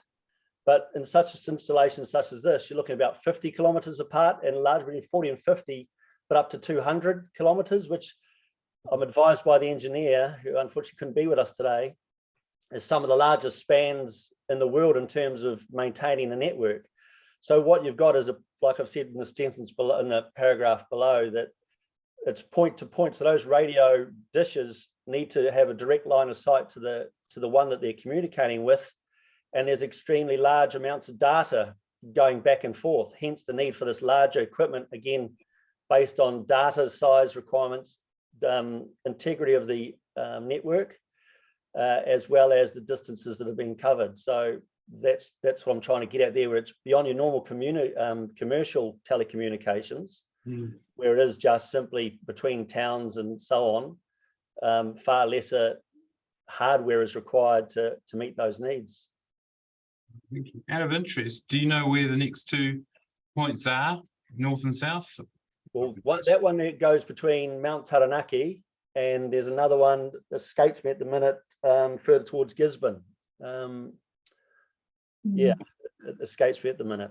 Okay, no, that's cool. Murray. We're already in Hot Springs. Right. No, Gisborne. Okay, and the only other thing, Paul, on the bottom of page 11, I presume it's just a typo. Paragraph 23 just starts and disappears very rapidly. Paragraph what, sorry? 23.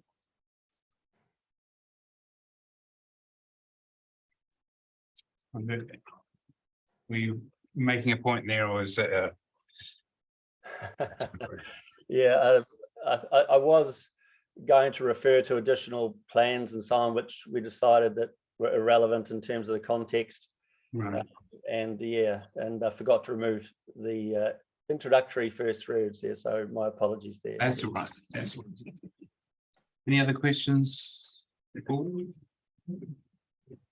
Okay, well, thank you again for your patience, Paul, for hanging on, but we had a few questions for the previous submitter. We had, Oh, yeah, obviously their matter is a little bit more far reaching than this one just being a rollover, so I appreciate that. okay, well, thank you very much. Thank you. Thanks very much. Yes. Just turning to the schedule, Stuart Smith from Centralisers let us know that he's sick and can't attend, so he won't be in the hearing. Is that correct, Sylvia? Jason? And we do. There she is. All right. Yes.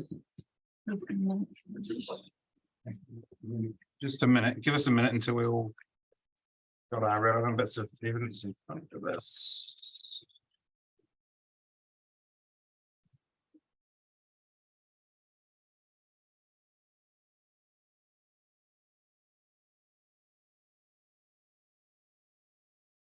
Give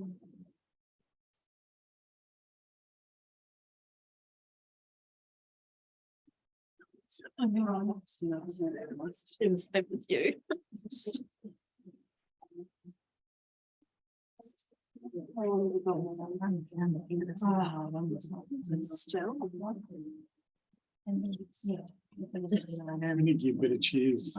Can't look at the whole district.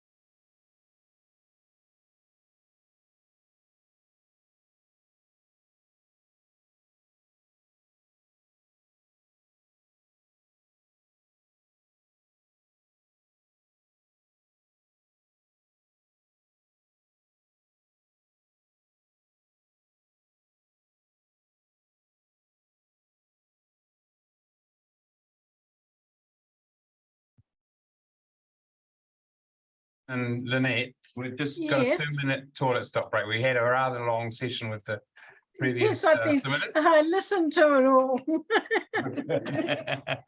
So I think there's some leg stretching and other activities going on. So just bear with us for a couple of minutes, please.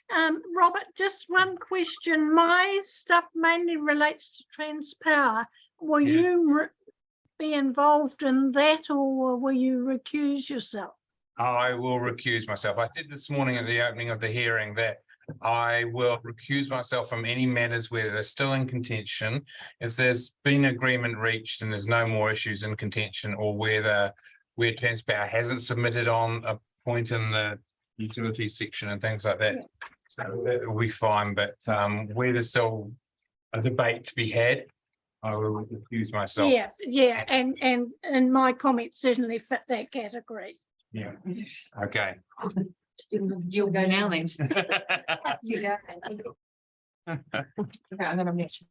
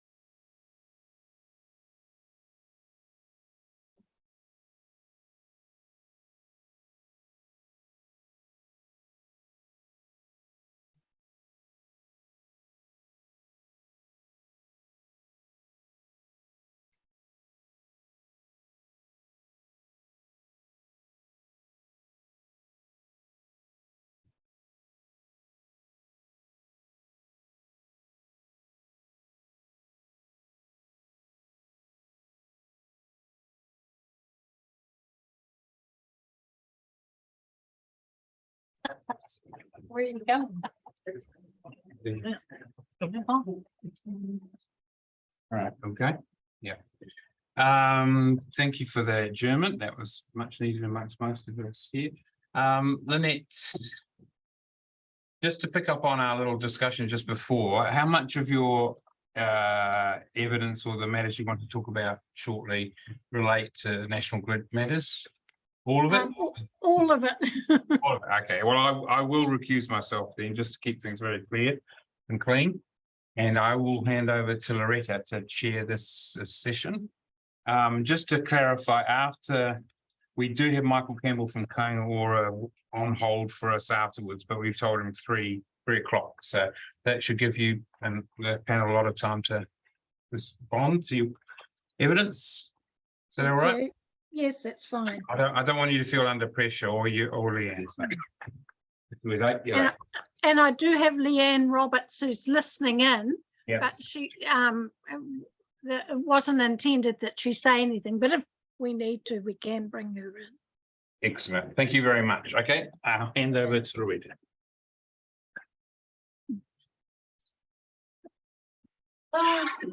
Kia ora, Lynette. Yes, you're blessed with me this time. So please presume and that my colleagues and I have taken and read your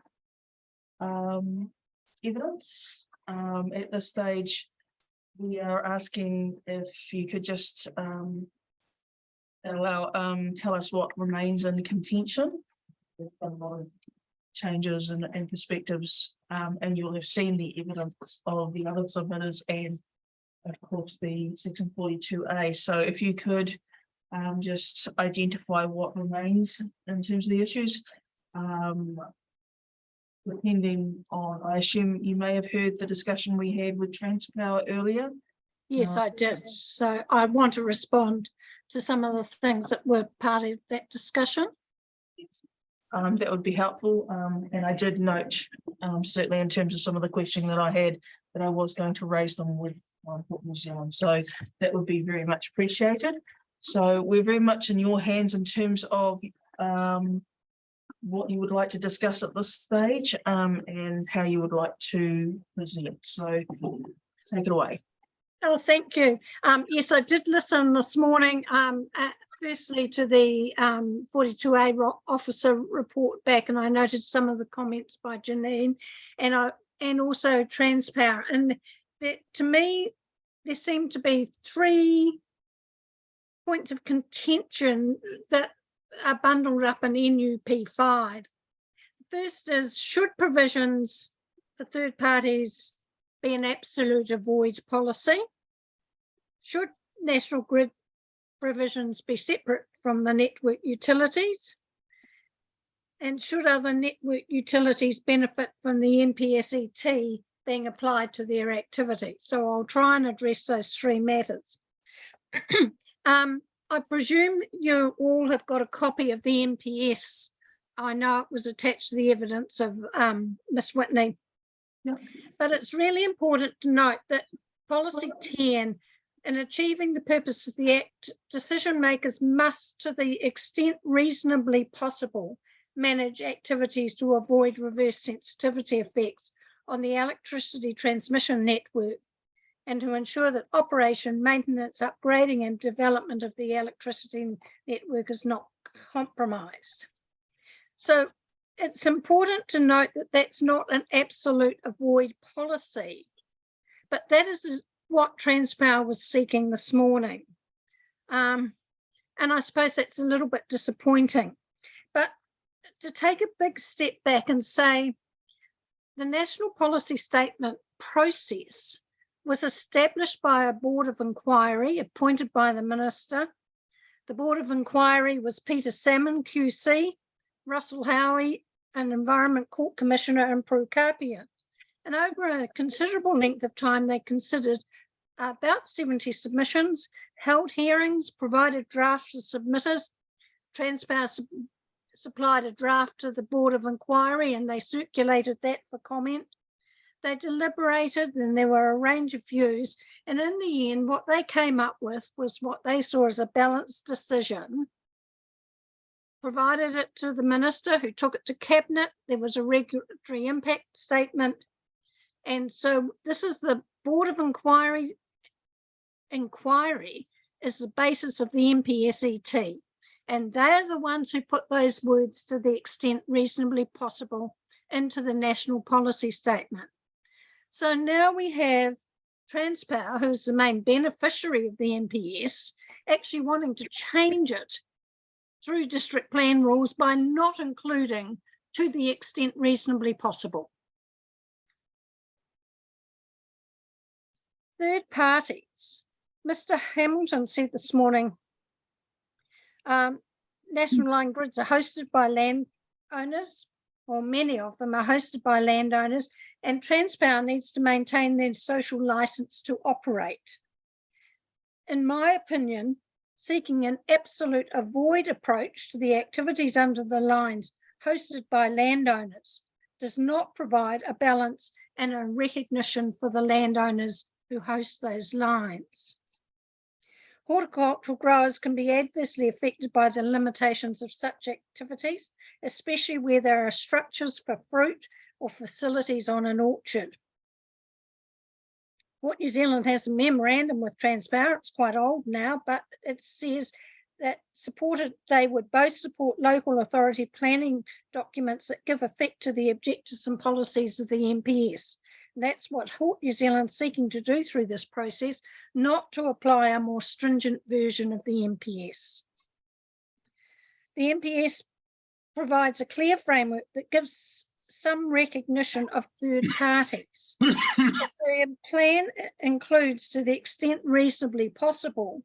Then if a consent application needs to be made to the council, it will assess and balance that provision, and Transpower will be a submitter or a party to any resource consent application. I consider that this is what the MPS intended. So in my view, retaining the words "to the extent reasonably possible" are an important part of the framework to give effect to the MPSET. The question arose this morning about separate policies for the national grid.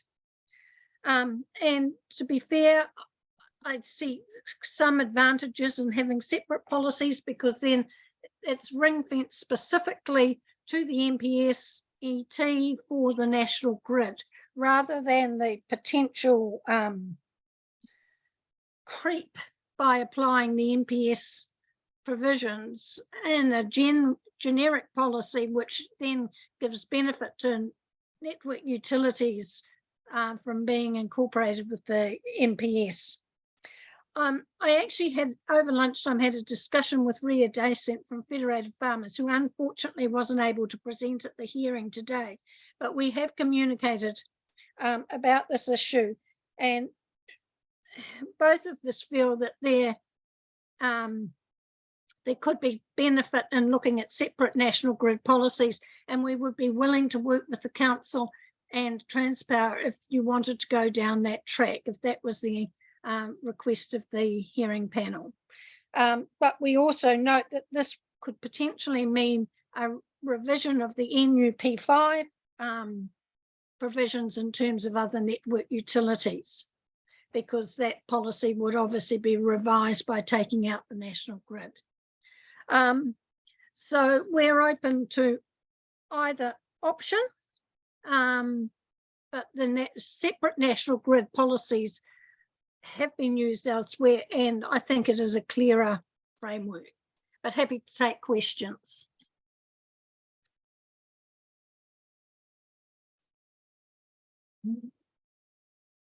Yes. You submitted wanting not to include telecommunication network as national significant infrastructure. Just your reasons behind that. this is nationally significant, was that? Yeah. Yes, national. Yes, Yeah. because of the other, there isn't any direction from any higher order documents, as far as I understand, for that inclusion. So we had direction this morning that the RPS does include telecommunication networks. For strategic infrastructure, and what's happening here is that defined term of strategic infrastructure is being now being renamed, effectively being renamed as nationally significant infrastructure. And I don't know if there's been any analysis that's been undertaken that allows the jump from strategic to nationally significant to be justified.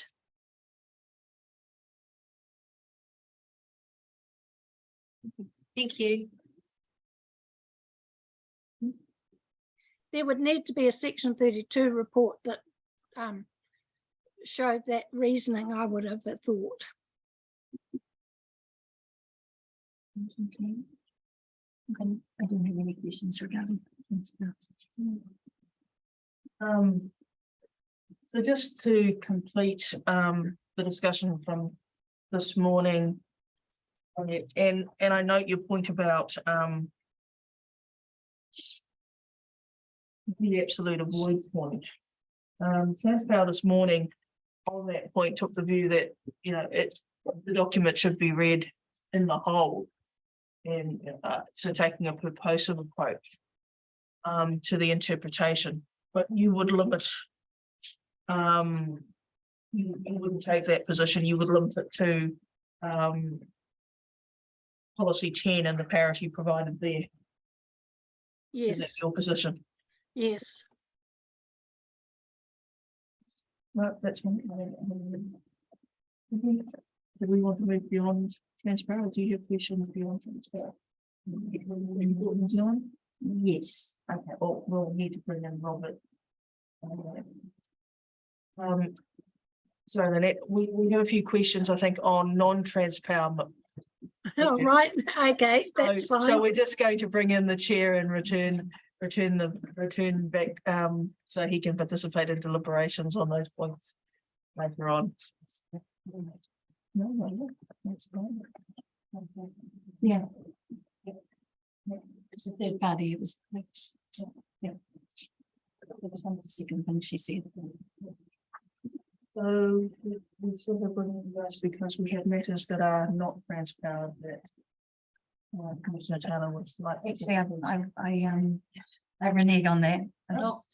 That's a comment, not a question. I'm closing my ears, Lynette. No, It's not. no, it's not. It's, Oh, I see. I don't have a question about something that's not transparent. Okay. I've answered it myself. I will just close off my part. So thank you, Lynette. We will have a conversation from an internal, what's going to go into the minutes in terms of anything subsequent work there or something that's anything we may request. We will discuss it with the planners after afternoon tea as well. So perhaps the best thing I would say is just keep an eye out for the minute when it comes out in terms of any feedback and any actions we might take or ask parties to take on that point. That's okay. Yes, that's fine. Thank you very much. Thank you. Right. Sorry about that. That's all right. That's all right. Well, you've another general question, do you? No, I thought I did. You want to make the comment then? No. No? Right, well, I mean, I didn't have any other comments because of the topic, but any other questions, non-national grid related? No, we dealt with that. We didn't. I understand. Cool. Yeah, we did. Okay, thank you, Lynette and Leanne, for hanging online too. Right, so I think we have Michael Campbell online. Join us, the hearing, hopefully. No. Not all that, no. No. Document. Okay. We'll just adjourn the hearing for the next 8 minutes. Review matter 3. Thank you.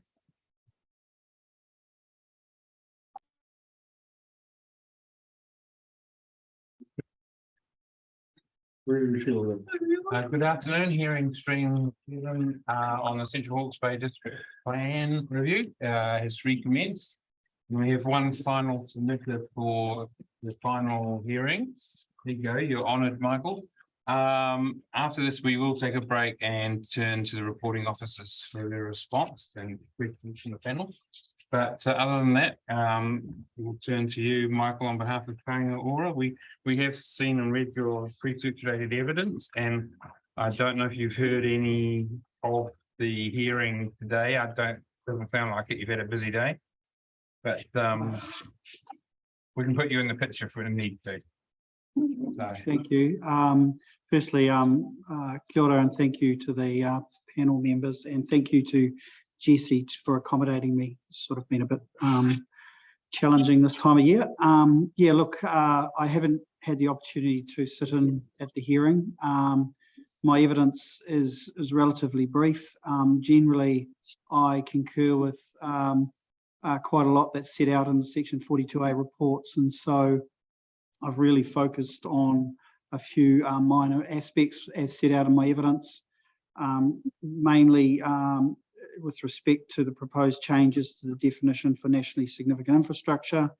And then I've provided some evidence in relation to the transport section, principally around suggesting that the plan is amended to only require one space for 1 or 2 bedroom units, and then seeking the removal of a particular reference to in general, on-street parking is not considered an alternative with respect to the assessment of parking shortfalls. So that's set out in my evidence. I've suggested some changes in Appendix A and provided a Section 32AA assessment in Appendix B, and I am happy to answer any questions.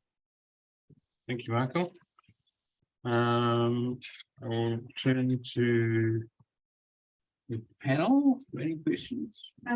Yes, I was just wanting further clarification on your opposition towards telecommunication networks being added to national infrastructure. Yes, you get my. Thank you. Yeah, look, it's not from the point of view that I don't think that some of that infrastructure that's been identified doesn't have significance. I just principally go back to, from a consistency point of view, I just don't believe it sits in when you look at the other nationally significant pieces of infrastructure, I don't think it sort of comfortably sits in there. It certainly doesn't sit comfortably with the definition that's provided in the NPSUD. So it's not that I don't think that type of infrastructure doesn't have a place, but I would rank it more in the realm of regional significant infrastructure. And there are policies that kind of look at managing that. I don't think anything is lost by not including it.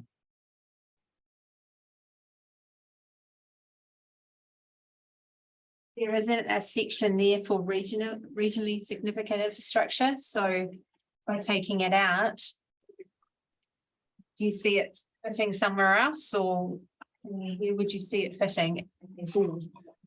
Well, when I looked at the plan, it refers a number of sections to both nationally and regionally significant infrastructure.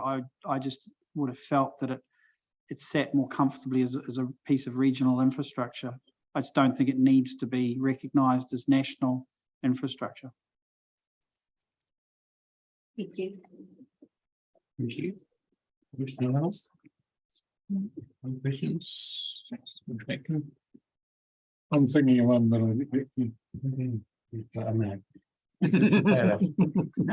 No questions. No, I don't have any questions for you, Michael. I think your evidence is pretty clear. So thank you for that. I'll just check. Yes. Just 4.2. You talk about minimum car parks and that, and go on about alternative modes of transport, including public transport, etc. And I'm just wondering, in a community like St Hawke's Bay that does not have public transport and has very little opportunity to have it because of the number of people and how spread out we are, would you not still have to keep car parking within the house with the area? What's your thinking around an area, a community like ours, which is, you know, predominantly rural? Yeah, look, I still think that if we're talking about parking shortfalls, I think that comes down to a case by case situation. And so there may be circumstances where on-street parking may not be acceptable. And that would be dealt with by way of a resource consent consideration. But there may be circumstances where the particular shortfall relates to an area that is close to a range of amenities. So I kind of think of something like, I don't know, maybe a cafe that wants to establish and they can't provide the number of parking, but they can engage a traffic engineer to do a traffic assessment, which might determine that there is sufficient on-street parking available for those residents. And similarly, there may be residential dwellings reasonably close to the centre that are within a reasonable walking distance of a range of amenities, such that perhaps they don't need to have so much parking. So I guess my point is that it doesn't mean that the council can't exercise its discretion and say, well, in a particular circumstance, this particular development does need to provide on-site parking, and off-site parking will result in unacceptable effects. But I guess my concern is just saying a blanket no parking, street parking is acceptable is it doesn't allow for circumstances where it might well be acceptable.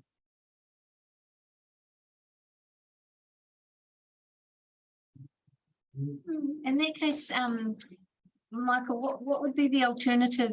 Would there be an alternative rather than deleting it?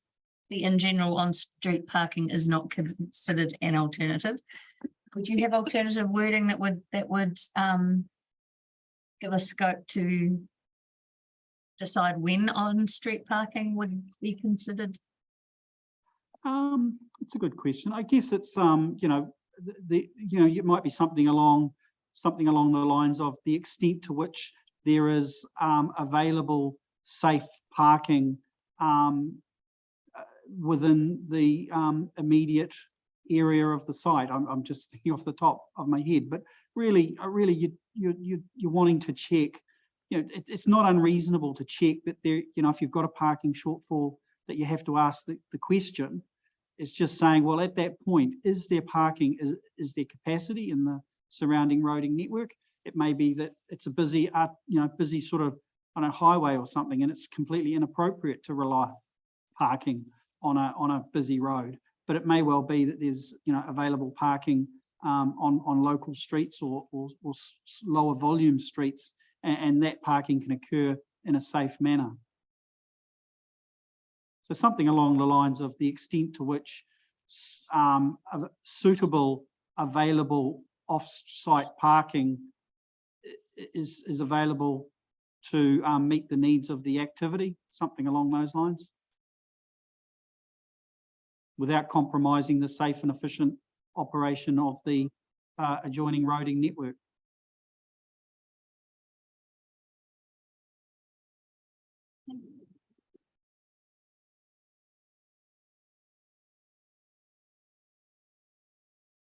Thank you. I don't have any questions for you, Michael, but thank you for being flexible for us as well. Appreciate that. Thank you. Okay. No, I appreciate that. If I could just, I think this might be my last hearing, but just want to acknowledge the Hawke's Bay team in terms of the comprehensive nature of their reporting, and really well set out and really thorough. So just want to acknowledge that. Thank you. We would concur with that. So thank you, Michael, for that statement. Okay. We will take the opportunity to have a proper 15-minute break. 15-minute, what was the schedule? 3:30. Yes. Just about. Is that all right? If for 3:30? Is that it? We'll resume the hearing at 3:30. Thank you.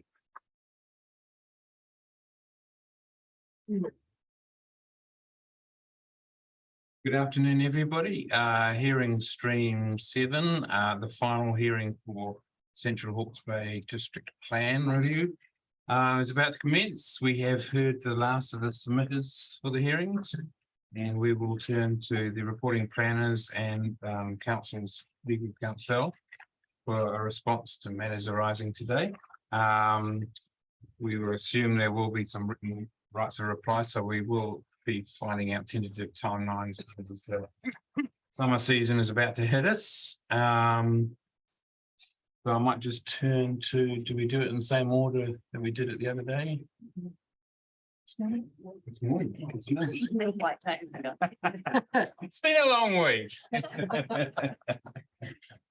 Yes, so Stella should be. Stella, she did.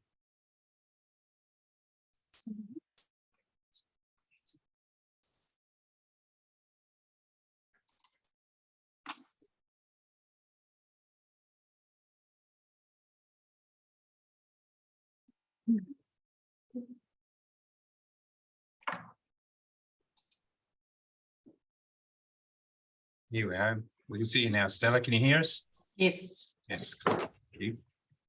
Okay, we had a fairly brief topic to cover initially. So are there any matters arising you want to respond to verbally now?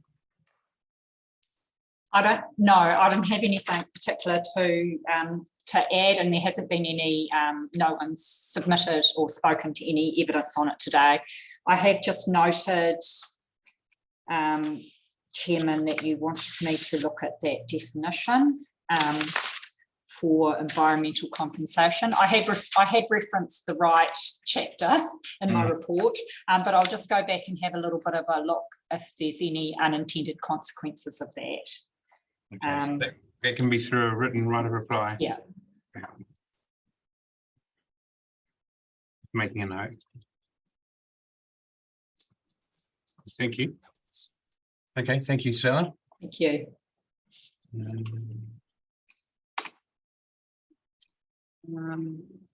Similarly, I don't have anything in particular to add following hearing the evidence. I will address the 2 points from Kāinga Ora in my reply around the parking and assessment matter around on-street parking as an alternative. And I'll also come back to the panel with revised recommendations in response to agreements reached with CHBDC around the One Network framework.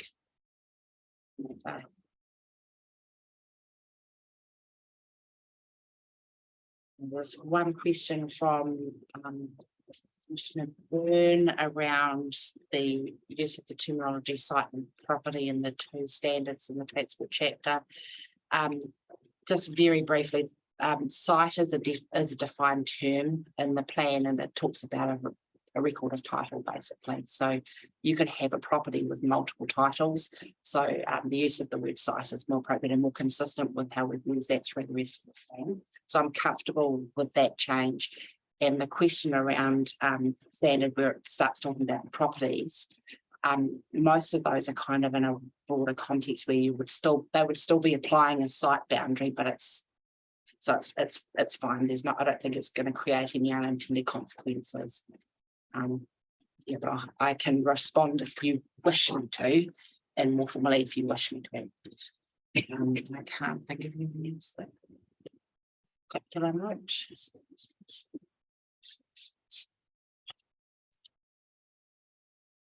Thank you. I have a few points to make. So just firstly, responding to Commissioner Taylor's question about my paragraph 11.3.23. So in that paragraph, what I'm actually referring to is responding to that request for a Spark and Vodafone. They were looking at the grouping of the zones under that standard NUS 3. So they were requesting that the settlement zone should be grouped with the rural production zone and the general rural zone, I've recommended that I don't consider that's appropriate. And that's because the settlement zone shares the same maximum building height standard of 8 metres that the general residential zone and the large lot residential zone also have. The question about the 11.5 metres, in my 42A report, so that relates to standard NUS 3 clause 5. And if under clause 4, I recommended that that be amended so that an antenna where it's attached to a building, the top of the antenna must not be more than 5 metres above the point of the building to which it is attached. So under clause 5, I've recommended that it be amended from 11.5 metres to 13 metres. And the justification for that is if you have your 8 metre maximum building height standard now, generally in those zones, that means that I thought it was reasonable that the height of pole and antenna and above ground structures would be the same as that 8 metres plus the 5 metres that we're allowing above the building height. So just to get some consistency there. So that's where it's come from. Does that answer your question? Yes and no, it explains it well, but I see 8.5, I don't see 8. 8.5. Yes, I don't understand where that's come from.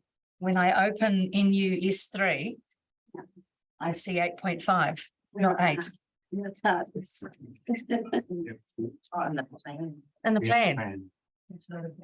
And the plan as notified, it's 8.5 metres, not 8.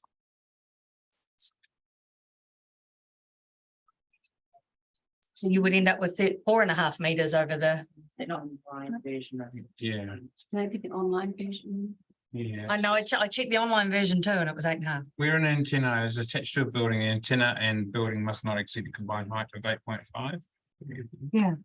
Yeah, so I'm recommending that be amended in my 42A report under that clause 4.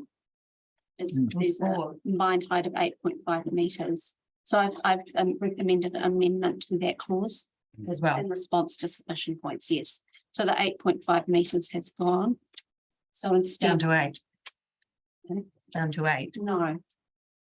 No, the only place I can see the 8.5 under standard NUS 3 appears is under standard NUS 3 subclause 4. Yep. And so I have recommended in response to submissions from Chorus Spark and Vodafone that clause be amended so that it reads, where an antenna is attached to a building, the top of the antenna must not be more than 5 metres above the point of the building to which it is attached. So the must not exceed a combined height of 8.5 metres. I'm recommending be deleted. Misread that whole. So if you look at the track change version of the chapter attached to section 42A and appendix A.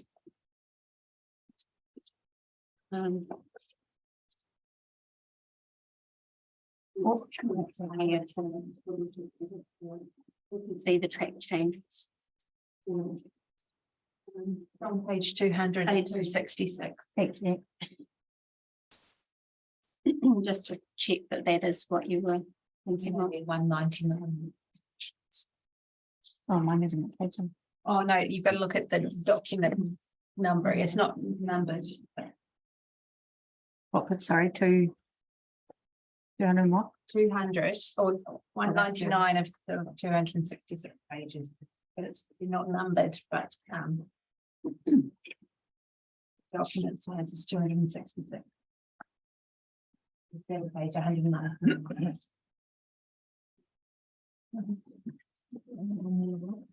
Release 3. Yeah.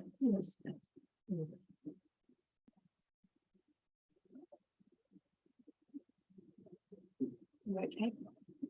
Almost I'm on this one.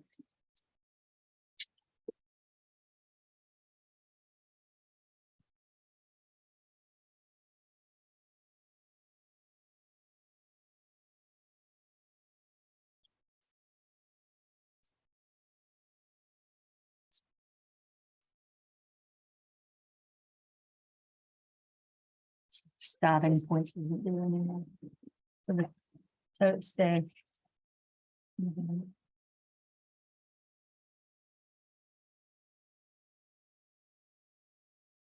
So for example, in general rural, it's the height would be 10 meters, a 5 meter but with a 5 meter, yeah. Okay. Cool.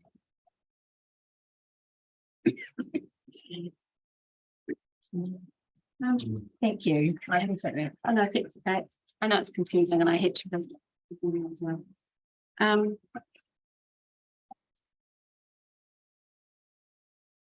So just sort of a comment on Forest Spark and Vodafone's request for a strategic direction chapter with a new objective within it.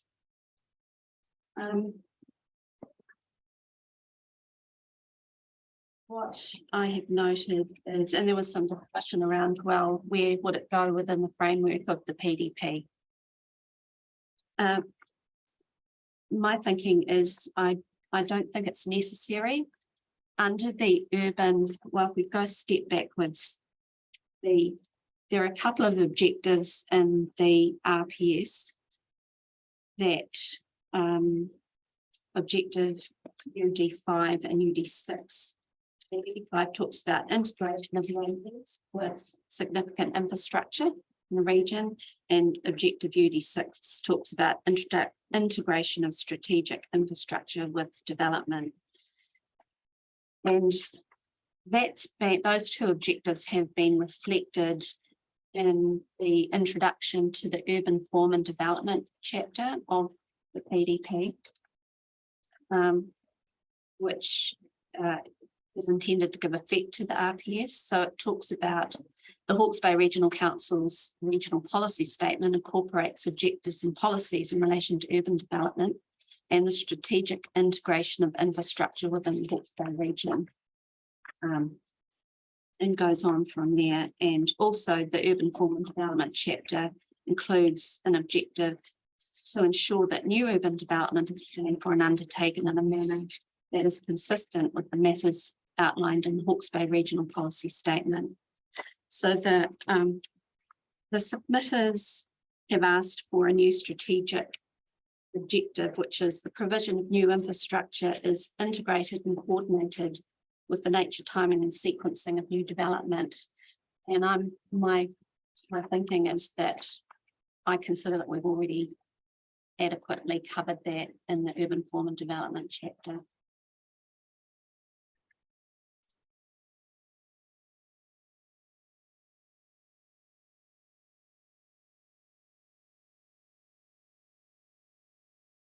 The other issue that's outstanding matter was around Transpower New Zealand's request for a new policy relating to managing adverse effects of planning and development of the national grid. So it's a specific policy.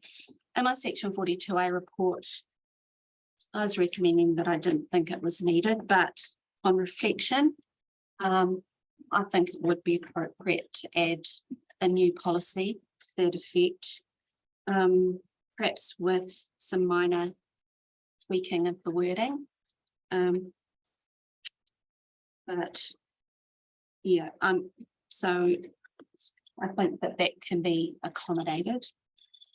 I know Ms. Ms. Wharf mentioned that she considered that if there was that new policy added, then we'd need to relook at policy NUP5. I disagree. I don't think that's needed. The reason being is that the new policy is related to the adverse effects of the planning and development of the national grid itself, whereas policy NUP5 relates to the third party. So it's the effects of subdivision use and development on network utilities, including the national grid. So I'm comfortable that the two are dealing with different matters. One is about the national grid and how that's developed and the effects of that. The other is the effects of subdivision use and development on network utilities.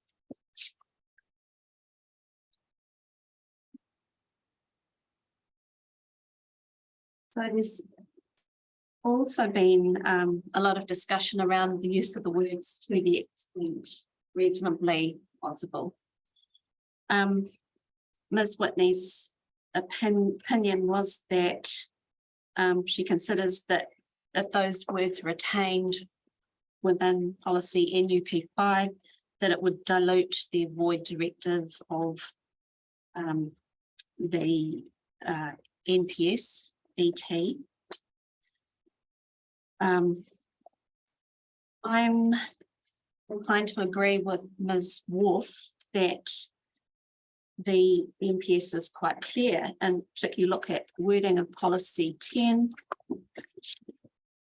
of the next set, which says, in achieving the purpose of the Act, decision makers must, to the extent reasonably possible, manage activities to avoid reverse sensitivity effects on the electricity transmission network and to ensure that operation, maintenance, upgrading and development of the electricity transmission network is not compromised.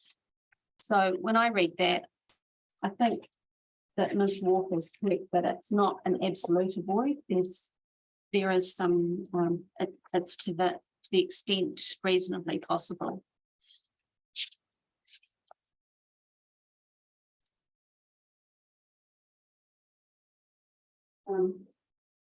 And I suppose the other point I was thinking that even if NUP5 did include those words, then if you were to assess a resource consent application, then the NPS would still need to be considered in terms of the hierarchy of planning documents. So you couldn't really just ignore it anyway, if you were to be considering a discretionary or non-complying activity. There'd be the scope to consider the NPS anyway.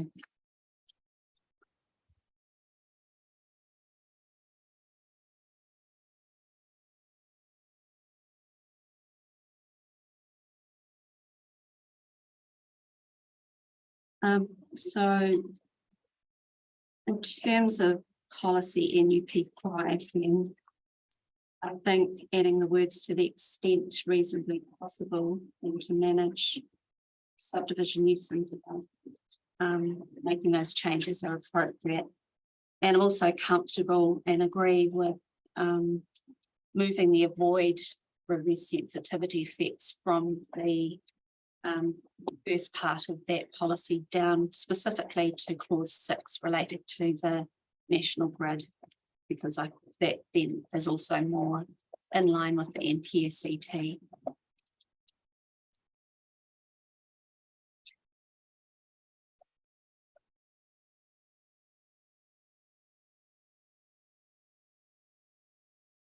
So also with regard to Chorus, Spark and Vodafone submissions, wanting some amendments to rule NUR2 and standard NUS1. It was very helpful today for me to hear from Mr. Anderson what specific regulations they were referring to, and that were supporting the amendments that they've requested to those provisions.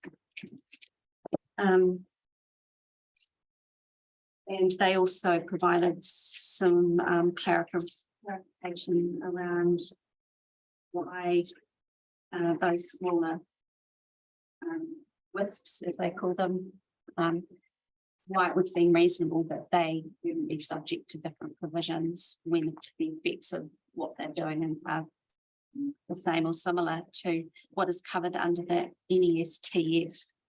So on that basis, I'm comfortable with making those changes. I can see the justification for those now.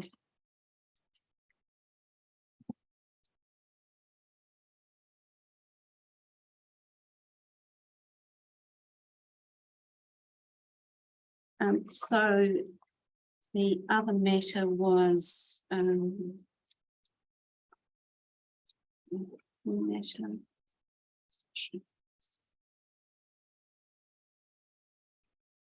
was some discussion today about the definition of national strategic infrastructure.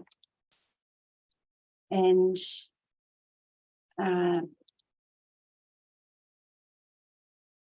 I take the point Mr. Campbell made that there is the NPSUD, which does have a definition in it, which doesn't include the telecommunications facilities. But we do have the issue of policy ECO P9 of the ECO chapter does refer just to nationally significant infrastructure. The other places where it appears as an assessment matters, NFL AM2 3I and CE AM2 3I. In both those assessment matters, they refer to regionally or nationally significant infrastructure.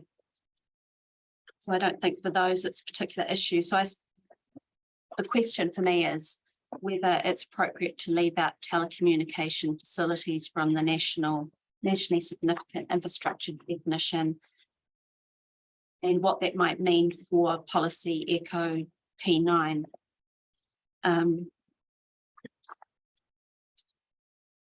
So I think other than that, I don't really have a strong view on it. I think if the panel were of the mind that because of policy ECO 9, it should be included. I think that we can justify that, as I referred earlier this morning to those definitions of strategic infrastructure in the RPS.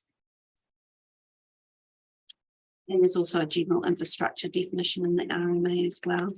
So that's sort of probably as much as I can say about that at the moment.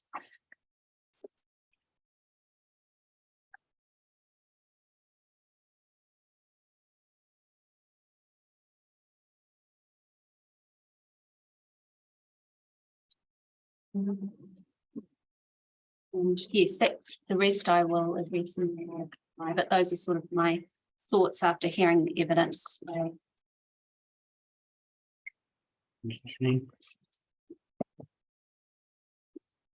Alison? It's okay.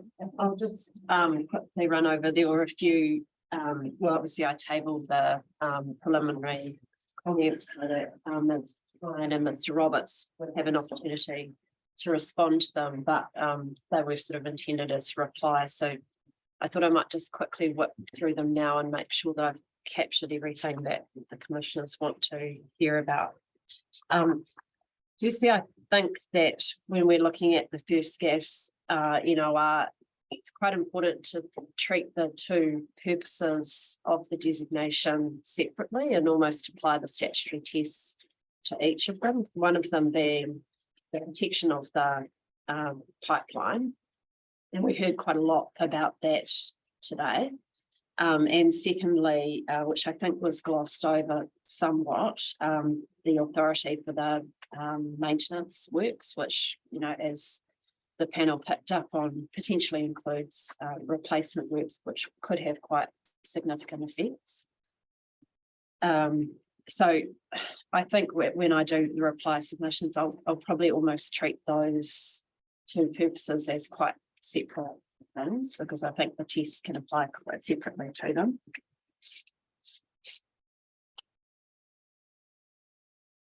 So I guess the first thing that Mr. Roberts, not sure if it's the first thing, but one of the things that Mr. Roberts and I disagreed on in terms of the statutory approach is whether there is a requirement to consider alternatives and whether the owning the land is sufficient to dispense with the need to consider alternatives.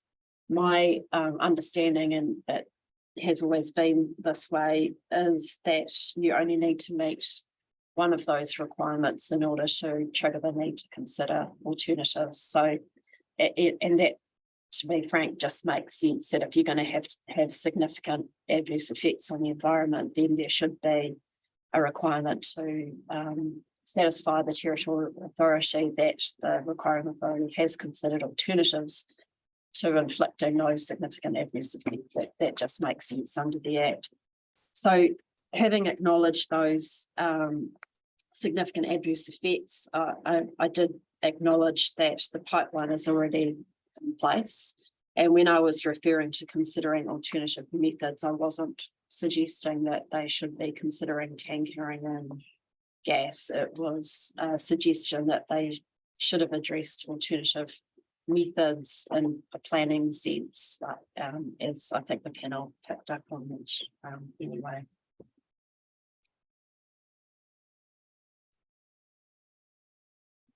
In terms of effects, I think there is an acknowledgement that the conditions need quite a bit of work, and Ms. Francis will address you on that, and is happy to talk to First Gas about a set of conditions that would be appropriate should there be a recommendation that they be confirmed. I do note that we'll have to be quite clear on the outline plan process, because that is only triggered when there's construction. So there is, I've noted there, a bit of a grey area as to if you're only undertaking maintenance works, whether that's sufficient to trigger the outline plan. But I think we can clarify that by making it a condition of the designation. I guess just flipping ahead a bit, and I think Ms. Francis said she didn't think that the condition about trying to control the effects of third parties, the activities of third parties, was appropriate. I go further and say that that's just unlawful. You can't have a condition on a designation that purports to control the activities of third parties. That is the function of the RMA, and it's just unlawful to have a condition that Mr. Roberts has suggested.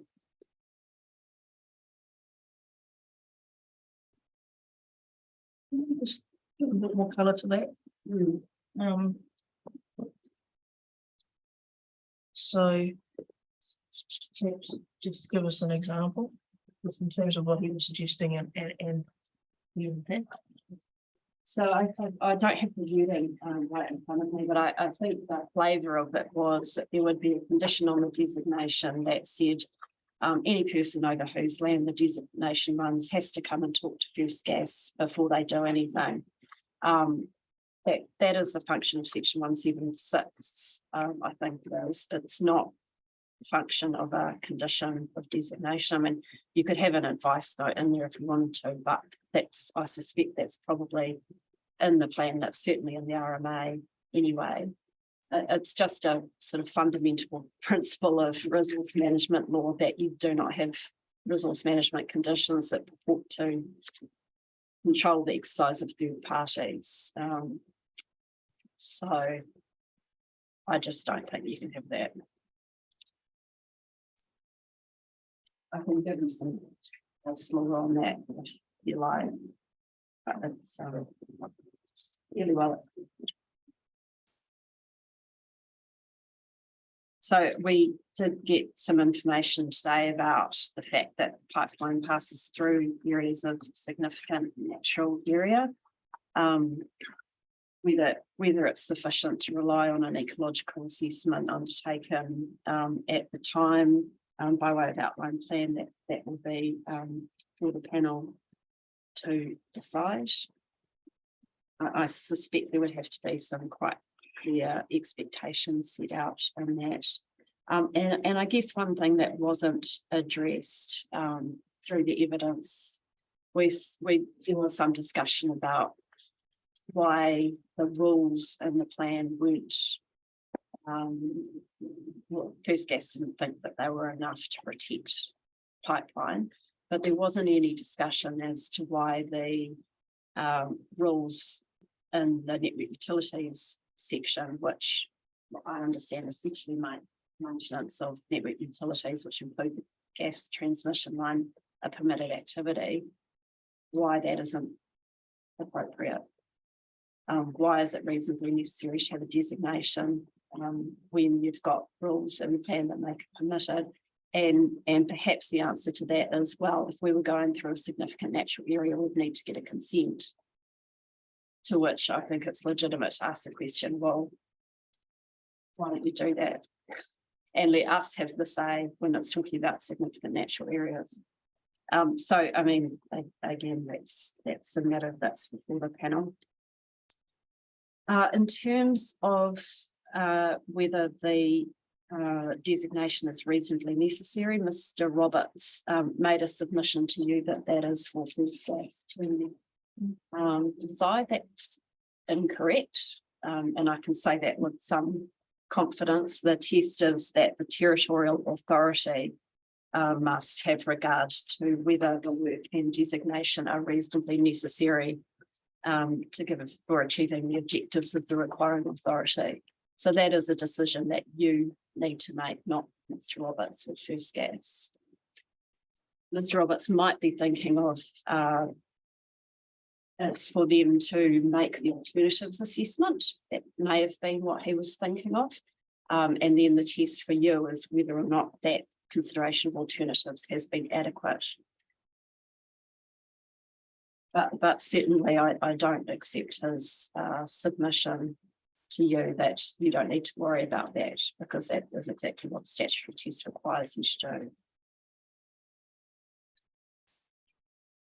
So in terms of whether the designation as a planning mechanism is reasonably necessary, there was quite a lot of discussion about that, and no doubt you have that information now, but I mean, certainly there are, and the officers have gone to some efforts to put in quite strong protections for the gas transmission network, including, as I understand it, that if you don't comply with those standards, you become a non-complying activity, which is very strong protection, and that's addressing exactly the type of issues that Ms. Hine raised about subdivision, which didn't provide for access. I mean, that's exactly what that standard does. It requires that the layout of allotments and any enabling earthworks must ensure that physical access is maintained to the gas transmission network where it's located on the allotments, including any balance area. So I'm struggling a little bit to say what else this designation actually gives them on top of the easement and top of those standards that that isn't already set out in the plan. And look, I accept that situations have come up in the past, but I think that's in the absence of those types of rules.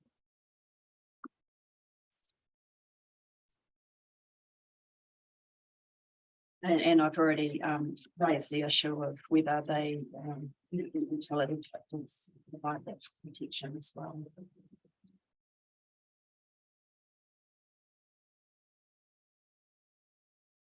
So those were the main matters of the application of the statutory tests in this case. There was just a slight difference of emphasis in terms of the ability to exercise Public Works Act powers, but that's, I mean, it's just a minor point that it's not actually the requiring authority that has the ability to exercise those powers. It has to apply to the Minister of Lands to do that on its behalf.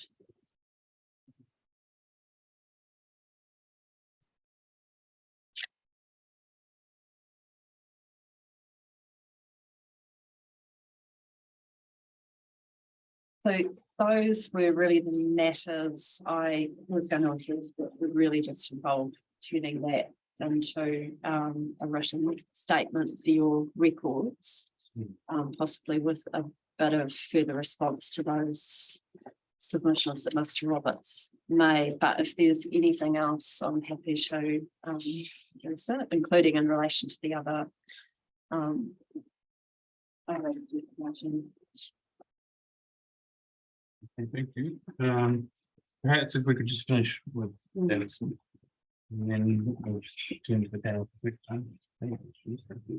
Oh, I'm not going to speak long. Okay, thank you. I don't have an awful lot more to add. Most of what was in my opening statement stands with regards to my suggestions around changing some conditions. Acknowledging Mr. Anderson and Mr. McCarrison this morning on behalf of Chorus.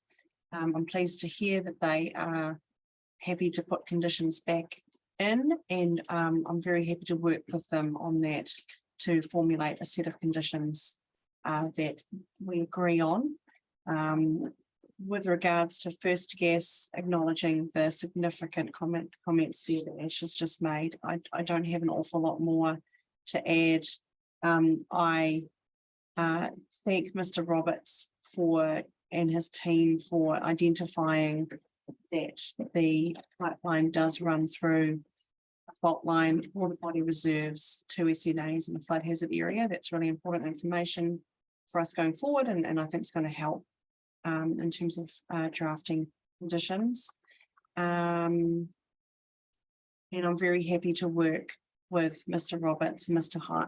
Hine and Ms. Davidson on conditions in the next few weeks, not over Christmas, but in a time that suits everyone, for us to reach an agreement and hopefully help move that forward. And then finally, I also note that I have not changed my statement with regards to Cordia and my suggestions to the changes of conditions there. That will follow through in my written reply.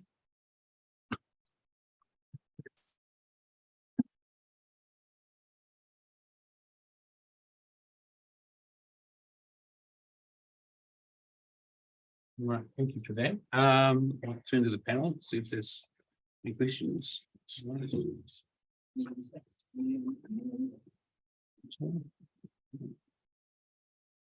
No, I don't have any questions. I need to get a little handle on timeframes and things like highlighted this morning.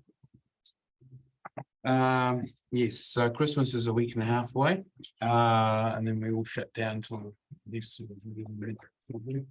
January. Oh, Well, some is February.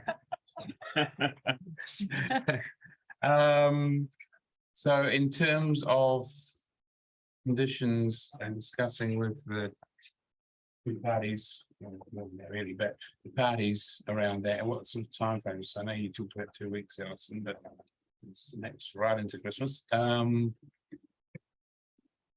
do you think you'd be able to have some discussions before Christmas and clarify that? Personally, I'm on leave from next Wednesday, so it's probably a bit tight. I can be available, but I'm back on the 11th of January and happy to slot in after that. So if we do a bit before Christmas and a bit after, but I won't really be available too much in the next few days. Okay, and did you have a chance to talk to Graham Roberts about opportunities to talk to him about them? No, we haven't talked yet. So I will contact him after this and find a time that works. Perhaps I'll take a step backwards, and maybe more look towards a sort of when written rights are applied could be feasibly prepared. Then hopefully slot with that discussion and those discussions in that timeframe. How about that? Yeah. So sometime in late January, I think. Yeah. Initial thoughts around that. We just for your information, we are proposing to resume our deliberations at the end of February. Without the intention to wrap them up and then finish our reports in the next couple of months after that. So we'd like to have everything sort of well before the end of February if we can. But I think there was some indication that the end of January was feasible for party improvements. End of January thereabouts. So let's look at the old scoreboard.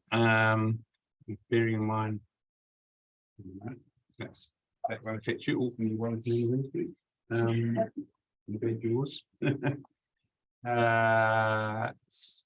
we're looking, that would be the Friday the 27th. That's sufficient time for everyone.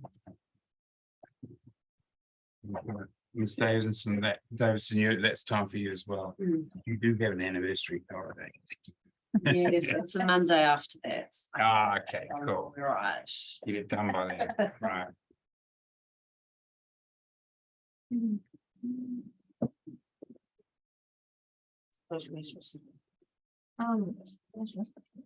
Just on next point about to the extent reasonably possible. And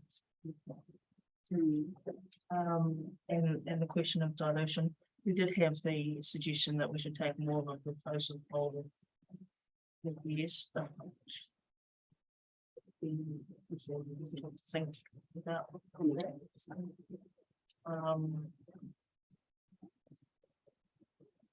And I am mindful that, technology is important.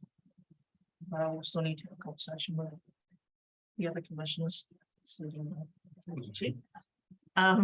About, the approach we might first take into P5. If we actually look to hold the national record. I am however mindful again of what was said from a procedural point of view. Prejudice, the risk of prejudice of doing so.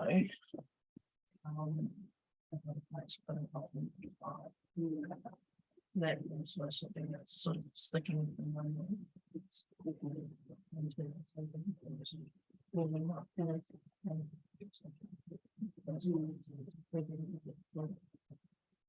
Investigate the option. I would appreciate your thinking. Any consequences of doing so by procedural point of view. Probably sooner rather than later if we're going to issue. Yep. Was that thinking that it would be along the lines of what Janine suggested just now? I just want to have a conversation. Yeah, okay. I take your point, Janine. Having had evidence to the contrary, I just want to have a conversation with the other commissioners what their perspective would be in terms of having something before us. What I don't want to get to is the end of February, and then we're suddenly trying to draft something that we probably shouldn't be. Should be choose to go down that. We have had the offer to assist the report writers of will we find have a conversation about a alternate course. I'm not sure where we're at in terms of whether we take that up from Transparent and from what New Zealand have their funds. What we decide in terms of the preference. Again, there are other parties to that groups, and so that starts me as well. That doesn't say at the end of the day if we think we feel strongly enough that we shouldn't do it, but I would prefer to have some clarity. And I can't ask the guy over here. So I'd appreciate your thoughts. And then we can go in terms of any produce on the point given what said to the other person.